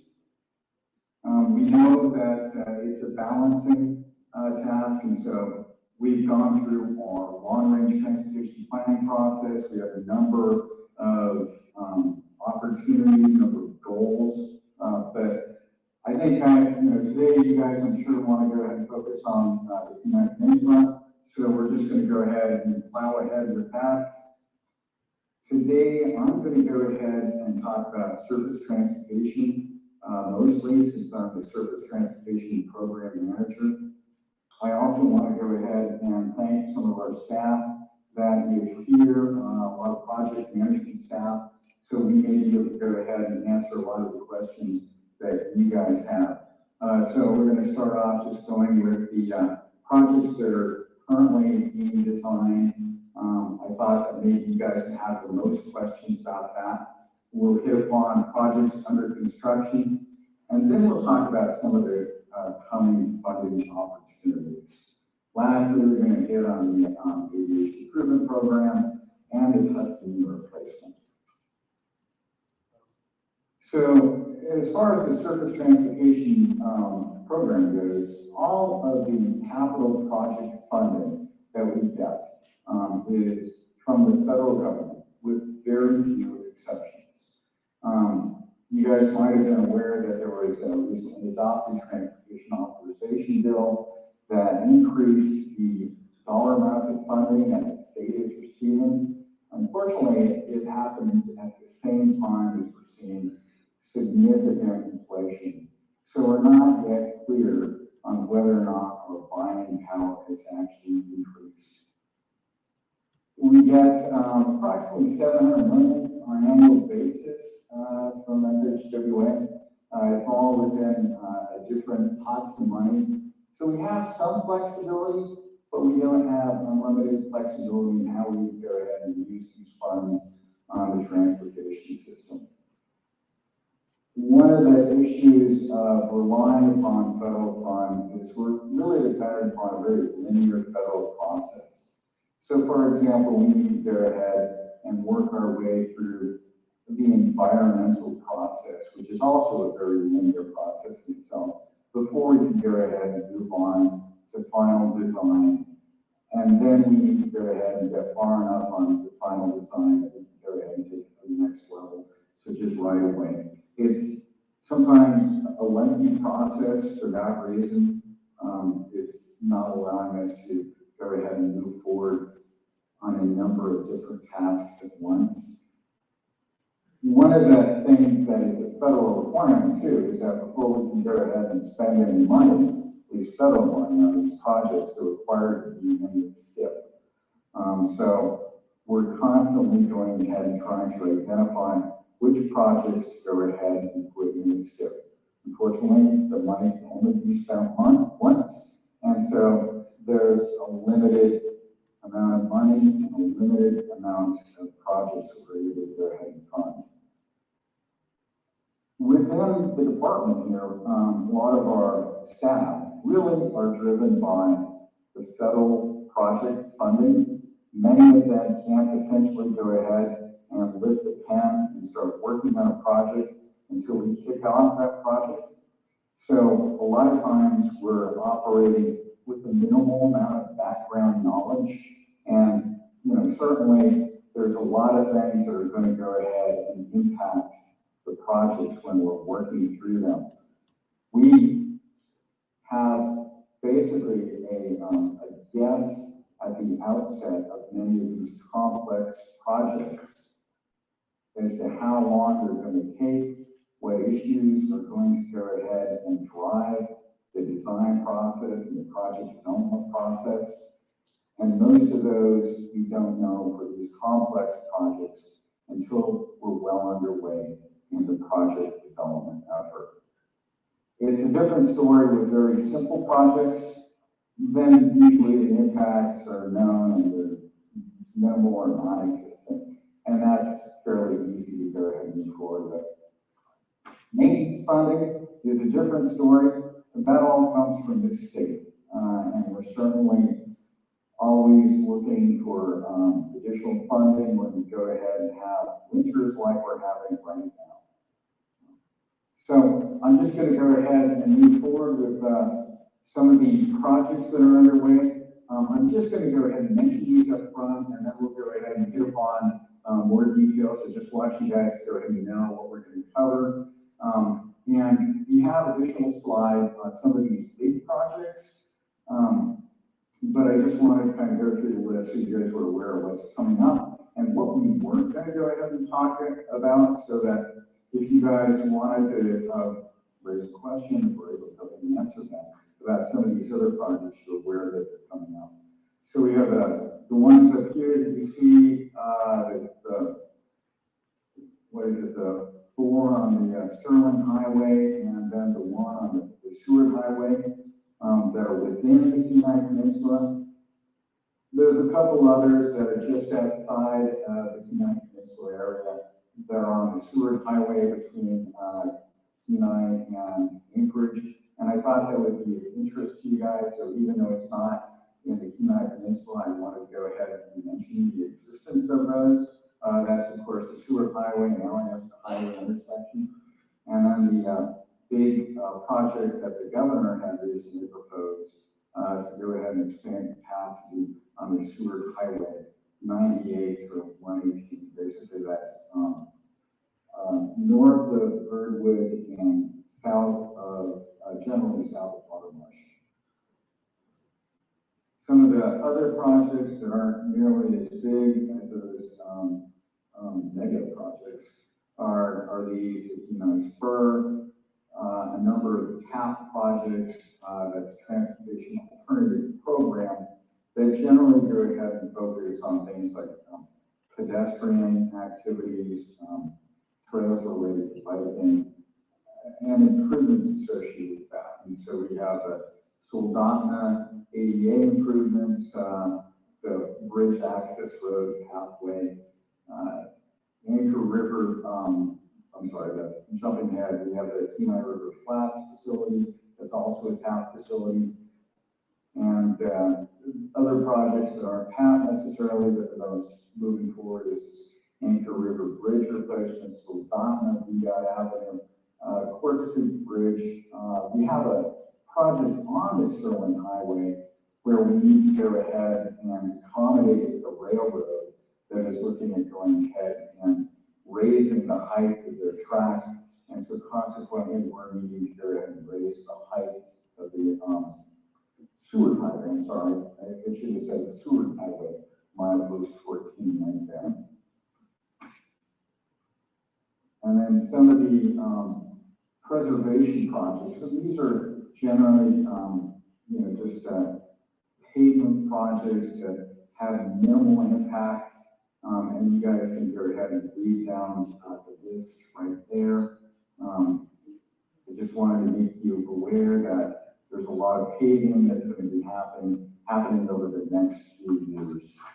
So now I'm going to go ahead and dive into more detail into some of these other projects. I do have folks here that might be able to go ahead and answer a little bit more detail. I'm sure you guys are aware of this mega project. The 45 to 60 project is by far the largest project in terms of the funding amounts within the state of Alaska, at least at this time. You guys can read what's there. I'll just go ahead and I'll skip ahead to the scheduling. Where we're at right now is we're getting ready to go ahead and purchase the steel that will be necessary for building the bridge over Chino Creek. That is going to be a multi-year process of bridge construction, starting next year in 2024 and likely to continue on through about 2027, or depending upon how conditions go, possibly earlier. So if I'm not hearing questions, I'm not sure there are questions. So I'm going to go ahead and plow ahead to the next project. And so you have a significant rehabilitation on the Sterling Highway for the safety corridor. The safety corridors are identified because of a significant number of fatal and major injury accidents. They're often associated with high-speed rural two-lane highways where there's not separation. So in this instance, what we're trying to do is go ahead and provide that separation. The scope is to go ahead and create a four-lane divided highway in the middle and tie in the two ends back to the existing highway facilities that have centered turn lanes. We're done with the environmental document, and that allows us to go ahead and move forward with the design build contract. And And the design and build process allows consultants to go ahead and work directly with the construction contractors so that they can idealize, they can go ahead and optimize both the design and the construction aspects, because the contractors involved in construction are very intimate with some of the costs and complexities. So it helps to go ahead and have that move forward. It oftentimes leads to, I think, a quicker delivery process, and it frees up some of our staff to go ahead and work on other high priority projects as well. The other thing that we have is Sterling Highway heading down to Homer, where you guys are currently located. We anticipate that that will be obligating in 2023, probably advertising for construction maybe a little bit later than the summertime, probably more like the fall time. You know, it's a significant rehabilitation project, but there's not going to be capacity expansions. It's going to focus on things like bringing the highway up to standard and going ahead and addressing some of the safety issues. So you're looking at things like widening passing lanes, etc. And then we have the Seward Highway, which passed to Sterling Y. You know, we're kind of in the midst, I think, of trying to figure out how we need to go ahead and accommodate Moose Pass. We have a plan. We think that's an adequate plan, but we are going ahead and looking at a plan over time based upon public input. And of course, we have another project that is fairly new project to us. We're just kicking this off. The Seward Highway and Sterling Highway intersection is an interesting configuration right now, because the Sterling Highway, when you're heading northbound to Anchorage, is actually controlled by a stop sign. And yet those two legs, that western leg heading to Kenai and the northern leg heading to Anchorage, happens to be the interstate system that has notably more traffic than that third leg on the Seward Highway heading south to Seward. And so there's a benefit in going ahead and looking at whether or not we remove that stop controlled movement from Sterling north to Anchorage. And so we're just at the starting point of this. We really, again, don't know a lot of the impacts. We don't know what we don't know at this time. But it's something that we're looking forward to going ahead and fixing so that we can optimize that flow, especially during summer weekends when there's a heavy movement north to Anchorage. Now, this is just a map of the projects that we anticipate will be under construction in 2023, this next summer. Most of the ones on there, I'm sure that you guys are already aware of. There's a couple of things that I think we might not make. It does mention in there this was a draft. I haven't been able to go ahead and update it, but I think that that's not correct. I think we're going to go ahead and have, yeah, 157, Sterling Highway 157, 169, like I said before, is likely to go ahead and go out to bid to a contractor this year, 2023, but it will not actually go ahead and start construction until 2024. So I do want to go ahead and highlight that as a discrepancy with what we're presenting there. So there's a lot of other projects in there that are interesting projects, the Highway Safety Improvement Program, HSIP, really focuses on some of the safety aspects. It's installing guardrail throughout sections where we have identified safety problems. And there's a number of pavement preservation projects. I don't need to necessarily go ahead and repeat everything that's on there, so I guess I'll let you guys peruse that. If you have questions, hopefully later on we'll be able to go ahead and address those. So that's what we already have underway in terms of existing projects. You know, some of our next steps in terms of what we're looking at is where do we go from here? We're in the current state of soliciting and CTP and PATH projects. CTP is the Community Transportation Program. Basically, if you're not on the national highway system, those roadways that aren't on the national highway system are eligible for funding underneath this sub-program within the Alaska Department of Transportation. So we went out to go ahead and solicit nominations for those type of projects with local governments, and we've received a number of nominations within the Kenai Peninsula Borough. I think there's about 7 total nominations throughout the Kenai Peninsula Borough. That includes those type of projects within the Community Transportation Program, as well as projects within our Transportation Alternative Program, which, like I mentioned before, is focused on pathways, pedestrian improvements, that type of thing, etc.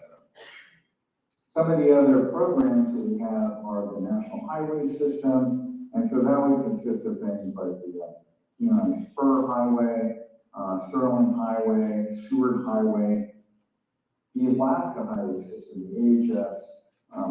I believe the only AHS route in the Kenai Peninsula happens to be the road to Hope. And then we have HSIP, as I mentioned before, our pavement management system, bridge pots and money, and a culvert program. So these are programs that do not necessarily follow the same process as the CTP and TAP, because we're dealing with largely state-owned facilities solely, and in these different categories. Generally, the state isn't reliant upon as formal a decision-making process as some of the other projects that are eligible for local governments to nominate. So the other programs that are coming up are the Ice Roads program, probably not pertinent to Kenai. It's of interest to folks that live in Western Alaska, like the Waikiki, where there's not roads between communities. We have this resiliency and coastal protection program. So, for example, where we are seeing facilities threatened oftentimes by riverine and coastal erosion, we're providing funding to go ahead and address those. And some of it is preemptive. Some of it, of course, are related to conditions that have happened previously. The federal government is encouraging us through funding requirements to go ahead and find long-term final solutions if we've had instances where problem areas have to be addressed multiple times. So we also have a rural ports and docks and barge landings program. It is oriented really more so to remote areas even than rural areas. And we also have a community bridge program, and that's for bridges that aren't on the national highway system. And we will be going out for nominations about those type of projects, as well as the Sustainable Transportation Program projects, and the Carbon Reduction Program and Protect. And we're still trying to go ahead and understand all the aspects of the federal requirements for these programs. They're not yet in place. So we're still learning at this point in time. There's not a lot that we can definitively say that some of it is new federal programs. But I'll just talk briefly about some of them.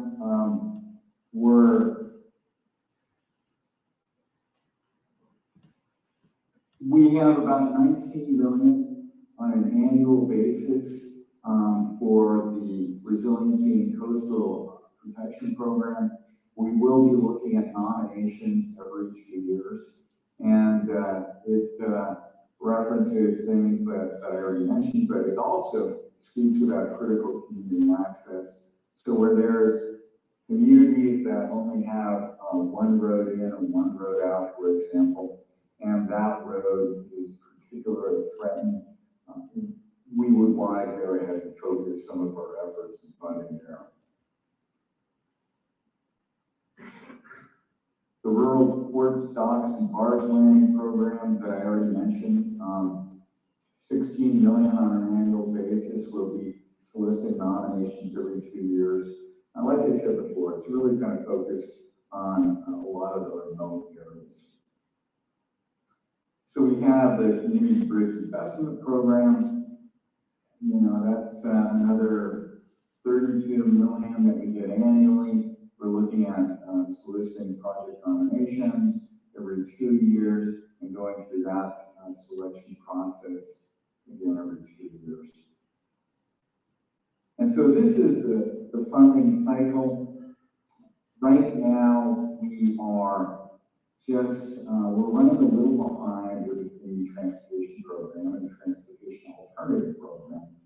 But we're hoping to go ahead and identify those projects that are high priorities and will eventually make it into the state transportation improvement program for federal funding. We anticipate that those decisions are going to be made probably in the springtime so that we can incorporate them into the state transportation improvement program for federal fiscal year 2024. The Community Bridge Program, that's quite a ways out because we're still trying to establish what the details of the program are. And then we have a number of opportunities that are coming up within this current calendar year. But I will go ahead and confess that some of those programs are running a quarter or more beyond the current schedule that's shown. And that was supposed to go ahead and say the Airport Improvement Program. I think Alana's online. She is our aviation programs project manager. I'm not sure if she's able to go ahead and tie in now via take control and speak with her mic. She happens to be at a different location than I am right now. I'll give her a moment to go ahead and see if she's able to go ahead and do that. Okay, can everybody hear me? Hello? Yeah, we can hear you. Okay, great. Yeah, we have 8 upcoming projects in the Kenai Peninsula Borough that are due to begin construction between 2023 and 2025. I just got updated that the Seward construction project isn't expected until 2025 now.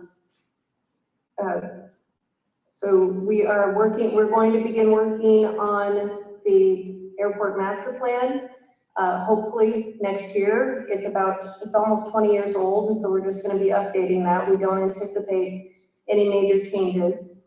We are currently working with the city at Homer to complete a federal terminal grant and also a co-sponsorship agreement renewal. We're replacing the Homer Chemical Storage Building, and the Homer Airport Improvement Project is also anticipated for this summer. And those are projects that we've had planned for quite some time. I'm not sure, David, is there another slide?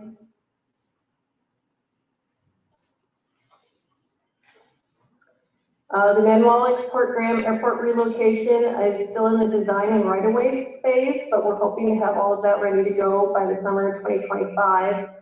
And in Seldovia, we're also looking to update that master plan in spring 2024. And the airport improvement is expected in 2025. And that's a rehabilitation project, so it's not very invasive. And it doesn't involve removing or adding any new operational services or buildings.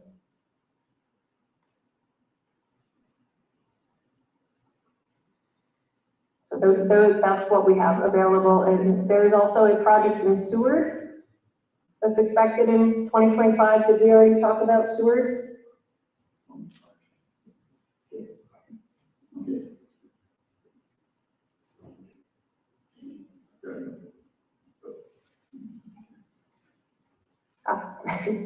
Okay, we did talk about that. Okay, thank you.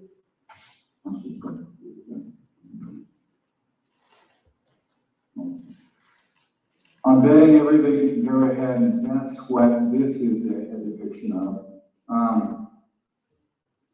We're moving forward with the Tuscany replacement. I spoke with the individual that was specifically involved in this just moments ago. I had to go ahead and educate myself on this. I'm, again, a surface transportation planning manager, and some of this is new information to me. But in recognition of some of the advancements in ferry systems, we're looking at going and shifting to this hybrid electric propulsion. They're actually fairly common, I think, over in some of the Scandinavian countries. As I mentioned before, they have a fairly extensive ferry system. And the RFP for the design support and construction is anticipated in just a couple of weeks. Reached out to several of the potential shipyards that's likely to go ahead and be one of the folks that are constructing it, and anticipate the Tuscany replacement being ready in 2027. It's an expensive project. There are more grant opportunities for projects specifically like those underneath this new transportation authorization bill. So we're trying to go ahead and present a number of grants, go ahead and take care of that huge price tag. And I think that's about all I have. I think I'm over time anyways. So I guess I want to go ahead and say thank you for the opportunity to go ahead and present this information to me. I will go ahead and forward to Cassidy this presentation, as well as a couple of links that might be useful. So thank you much. Thank you, David, if you can hear me. Kind of comical in a way. Yep, it sounds like DOT has a lot of projects, especially on the peninsula, so drive safely out there. There's a lot between here and the turnout. So we're gonna keep rolling here. For our next panel is our natural resources panel.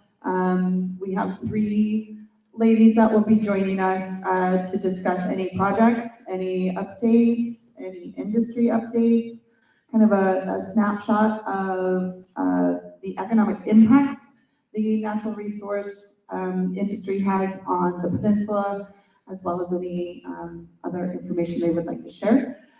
If you'd like to come up and sit, you are very welcome to. We don't have really any rules or formalization here. So yeah, this afternoon we have Lisa Haas, yes, Environmental Regulatory and Lands Manager for Alaska Gas Line Development Corporation, Diantha Skabitsky,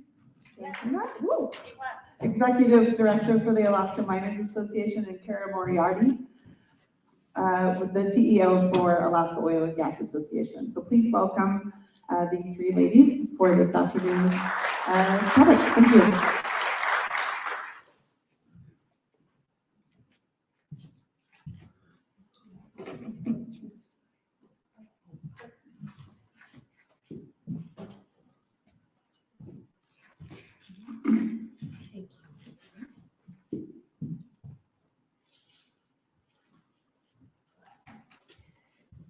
Hi, thank you for the nice welcome. And I'm going to breeze through these slides fairly quickly. I'd like to provide an update on the Alaska LNG project and then turn it over to each one of these ladies to give an update, and then we're happy to answer questions. So I'm Lisa Haas, I'm the Environmental Regulatory and Lands Manager for the Alaska Gas Line Development Corporation. And as many of you may know, AGDC is a state corporation, so it was established by the state legislature. Its mission is to essentially commercialize North Slope natural gas for the good of Alaskans and for export. So I'll talk a little more about the combination of those two missions and how we're approaching that. AGDC is the current owner of the Alaska LNG project. And you might remember that project from way back in 2014, 2015. It was initially a project that was shepherded by ConocoPhillips, BP, and Exxon, and it was turned over to the state in 2016, 2017. The state took on the responsibility for getting it permitted and approved. So I know we're a long way from the North Slope right now. A few of you mentioned people that are in your family that work on the North Slope. This project would take stranded North Slope natural gas from Point Thompson and Prudhoe Bay down an 807-mile pipeline to Nikiski. So that's the big picture. On the North Slope, there would be what we call an Arctic carbon capture facility that would take carbon dioxide out of the natural gas, and it would put carbon dioxide into the Prudhoe Bay Formation. So it turns out it's one of the biggest carbon capture plants in the world as it goes forward. The gas would be available down that 807-mile pipeline. It would be available for offtakes for Alaskans, and I'll talk a little bit about the economic impact of that. And it would then be liquefied in Nikiski at a liquefaction facility and exported. So it's got a dual purpose, in-state use and export. So what does that mean in terms of resource use in Alaska? Well, what it means is that yellow line is declining crude oil production. The blue line is the production over time of natural gas. So right now what's happening on the slope is gas is being produced with oil. You may already know that. It's produced with oil. Because there's no market for it, it's compressed now on the North Slope and put back in the formation. So that happens over and over every day.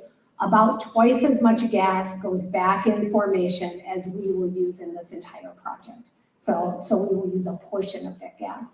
We will also, of course, maximize use of that existing infrastructure. So gas line has been discussed for a long, long time.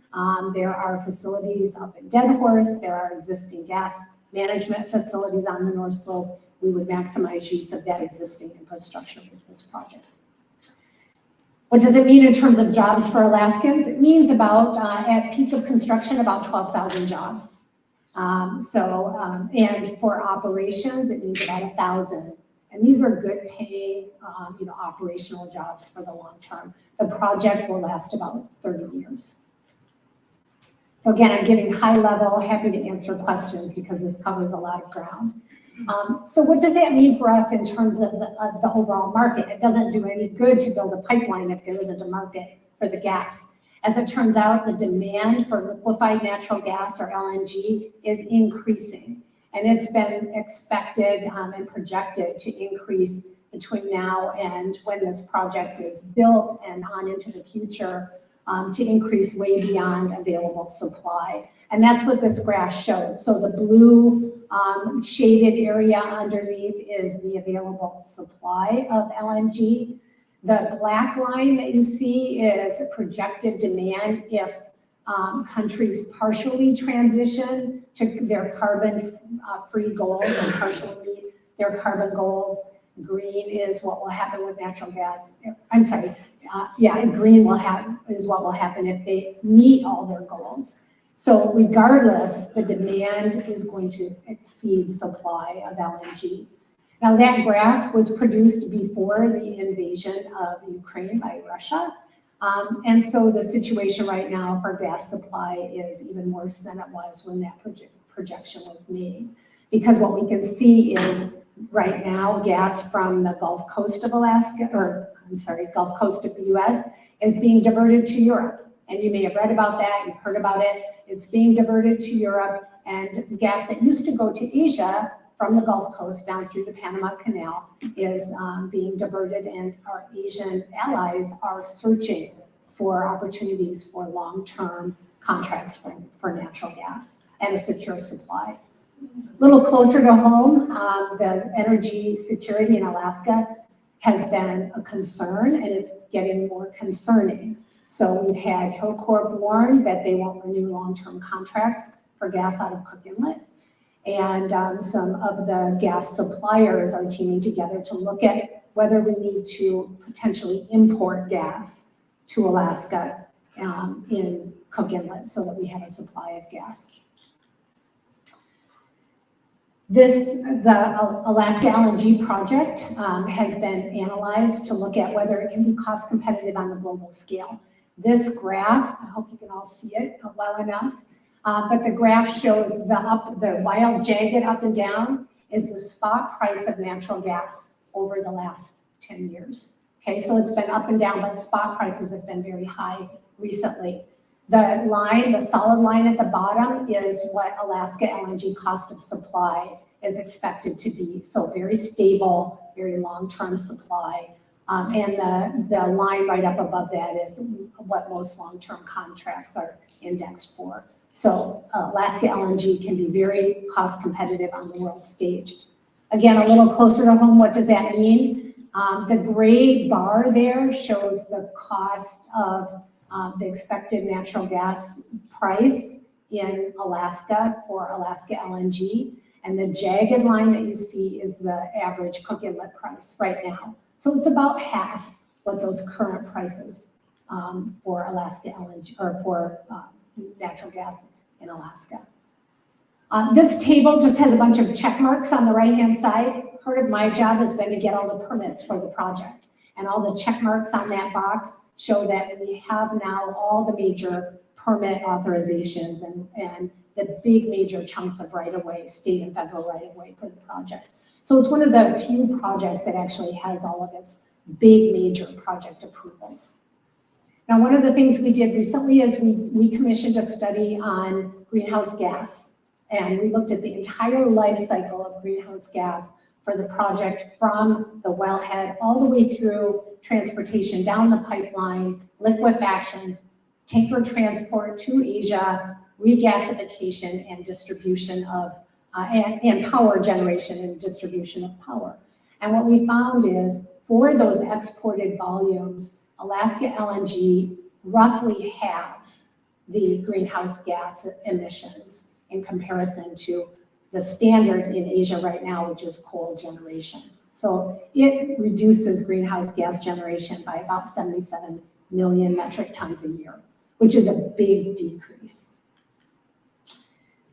Okay, in addition to looking at LNG, AGDC has been working with a Japanese-led work team to evaluate opportunities for converting Alaska natural gas in Nikiski to hydrogen or ammonia.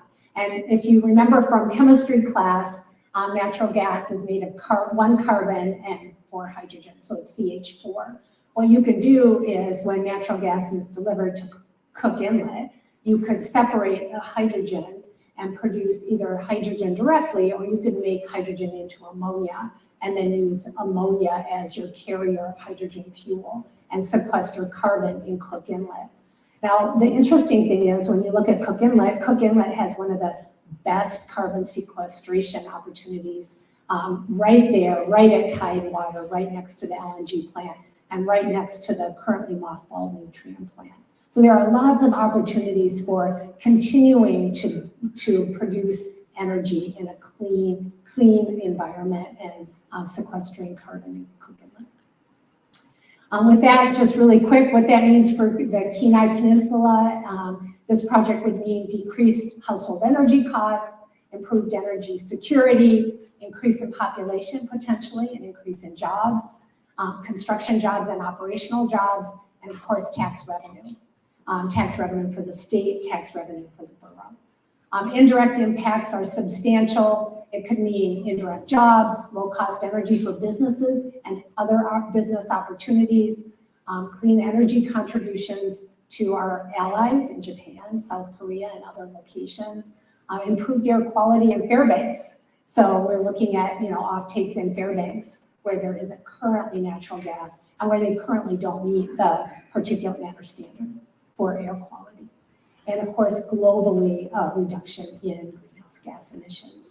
So what we're doing right now is we're working to hand this project off to private investors. So the state took the project from the North Slope producers with the mission to get it fully permitted and to seek private investment to take it the next steps. And that's what we're doing. So we've got a pipeline lead party right now, which is Enbridge. It's already been announced, and we're working on the Alaska LNG lead party.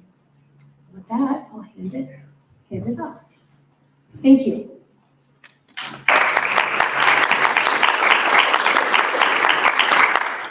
Yes. Who goes next? Okay, it's gonna be a surprise. Just pick one of us. Okay. Ta-da. Is it behind, after this? I am going to. Who's next? It's me. Not it. Well, thank you, and thanks for the opportunity to be here today. We're really, very excited to get down here and talk to you all about our industries today. Let me make sure I got this complete. Okay. Again, my name is Tantha Skavinsky. I'm the Executive Director of the Alaska Miners Association. AMA is a statewide organization that represents all aspects of the mining industry in Alaska. So whether it's the different types of miners that I'm going to outline to you today, whether it's the contractors and the businesses that support our industry, really the umbrella association of all of those involved in the mining industry. We've got about 1,400 members that come from 8 statewide branches, including Kenai. That branch covers all of the communities on the peninsula that are involved in our industry. We represent placer mines, exploration and development projects, large-scale mines and projects, and sand, gravel, industrial, and rock quarry mining. And then again, that support group that represents our industry and helps keep us going. So quickly, I just want to give you a quick look of what mining looks like around the state of Alaska. These are assorted pictures of placer mining. That one that's to your top left, I guess, oh, no, it's going to be the same, that's great. That one that's on the top left is actually a creek near Hope, and that is called a suction dredge. That has kind of a sucker hose, and they mine the bottom of that creek for gold that has settled in the creek bed there. Placer mining, more often than not, if you drove up to it, it's going to look like sort of a housing development project or a construction project like you see there on the right. That's a placer mine in McGrath. You can see that a lot of them still do gold pan to make sure that they have the maximum capture rate possible. You can see that some of them are brave enough to mine on top of the ice near Nome, like that one on the bottom right. And so placer mining, it really is a small scale method where gold is recovered from dirt using water and gravity. They don't do blasting, they don't have a mill that processes large volumes of minerals like you see in large mines. We've got about 150 of these around Alaska, throughout Alaska. They're generally pretty small in footprint. I think the average employee count is 4, but there's actually the majority of these 150 placer mines have only one person that does everything. And some are as large as 25 to 30 people at their operations. Aside from these brave souls that are breaking ice here, the vast majority of them operate seasonally when the ground isn't frozen. And these are some scenes from what mining exploration looks like. You can see this is activity that's done to better understand a mineral deposit, do the environmental study on the ground, and all of the on-the-ground activity that needs to support a good mining plan for a large-scale mining operation. You can see, because of Alaska's remoteness, a lot of it is done via helicopter activity. So this helicopter is helping assemble this drill pad here on the left in order for core drilling to be taking place. That is a drill rig in the middle that is doing drilling, and then you can see core logging taking place where they are logging the core to be taken to a lab to learn more about how much of that resource is there. Last year, one thing I wanted to share is that, and I'll get into more economic data here in a minute, but Last year, mining companies spent about 170 million on exploration at about 50 different projects. It's a really great year for mining exploration and investment. It's an incredibly risky investment financially. You never know if it's going to pay off, and more often than not, it doesn't. But one thing that's very unique about exploration spending, because of the nature of what's happening here, you're out in remote Alaska, in an area where there's not a lot of other goods and services. The vast majority of exploration spending that happens in Alaska is with Alaska businesses right next to, or as close as possible to, these exploration projects. You're using local air taxis and helicopter services, and you're renting out lodges to store, to house your man camp for the summer and that kind of thing. So even if these don't come to fruition and become an operating mine, exploration spending is tremendously beneficial to the part of Alaska that it is taking place in. And here are some photos of our operations, which I will detail more in a minute. But as you can see on the left here, the top left, is the dragline at Usabelli Coal Mine. The top right is the underground portal that goes into the Pogo Mine near Delta Junction. The bottom left is open pit mining that is taking place at the Fort Knox Gold Mine in Interior. And the bottom right is what you would typically find if you were to go underground at a mine. You can see this is a roof bolter that is securing the roof so that the underground mining can be done safely.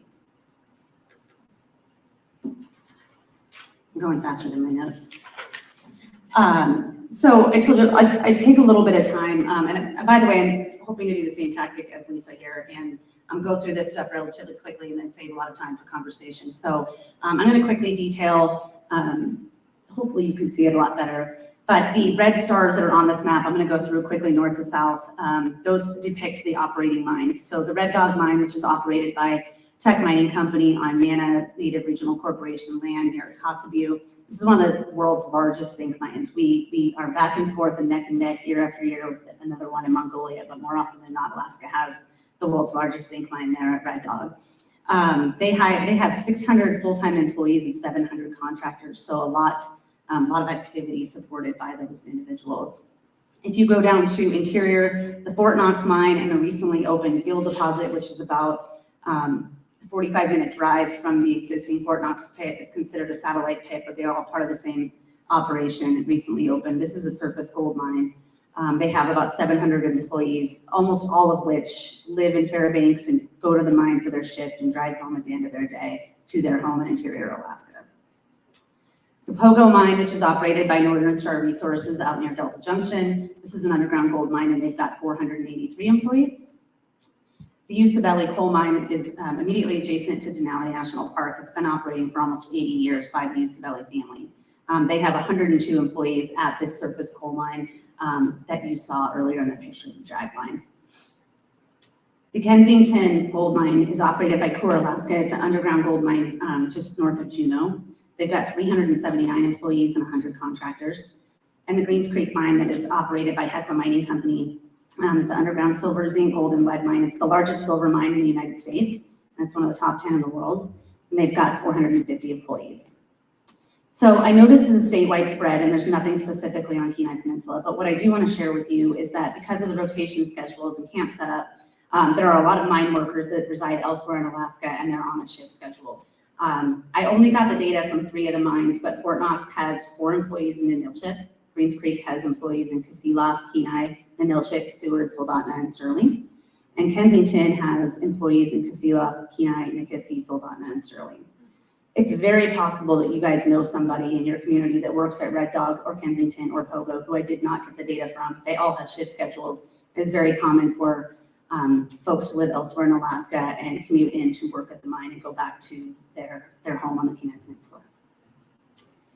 So also on this map, there are these blue triangles that depict projects that are in the permitting process. There are 2 in Southwest Alaska that rely heavily on contractors and support firms that are on the peninsula. Those are Donlin, which is a high-grade gold deposit in the Yukon-Kuskokwim Delta. The planned operating life for that is 25 years, and depending on that timeline, they are projecting to have about 1,000 operating jobs and tremendously more than that during construction. Pebble is a copper, gold, molybdenum, silver, and rhenium deposit. They are planning on an operating life of 20 years with 850 employees during that mine life, but over 2,000 during the construction phase.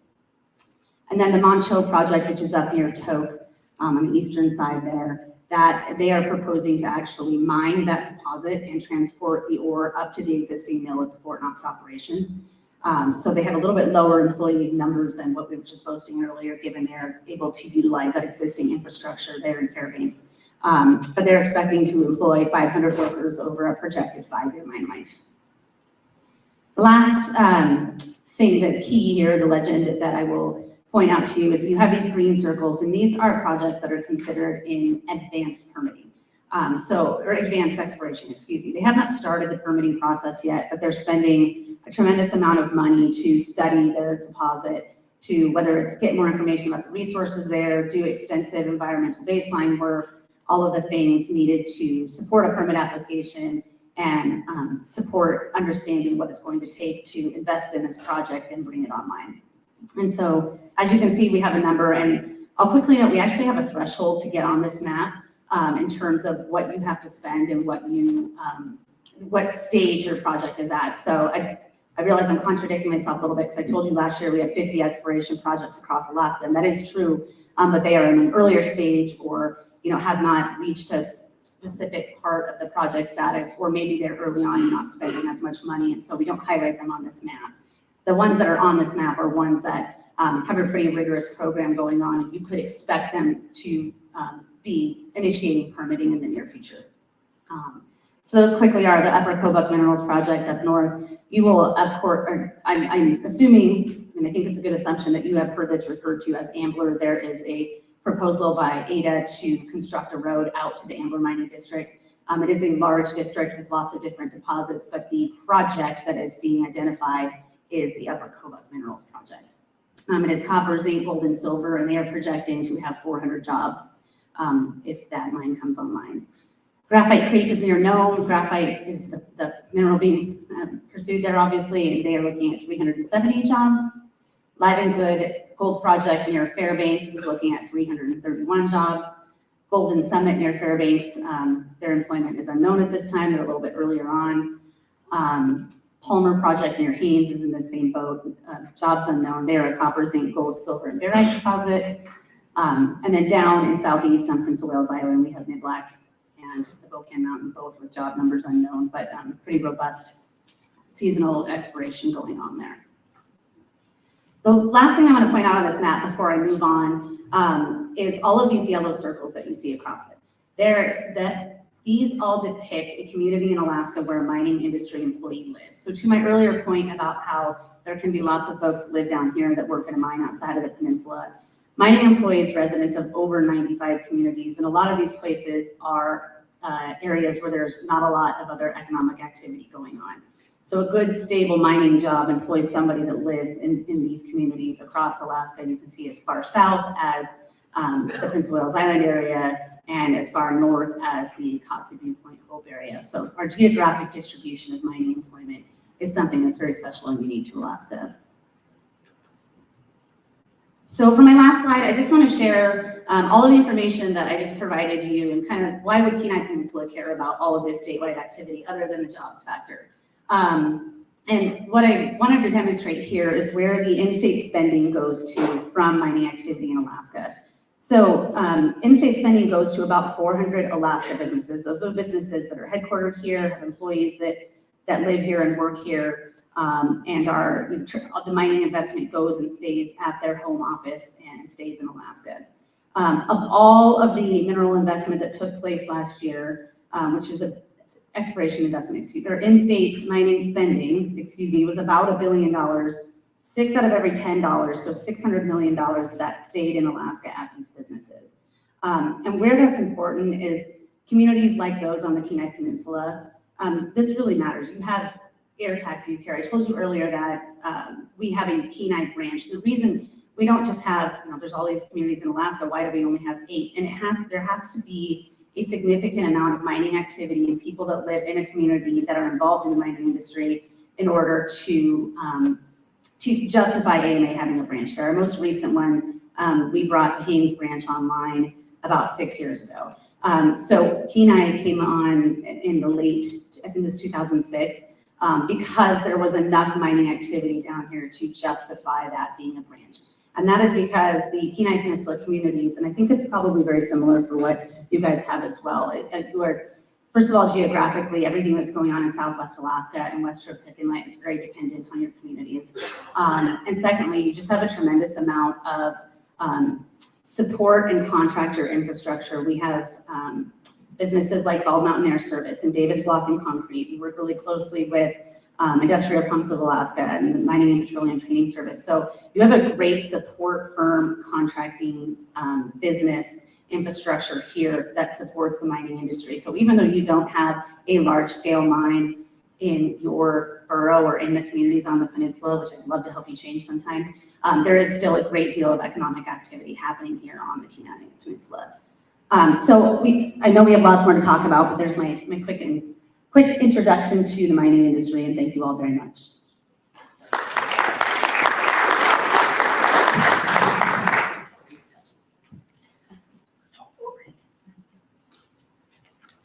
Well, good afternoon. I'm Karen Moriarty, and I'm the president and CEO of the Alaska Oil and Gas Association. I am Deanna's counterpart, basically, for the oil and gas industry.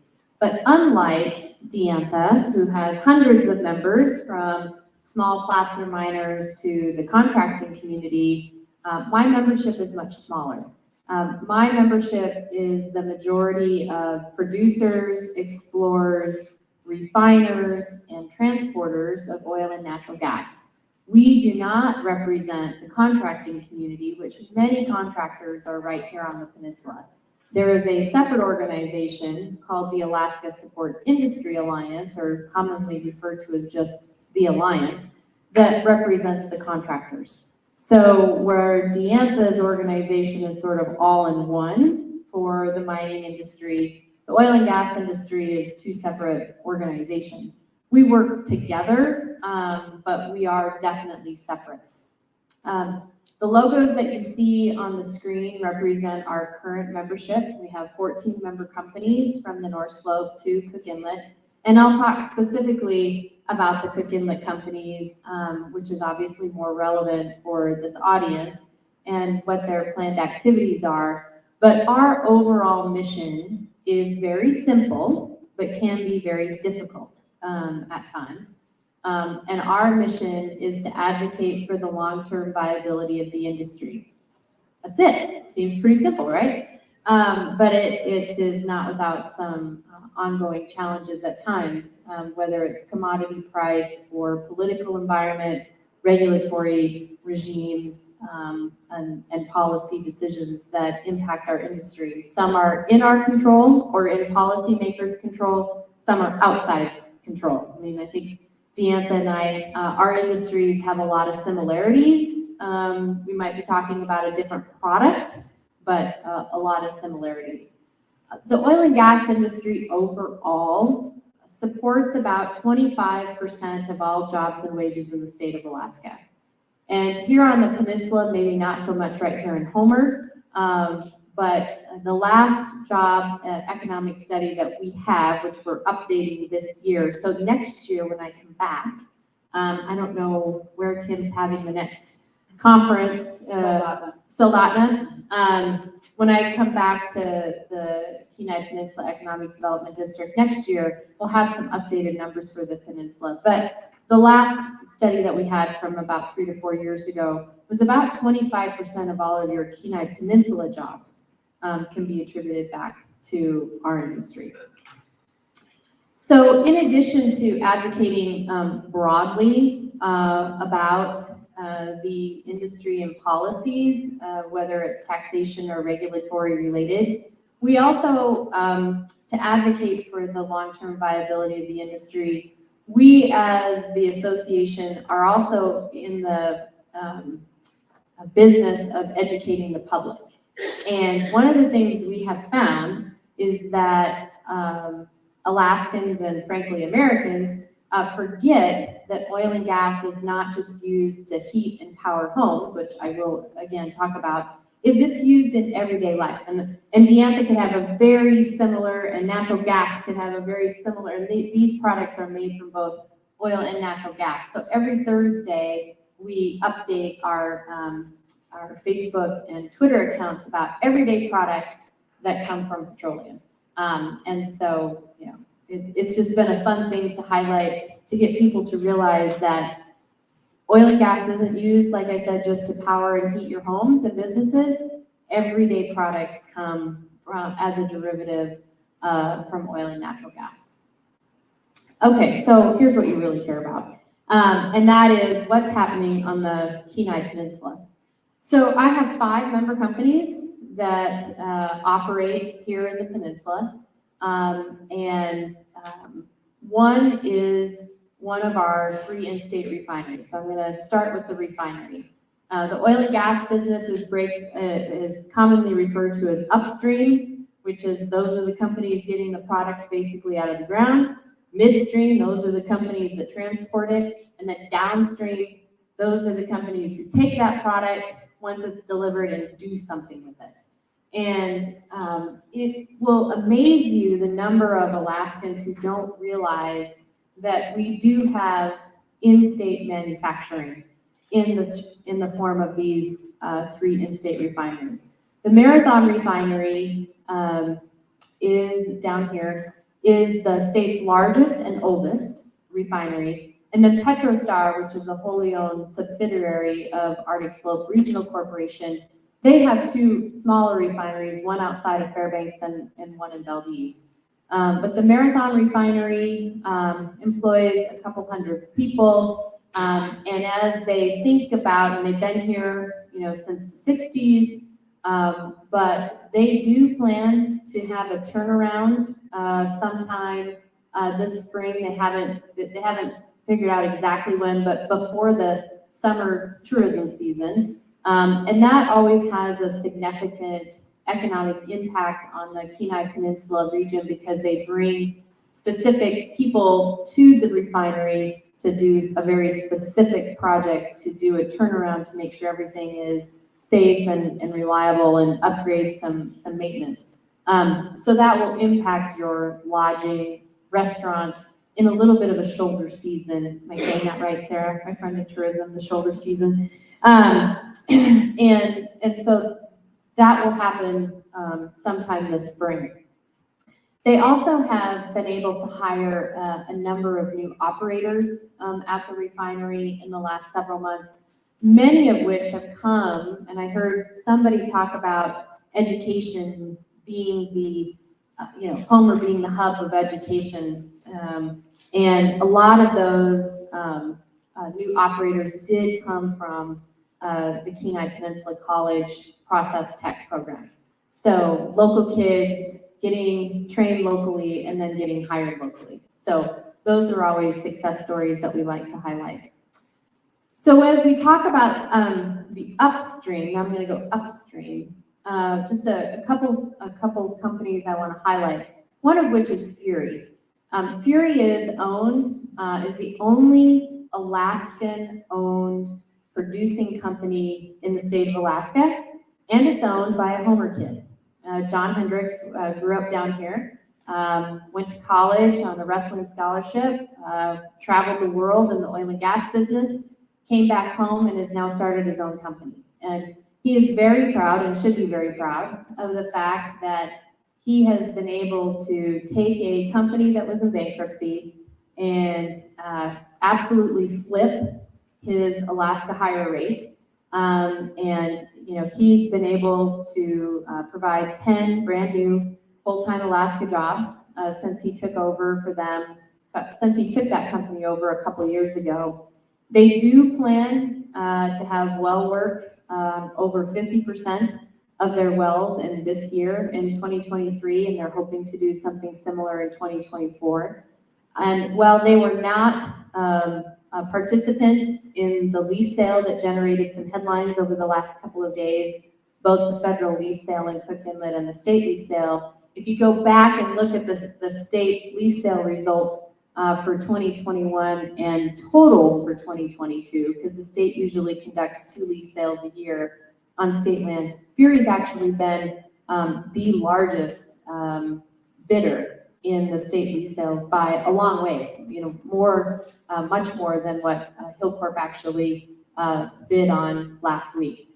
So, Fury is a small and mighty company with some very extremely proud Kenai Peninsula roots that I don't know that there's anybody more passionate about Alaska's oil and gas business than John Hendricks. Blue Crest Energy is closer to Homer, obviously. They are the 100% working interest owner of the Cosmopolitan Field, just up the road, literally, as you know, just up the road. Benji Johnson grew up in the Kenai as well, and he's their president. And he has been trying to find an investor to expand drilling at Blue Crest. They're currently producing oil. They're sitting on a massive gas resource. It's just been, unfortunately for Blue Crest, the pandemic, the uncertainty around the state's cash credit program, there's just been a couple of hiccups, if you will. But they are still very much hopeful to have an investor secured to continue their drilling program. And I don't know how many of you remember when the drilling program was active up at Cosmo. If they were able to secure some funding for that, that's about 300 to 400 jobs during that drilling construction season. Not all at once, of course, and it's over 4 to 5 months. And unfortunately, or fortunately, listening to your Homer panel over the noon hour, they only have housing right now at Cosmo for about 75 workers. So during that, I know that when Blue Crest was busy doing their drilling at Cosmo the last time, there was a big boom here for hotels and restaurants here in Homer. And so, there's nothing secured yet at this point, but just know that he is every day looking to try to secure some investors to make that happen. So if it were to happen, you would see that similar level of activity for 4 to 5 months. And my guess is the biggest impact would be here in Homer.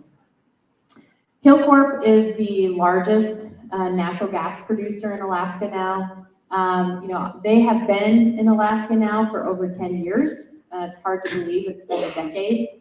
They're currently spending anywhere from $300 to $400 to $500 million a year, both enhancing the aging infrastructure that they purchased a decade ago, as well as they continue to invest in additional leases. You saw that, as I said, last week with both the federal lease sale as well as the state lease sale.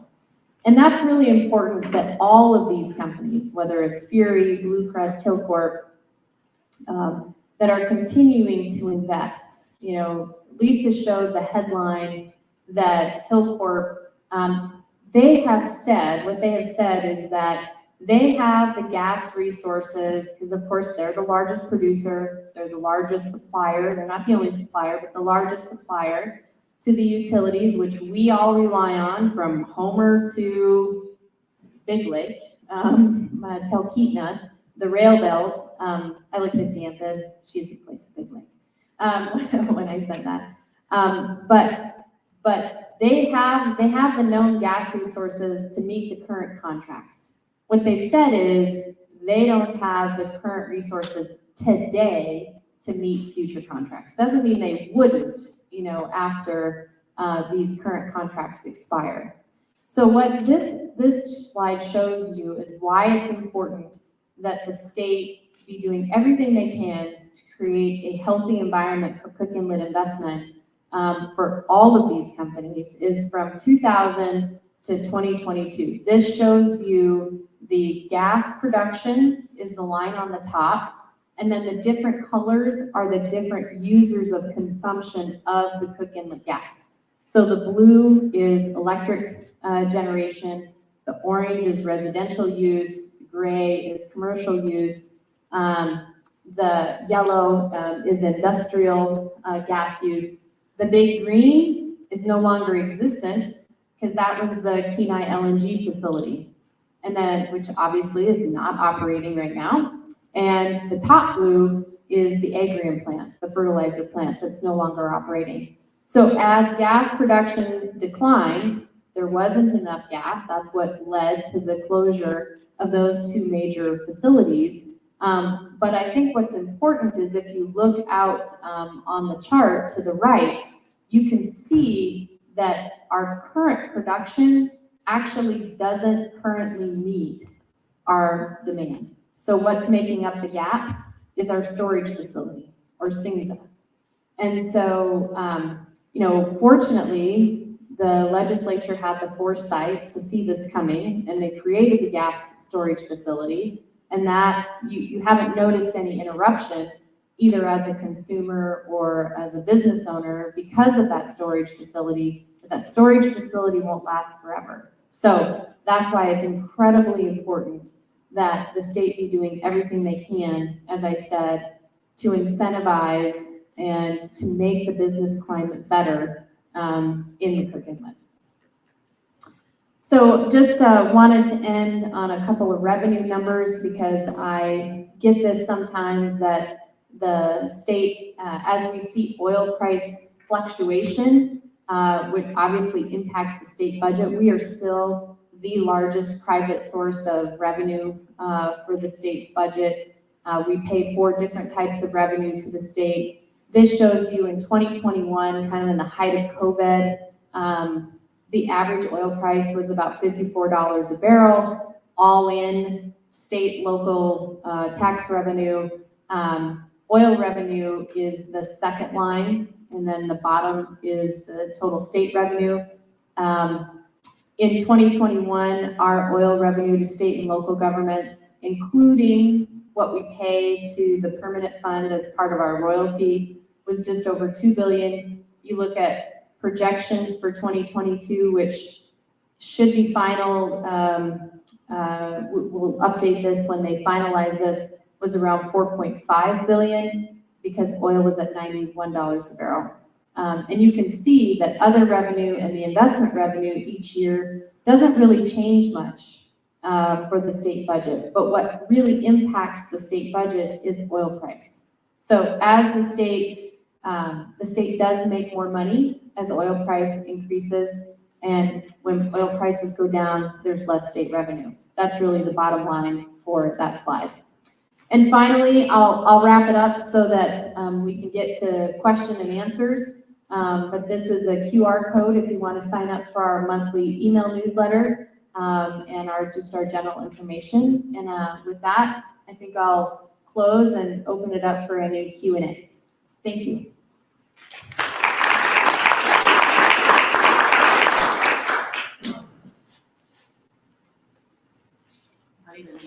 And I should say, there could be a few people that should be disqualified from asking these questions that I see in the audience that know us better, know some of these industries better than we do. Yes, sir. I was asking your opinion on the results of this most recent lease sale. I think, we saw one bidder in the federal lease sale, which is better than the last time the feds that offered a lease sale when there was no commercial interest. I think a lot of it is we've had where the federal government is offering lease sales might not be as geologic. The geology probably isn't as good as we see in some of the state lands. But at the same time, I would argue you need to have a consistent lease sale, both on the state and the federal side, and we don't have that with the feds. We have that with the state. The State Division of Oil and Gas has very consistent, predictable, area-wide lease sales that companies can plan on and research and predict. The feds, it is not that way on the federal side. And lease sales don't, obviously we know, don't guarantee that there'll be development. But if we're gonna continue to find new gas resources to supply in-state use, which all of Cook Inlet gas is consumed right here locally, right now it is anyway, you need to have lease sales. You gotta constantly have lease sales to get access, to do the exploration, to do the feasibility study. The lease sale is the first step in a long process.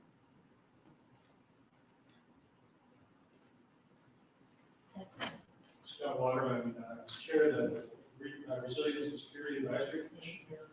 And I'm curious as to what your projections of future gas prices are.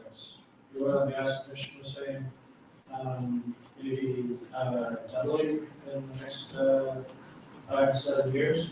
Do you see that as a possibility or not? Well, the first thing I never do is predict oil or gas prices. That is not my job. So I read, but what I can say is I follow the same journals that everyone else does and projections. And I was reading some articles just this morning on the flight down here about gas prices. And obviously, world events have really changed what's happening with gas, both worldwide consumption and demand. So will they be double 5 to 7 years from now? I don't know. Lisa might have a better sense of that. I may turn it over to her. Well, like Kara said, I don't predict prices either, but what I can say is if Alaska and all of us as users had to import gas, our prices will go up. Sure. That's almost assured. And if you remember that spot price number, that graph I had, those spot prices, if we had to buy on the spot price market, we would pay many multiples of the current price. So if the Alaska LNG project doesn't go forward and we actually import, if we don't find more gas in Cook Inlet, lots of ifs, but if that happens, we'll pay a lot more for energy. Pay a lot more and not benefit Alaska. Yeah, exactly. Other questions, please, go ahead. So this is pretty easy. So you said that I know we're closer than we ever have been for a gas line. You were talking about a gas line since you were here at 81. Exactly. You said you had a lot of the permits in place, lots of rights away. What would you say is the next major hurdle for this project to go forward? Okay, that's a good question. And you're right, there's been discussion of commercializing North Slope gas ever since the Trans-Alaska Pipeline went in, because gas is produced on the North Slope. Right now it's stranded, it goes back in the ground. So it's been discussed for a long time. We are closer than ever. We have all the major permits. We now have a lead party for the pipeline piece. That's Enbridge, as I mentioned. So the next major thing to happen is the lead party for the LNG facility. And we're working very hard on that. We've got a lot of interest from various investors. That will be the next big major thing that happens if I was to predict. And I'll look forward to that. Thank you. Other questions? They're kind to us. Thank you. Thank you. Thank you all so much for joining us today and sharing with us. That was fantastic. I always enjoy putting the bits and pieces together of how important your industries impact us on a very small level in our communities, but then regionally, communally, and then statewide, of course. So thank you for your time. All right, so the agenda says that we have a little break, so we'll take a quick break. When you guys go out on the tables, I believe they're on a few tables back there, we have a QR code here for a Kenai Peninsula Business Climate Survey. It's a few questions. Take it home if your brain is not functioning correctly right now, but take this home and then scan this QR code. And if you take a few moments for this survey, it helps us at KPEDD evaluate what it is that you guys as business leaders, business owners, civic leaders are looking for and what is important to you in your communities and in your regions and your quality of living. It's not just a how did you like today's IOF, it's more in depth of what is important to you, what is important to your way of life, and what you look for in your communities in order to live and thrive here. So it's very much in tune and in theme with how can we make our communities thrive through economies and through the people that are creating these systems for us. So please take a moment, take a card, take this home, take a break, and then we'll be back with some workforce resources and informational updates, which goes hand in hand to everything that we've been talking about today. So we'll see you here in about 10 minutes.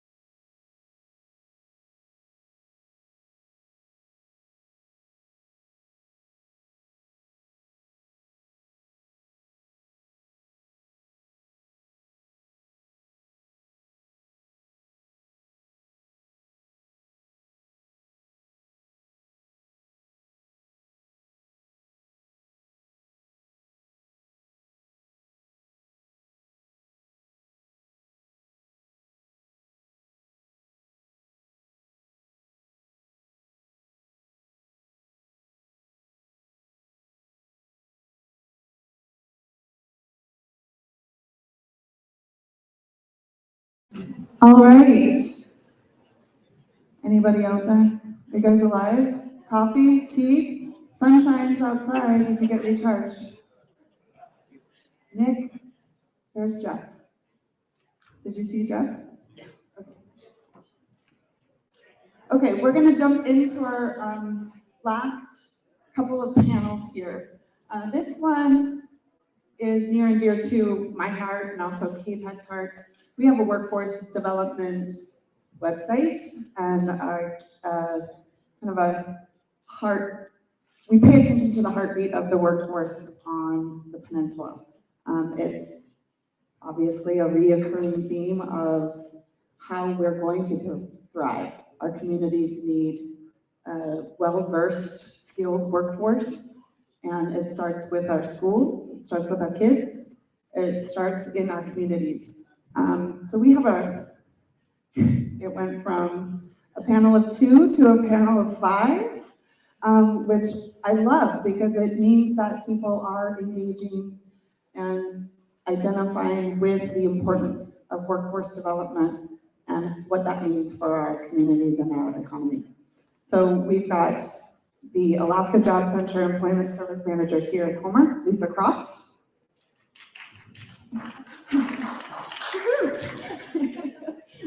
We have Heidi, also here. Reed with the Kenai Peninsula College. Cheryl Seamers is also here with the Kenai Peninsula College. And Cynthia. And they're going to be sharing perspectives and information on workforce development programs, kind of an idea of what we have here on the peninsula in terms of resources for our youth, but also people that may be looking for a job change or a career change or considering alternative sources of income. So we're excited to hear what you guys have to share, and I'll just open it up to you, Lisa. Thank you. My name is Lisa Croft. I'm the Employment Services Manager here at the Homer Job Center. The Job Center is one of a network of 14 job centers across the state, and we do a wide variety of, offer a wide variety of services for employers and job seekers. I don't have any slides. I'm just going to do kind of a brief overview of what we provide. Currently, we have our website called Alaska Jobs, and we're able to help employers get their jobs listed on there, as well as help job seekers get registered. One of the things that we found is there's a myth that there's no jobs in Homer in the winter, and we've been trying to bust that myth because right now we have over 200 jobs posted from the Nilchik south. So there's still a lot of opportunity in Homer in the winter, and a lot of people seem to not realize that. Last summer, we averaged about 360 job openings, each month. So there's definitely far more demand for jobs than we had job seekers. With COVID, we have seen some changes in the labor market with some people maybe not engaging. Also, employers, again, for some reason, there's not near as many job seekers as we'd like to see. As far as putting in job orders into the system, what we've also tried to do, and we've seen a big change, is that we're trying to highlight the employers that offer housing. It's actually kind of surprising once we started asking what employers offer housing. And also we're putting in things like, is there retention bonuses? And do you have hiring bonuses? And that has seemed to help a little bit to get some employers a few more employees. Let's see. As far as employers go, we do testing at the job center. We can do typing tests. We do mechanical inspection tests. Those are tests that, people need to upgrade their occupational licensing. Another service we provide employers is we can help employers if they have workers that need short-term training. We can, in some cases, help pay for that training. Some of the more popular occupations, and then we work with the college here too, that we can help pay for training, as we've had a lot of people go into the CNA programs, which then can lead them into other occupations. We've helped pay for CDLs for commercial drivers to help people get into that occupation, and maritime fields. So that covers that. One of the big things that we have coming up as far as working with employers and job seekers is on March 3rd, we're having the College Career and Job Fair. That will be at the campus here in Homer, and it's an opportunity for employers to meet with people. It's also an opportunity for job seekers to meet with employers. What we've decided to do is have a wide range of offerings available so people can have access to financial aid, employers, training opportunities, AgTech, Job Corps, all kinds of resources for people if they're looking for work, if they want to upgrade their skills, and if they just want to come see what other things are available. I wasn't here earlier, but what we're seeing, another reason why people are staying out of the labor market is the lack of childcare in Homer. So we'll have, and Cynthia can address this, at the job fair, the career fair, we'll have staff from daycare licensing that can answer people's questions about if they want to actually start a daycare in Homer, which hopefully will then help employers because people will have childcare. Let's see here. So, and as far as job seekers go, we have a full computer lab at the job center. Job seekers can come in, they can use those to look for work. We work extensively with people as far as resumes, cover letters, locating work, changing jobs. We have a lot of people who are currently employed who may want to do a different job, upgrade skills, maybe a job that works better with their hours, better pay, better benefits, those kind of things. So we work extensively with people in that. And this fall, we started going into the schools again. There was a break, again, for a couple of years with COVID. We did presentations to about 60 youth, and we were really, really impressed that many youth showed up on occupations and careers that are available in Homer that are career type positions. There's a lot of employers in Homer who are willing to take somebody who has limited skills and train them into careers. And we were surprised, that we had 60 youth show up. We weren't expecting that. And also, we found that many students graduating from high school, if they're not on the college path, are not aware of even how to begin looking for work. So we've really tried to focus on youth. We found that talking to employers last year, they were really happy with a lot of the youth that they hired. We hear, youth, they're on the phones, they don't know how to show up to work on time and those kind of things, but that's not the feedback we got. We found that employers were able to bring these youth on and train them to do what they wanted to do, and it was pretty successful all the way around. I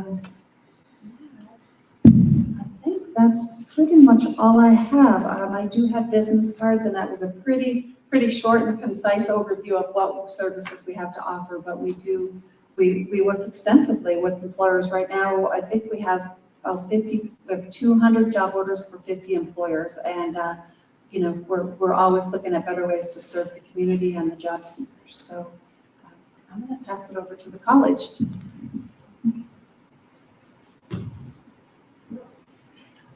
I'm Cheryl Seamers. I'm the director at Kenai Peninsula College. This is my second year in that role and also my second time attending this forum.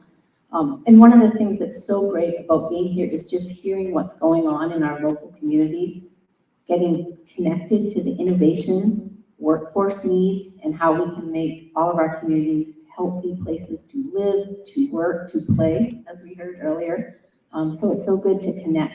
As today is often a lot about networking, I made sure to bring others with me today. So I have with me Reed Brewer. He is the director at our Kachemak Bay campus, right here in Homer. And Heidi Graves is our director at the Learning Center at Kenai Peninsula College on our Kenai River campus. So They're going to share a couple slides with me. And again, we have just 5 minutes. So bringing what I consider is just an update from each time that we present here today. I thought I'd bring an update on nursing and CNA because that's in such high demand in our communities. KPC continues to offer its CNA programs on both campuses. We hope we're meeting some of the workforce need. We know both hospitals in both areas are also doing in-house workforce training for CNAs because the need is so great. One of the things KPC is excited about on its CNA program is we often serve high school students who want to be CNAs once they graduate. Our nursing program on the Kenai River campus was on hold for 1 year as we waited for a new nursing instructor, which we have this year. Partnering with Central Peninsula, we were able to bring more potential nurses into that program that we have in the past. So we have a full cohort plus some. So we're really appreciative of the hospital for helping us expand that program offered through UAN. As we all know, that's great need in both locations.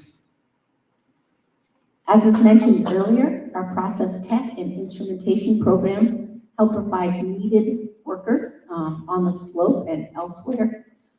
Noted down below, it's hard to read this, but 89% of process technology instrumentation graduates are hired in Alaska within 1 year. It's a fabulous statistic for our workforce training program, and it is a nationally recognized program.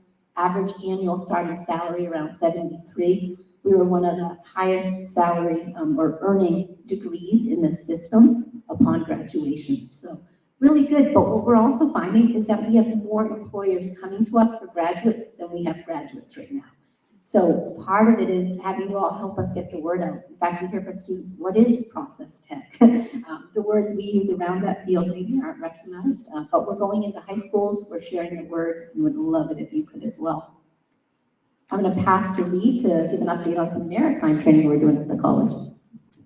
Great, thanks, Cheryl. So maritime training is an example of how KPC is connecting and working direct with industry in a collaborative process. And so we work very closely with Homer Marine Trades. We work with a bunch of industry organizations to offer training that gives people in Homer the skills they need to go to work. And so you can see the list of classes we offer. A couple of them are Coast Guard certification courses. Most of these graduates are looking for a change of life and they get jobs. We help students get through the process their paperwork, and they're working in the region. So it's a pretty incredible process. I put a success story here on the side where a student said they were working in a restaurant, didn't have anywhere to go, got involved in this and got a job, which we always love to hear.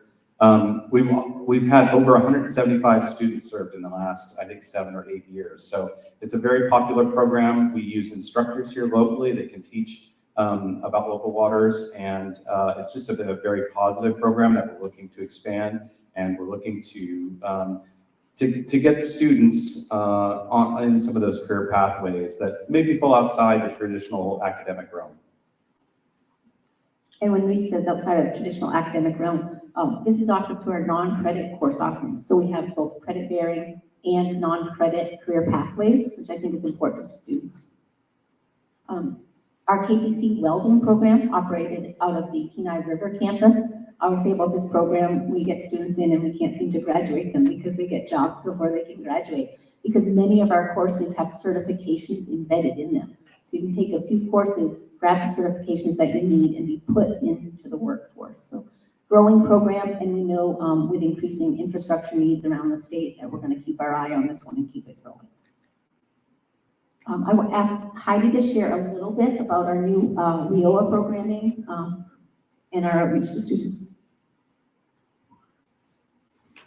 All right, so we do have 2 WIOA grants, or WIOA grants, to work with the low-skilled adults, so adults who are not necessarily on a college track or not yet on a college track. And one of the grants specifically focuses on academic skills and workforce readiness skills and integrating that with workforce trainings. And then the other grant is meant for young adults or 16 to 17-year-olds as well to work with career exploration and GED attainment and just trying to figure out what to do with your life if you're not going to college, not planning to go to college. So I guess it's back to me. One of the things that we did want to bring is, the college is reactive in a lot of ways. We get somebody that says, we need this training. How can you help us? Which is great. We love that feedback. But we also try to be proactive. And so we started a program about a year ago, and we started looking at big industries in the region. So, for this area, agriculture is a big one, construction, maritime, welding, food service, tourism. Those are kind of the big ones. And so we, this spring, we're piloting a program where we're building a sustainable agriculture program. We've got a high tunnel that's up at the Ketchikan Bay campus, and we're gonna start with non-credit classes, but the idea is we're gonna bring in those backyard gardeners and people that work in agriculture for a business, and people that have no idea when to put the kelp in the soil. So the hope with this program is that we can reach out to different audiences in different ways. So we'll be offering freebie workshops. We'll be offering non-credit classes. We actually have a series going with Homer Soil and Water, which starts tonight. It's a 13-part lecture series that's hosted at the college to educate people on growing in the South Peninsula. And the really cool thing about this program is it has potential to spread to Seward. It has a potential to spread to Soledad and Kenai. And so we're really excited about this program. We've gotten a bunch of industry feedback and partnership, and I think we heard earlier that this is a huge deal for the Kenai. And so we're hoping that this will be kind of a focus area where the community can have consistent courses to learn about sustainable agriculture in the South Peninsula. Thanks, Pete and Heidi. Wanted to end just our 5-minute brief presentation by saying, in listening to the lunch discussion today and the roundtable, thinking about our youth in the area and how do we keep them here if they want to be here, if that's their career goal. I thought I'd share with you just an update on our dual enrollment, high school students who are taking courses at the college now. KPC is in the 3rd year of a partnership with KPEDD to launch a middle college. So this is year 3 of middle college, where the district is offering courses through the college for college credit, but it's where the district pays for everything from books to lab fees to the tuition itself. So it's a wonderful, I call it an equitable opportunity for kids in the district to get some early training, sometimes 15, 20 credits before they even graduate. Numbers in that, for fall of 2022, we had 62 students enrolled in over 187 courses. Spring of 23, we're still collecting applications for that.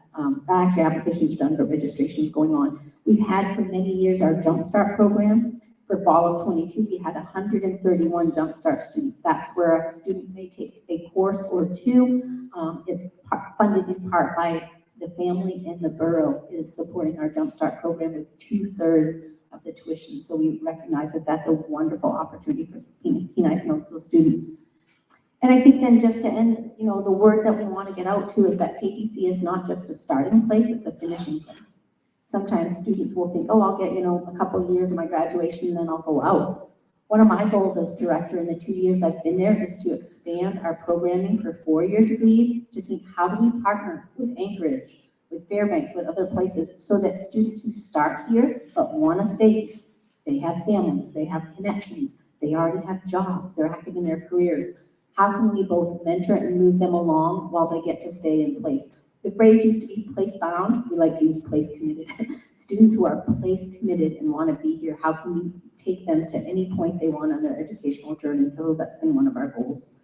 So the college last year held a forum on its campus just to say, here's where we're thinking of going. How can we meet community needs? We're going to hold another one next year. If you are interested in being part of that, our goal in those open forums is to say, what are you doing? What are your workforce needs? Or how can we partner together? We'd hold one on the Ketchikan Bay campus as well. I hold one on the Kenai River campus. We'd love to get in touch with you. Thank you. Hi, I'm Cynthia West with Healthy and Equitable Communities. It's a grant-funded program through State of Public Health. And I had the opportunity to work with Lisa in a previous position. They do amazing work at our job center. We're very lucky to have them. I have been invited to be part of the Career and Job Fair. We're going to be bringing the state licensing folks down, as well as some really amazing folks from KPEDD Alaska. And they will be available to have conversations and chat about some of the things that are available to support child care providers who are licensed with the state. Licensing, I feel, is a good thing beyond being able to tap into a lot of resources federally and state that are coming down right now to help child care providers. It also ensures that we have quality, safe child care. And I'm also really excited about progress that we're making. We've got a long way to go. It's been an issue, lack of child care all over the state, but especially on the Kenai Peninsula prior to COVID. But we have gotten the number of licensed child care spots.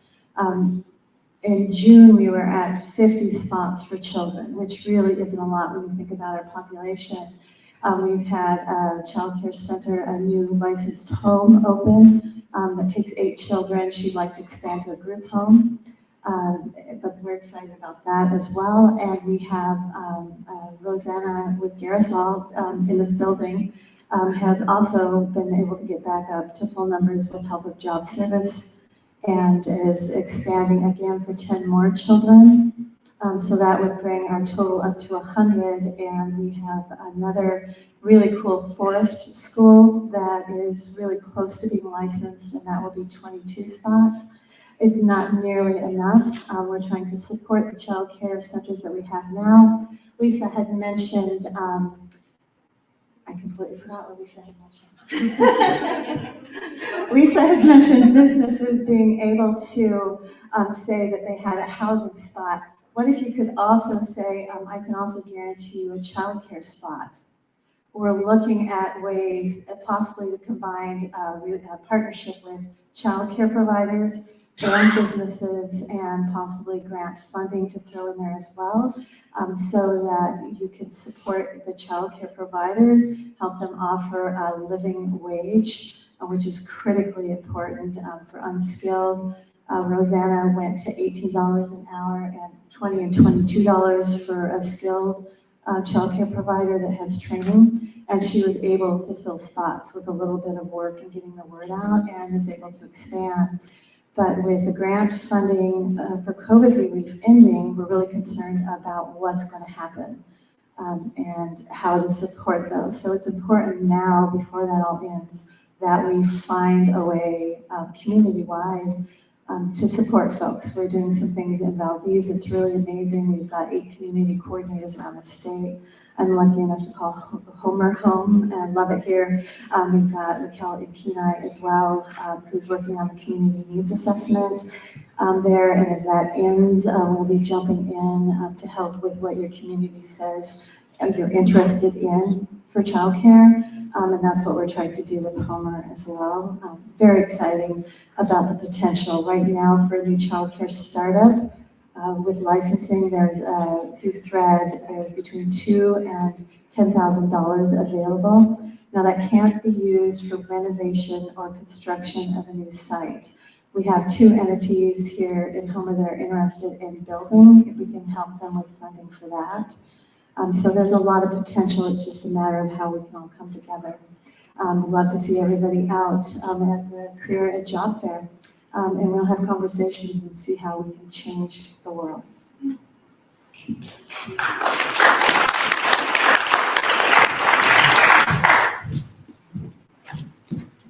Well, we can give you guys 2 hours.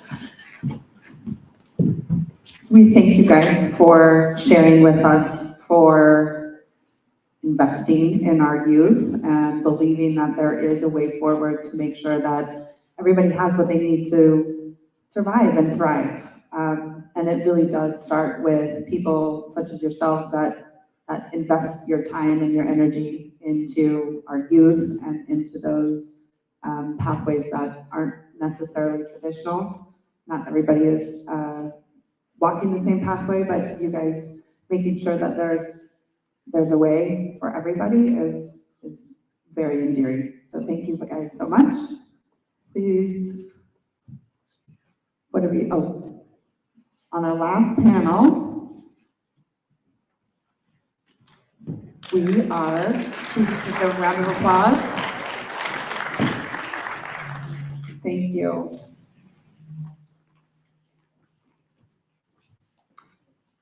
So to close out the day, I've gotten to know Ashley Christensen throughout the year on a variety of different committees and meetings and just on a different level. So please welcome the Chugach Community Coordinator. You do it. You did great. Okay. To close us out. Hi, everyone. My name is Ashley Christensen, and I'm with Chugach Alaska Corporation. I am the Community Development Program Director. Thank you, first of all, for hosting and having us here, and thank you to everyone for making it through the end of the day. I do have a flight to catch, as well as we'll probably get ready to wrap up for the day, so I will be quick. Am I controlling the slides? Sorry, I figured since it's a one-man panel, I could stand here. Yeah. So I'd like to provide an overview for those of you who aren't aware of Chugach Alaska Corporation. As an Alaska Native corporation, what we do within our region and where our region is, and then I'll drill down into how we participate in the Kenai Peninsula economy, collaborate with businesses, and just provide jobs here in the region, as long, including our two communities just across here from Homer. Before we begin, I just wanted to share a little bit about myself, because one of the mottos we have at Chugach, we are responsible for regional development, but you can't have regional development without community development. And I think that being from a small community like Homer myself, I'm adding value to this position, both personally and professionally. And that says a lot. It reminds me of the woman who was up here earlier today, who's from Homer, moved back to Homer, and now she's on a panel giving her opinions on how she thinks you can bring more people back to Homer. So I enjoy working across Prince William Sound, being from Cordova, born and raised on a family boat. I was a small child when Exxon Valdez oil spill happened. I don't believe child labor laws were as strict as they are now. So my dad had to save money and had a full-on family operation. So you could tell quite young there, both seining and field netting. So Chugach Alaska Corporation, we are very unique in the fact that we are a for-profit company with a nonprofit mission. Our mission is that we are committed to profitability. So we have to earn that revenue. There's a for-profit piece, celebration of our heritage, and ownership of our lands, which involves being good stewards of our lands. And not just the lands that we own, but the region in which we encompass. And how do we do that? We have to operate this balanced portfolio of businesses, investments, and land development projects. Because we are a community-owned organization. We think beyond now. We have a 100-year vision. We have to think of the generations to come, and we recognize that the decisions we make today affect those of tomorrow. So those brilliant ideas that we all have, that I like to have, it does require a lot of collaboration, a lot of discussion, and understanding how can we work together and make a decision that's not just good for right now, but gonna have long-term impacts. Sorry, my slides. Here we go. So this is an overview of our region. There's an arbitrary line that cuts between Fort Graham and Seldovia, and that is Chugach land on the east side. So Fort Graham and then Wallach are two of our unincorporated villages, and that goes up the Kenai Fjords Park through Seward, Whittier, Valdez, Cordova, and down the Bering Glacier before we get to Sea Alaska territory. So we do have about 5,000 miles of coastline, and we own subsurface estate, whereas the village corporations will own the surface estate. And that goes back to our longevity of partnerships since we've been created in 1971 through the Alaska Native Claims Settlement Act.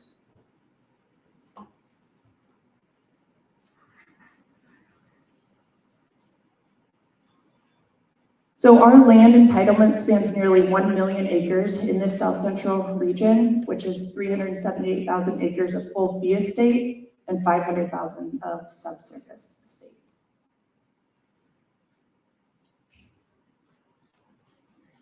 Our land management strategy includes projects that stimulate economic development within our communities and support our shareholder benefits while also caring for the land for future generations. So as I stated, being from Cordova, I am a shareholder descendant. I'm a descendant of a shareholder because I was not born in 1971 when IGSA passed. I am a product of what Alaska Native corporations were supposed to be doing, giving back to their people. They have to promote the economic, social, and cultural well-being. I grew up in a fishing family, did not understand business, but I also grew up in a fishing family when it was the 90s and early 2000s. It wasn't very good fishing, and I had to make money for college. So what was I gonna do? I relied on my scholarships that I got through Alaska Native corporations and village corporations, and those are the benefits of these revenues are required, mandated, but also want to give to their people and promote those youth. So when we talk about workforce development, there's been a lot of great panels here. I just think, are we also including the tribes? Are we also including the village corps? Are we also including the regional corps? How are we all working together to solve these problems? Because like a city, like a tribe, like a village, we all have a lot of similar problems, but we also have a lot of strong youth that we are raising together. I would like to consider myself one of them that is stepping into positions that want to be digging in and asking these hard questions on how can we work together and take care of our beautiful landscape. I feel like Cordova is a lot like Homer, except we don't have a road system. Port Graham and Ninwalek have a lot of the same housing issues that you guys do as well. We're not alone there. Now, this is going to be hard to see on the tiny screens. I do apologize for that, but I think what I want you to understand from this slide is that these are all of the organizations that make up this ecosystem of ANCSA, Alaska Native Claims Settlement Act, and we have been primed with partnerships from day one. Alaska Native entities have been utilizing our partnerships, whether it's with the state, tribe, regional, village, nonprofit entities. You heard from Jeff Petrick with Alujik Hatchery earlier today. Chugach Regional Resource Commission is a nonprofit supporting the Chugach region. They're one of our tribal organizations. We all have to work together to be able to meet the needs and fulfill this unique model of self-determination. And I think my takeaway here is that we want to have a seat at the table. We appreciate KPEDD for allowing us to have a seat at the table, having a voice here, being a part of your Kenai Peninsula Task Force, for broadband, and just getting to come to community events like this. It's been fantastic. So Port Graham, who's been to Port Graham? All right, a lot. So Port Graham is very unique as well. I just want to highlight some of their projects that they have coming up. You see their dock. Port Graham Village Corporation has a I love the campaign name, Desperate Dock Campaign, because their dock has been crumbling and falling apart, and they are making great strides to getting that accomplished. But you know what it impacts is getting fuel to the community. And so they're limited on the amount of fuel they can get in the community because it has to go through the water, because their dock that's supposed to take the fuel is inoperable and falling apart. So they have this whole waterfront project. So just, if there's people that can meet that need or want to have that conversation, Port Graham Village Corporation, they would love to talk with you if you haven't already. And that's one of many projects. I want to highlight Ninwalek. Who's been to Ninwalek? Same folks? Nice. Ninwalek, January 14th, I'll put a little plug. They have their Russian New Year's event, which they're very well known for. But I love this picture of the lagoon because they have a very unique issue in that alone while also receiving fuel. They can only have boats come in at certain times of the tide, which impacts, what is it, the borough that delivers fuel there? Okay, I'm gonna go out on a limb and say they deliver the fuel there, and it they're limited to what they can get on a truck that can go on a landing craft that can then go to the community. And so when you think about energy sufficiency, sustainability, they're so close to the road system, but so far behind. So part of my job is working with all of our communities on how can we help you navigate the steps to get your needs done? You've heard needs assessment mentioned earlier. Our communities have done that. What are your needs? Where are you in the projects? Where are you with your critical projects, on the borough's list, on the state's list, on the federal agencies list? How can we, Chugach being the regional corporation responsible for regional development, help at the community level? And that's where I just love my job. I have a very cool job getting to work at the community level for a regional organization. To me, it's unique and interesting. And sorry, I have my 4 o'clock flight, so I am rushing faster than I had intended. What I would like to highlight here is our operation companies, because those of you may not know or may know that Chugach in 2015 purchased All American Oil Field. So they have had a reputation here for a long time. They were a great transition for us on our commercial side of the house to get into Kenai Peninsula oil and gas, but it was very much a complementary business for us because Chugach Alaska Services have been providing staffing solutions to Alaska for decades as well. So it paralleled. And then TCC, has anyone heard of TCC here? You guys do SERVs? Anyone here operate on SERVs, oil spill response? TCC works with Alaska to contract and support that. So, being a Cordova fisherman, I know plenty of people who relied on SERVs for April income just to survive after they paid their taxes. So here's some highlights of some of the services that, staffing services that we provide with CAS, as we love our acronyms. And slide 10. And so they started operating in 1992. We have, operating 2 technology pieces using. CAS is also hiring. We have jobs in Valdez, Anchorage, Fairbanks, and they do range in the gamut of all the oil field positions. Just 2 days ago, they had a power vapor technician position open in Valdez. So if you have family, friends looking for those jobs, please refer them to ChugachAlaskaServices.com.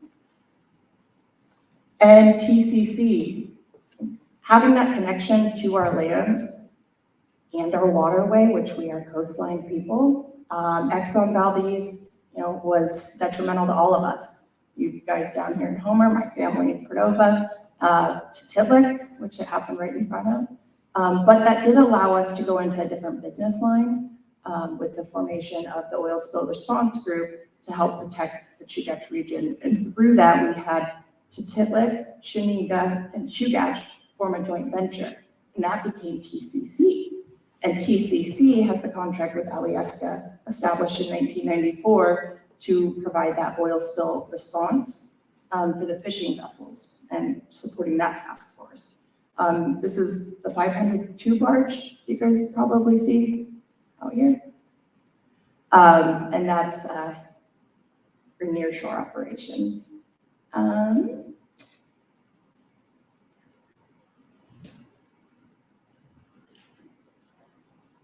All American Oil Field. They have job openings as well, so I encourage everyone to check them out. They're also housed with KPEDD in their Business Incubator Center. And the last thing I kind of wanted to end with, we talk a lot about resource development.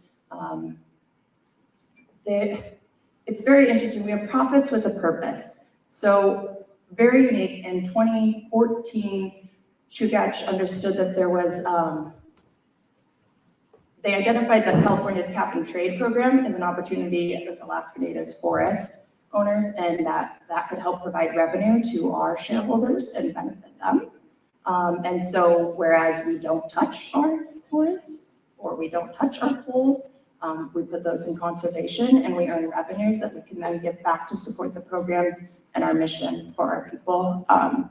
Started in 2014 and advocating with California to make sure that Alaska could become a part of, Alaska Natives could become a part of that program. And by 2017, we were able to sell measly 100,000 acres into the program, and which now has been multi-million. Port Graham Village Corporation was one of the other ones to take advantage of it, and so is Alaska. So again, just thinking differently about how can we be good stewards of our land and also provide for our people and earn revenue. Very unique. And with that, I'll just say thank you, Koyana. It's been a pleasure.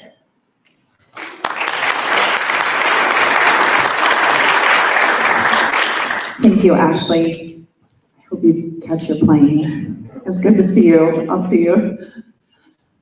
So yes, Ashley brings up a really good point about just making sure that our partnerships, our relationships, our networks, we kind of all overlap. We're like a big quilt, and we have a lot of different fabrics that can overlap and can kind of flow into one another. And I think it's important to recognize those and to also understand what the commonalities are amongst all of those.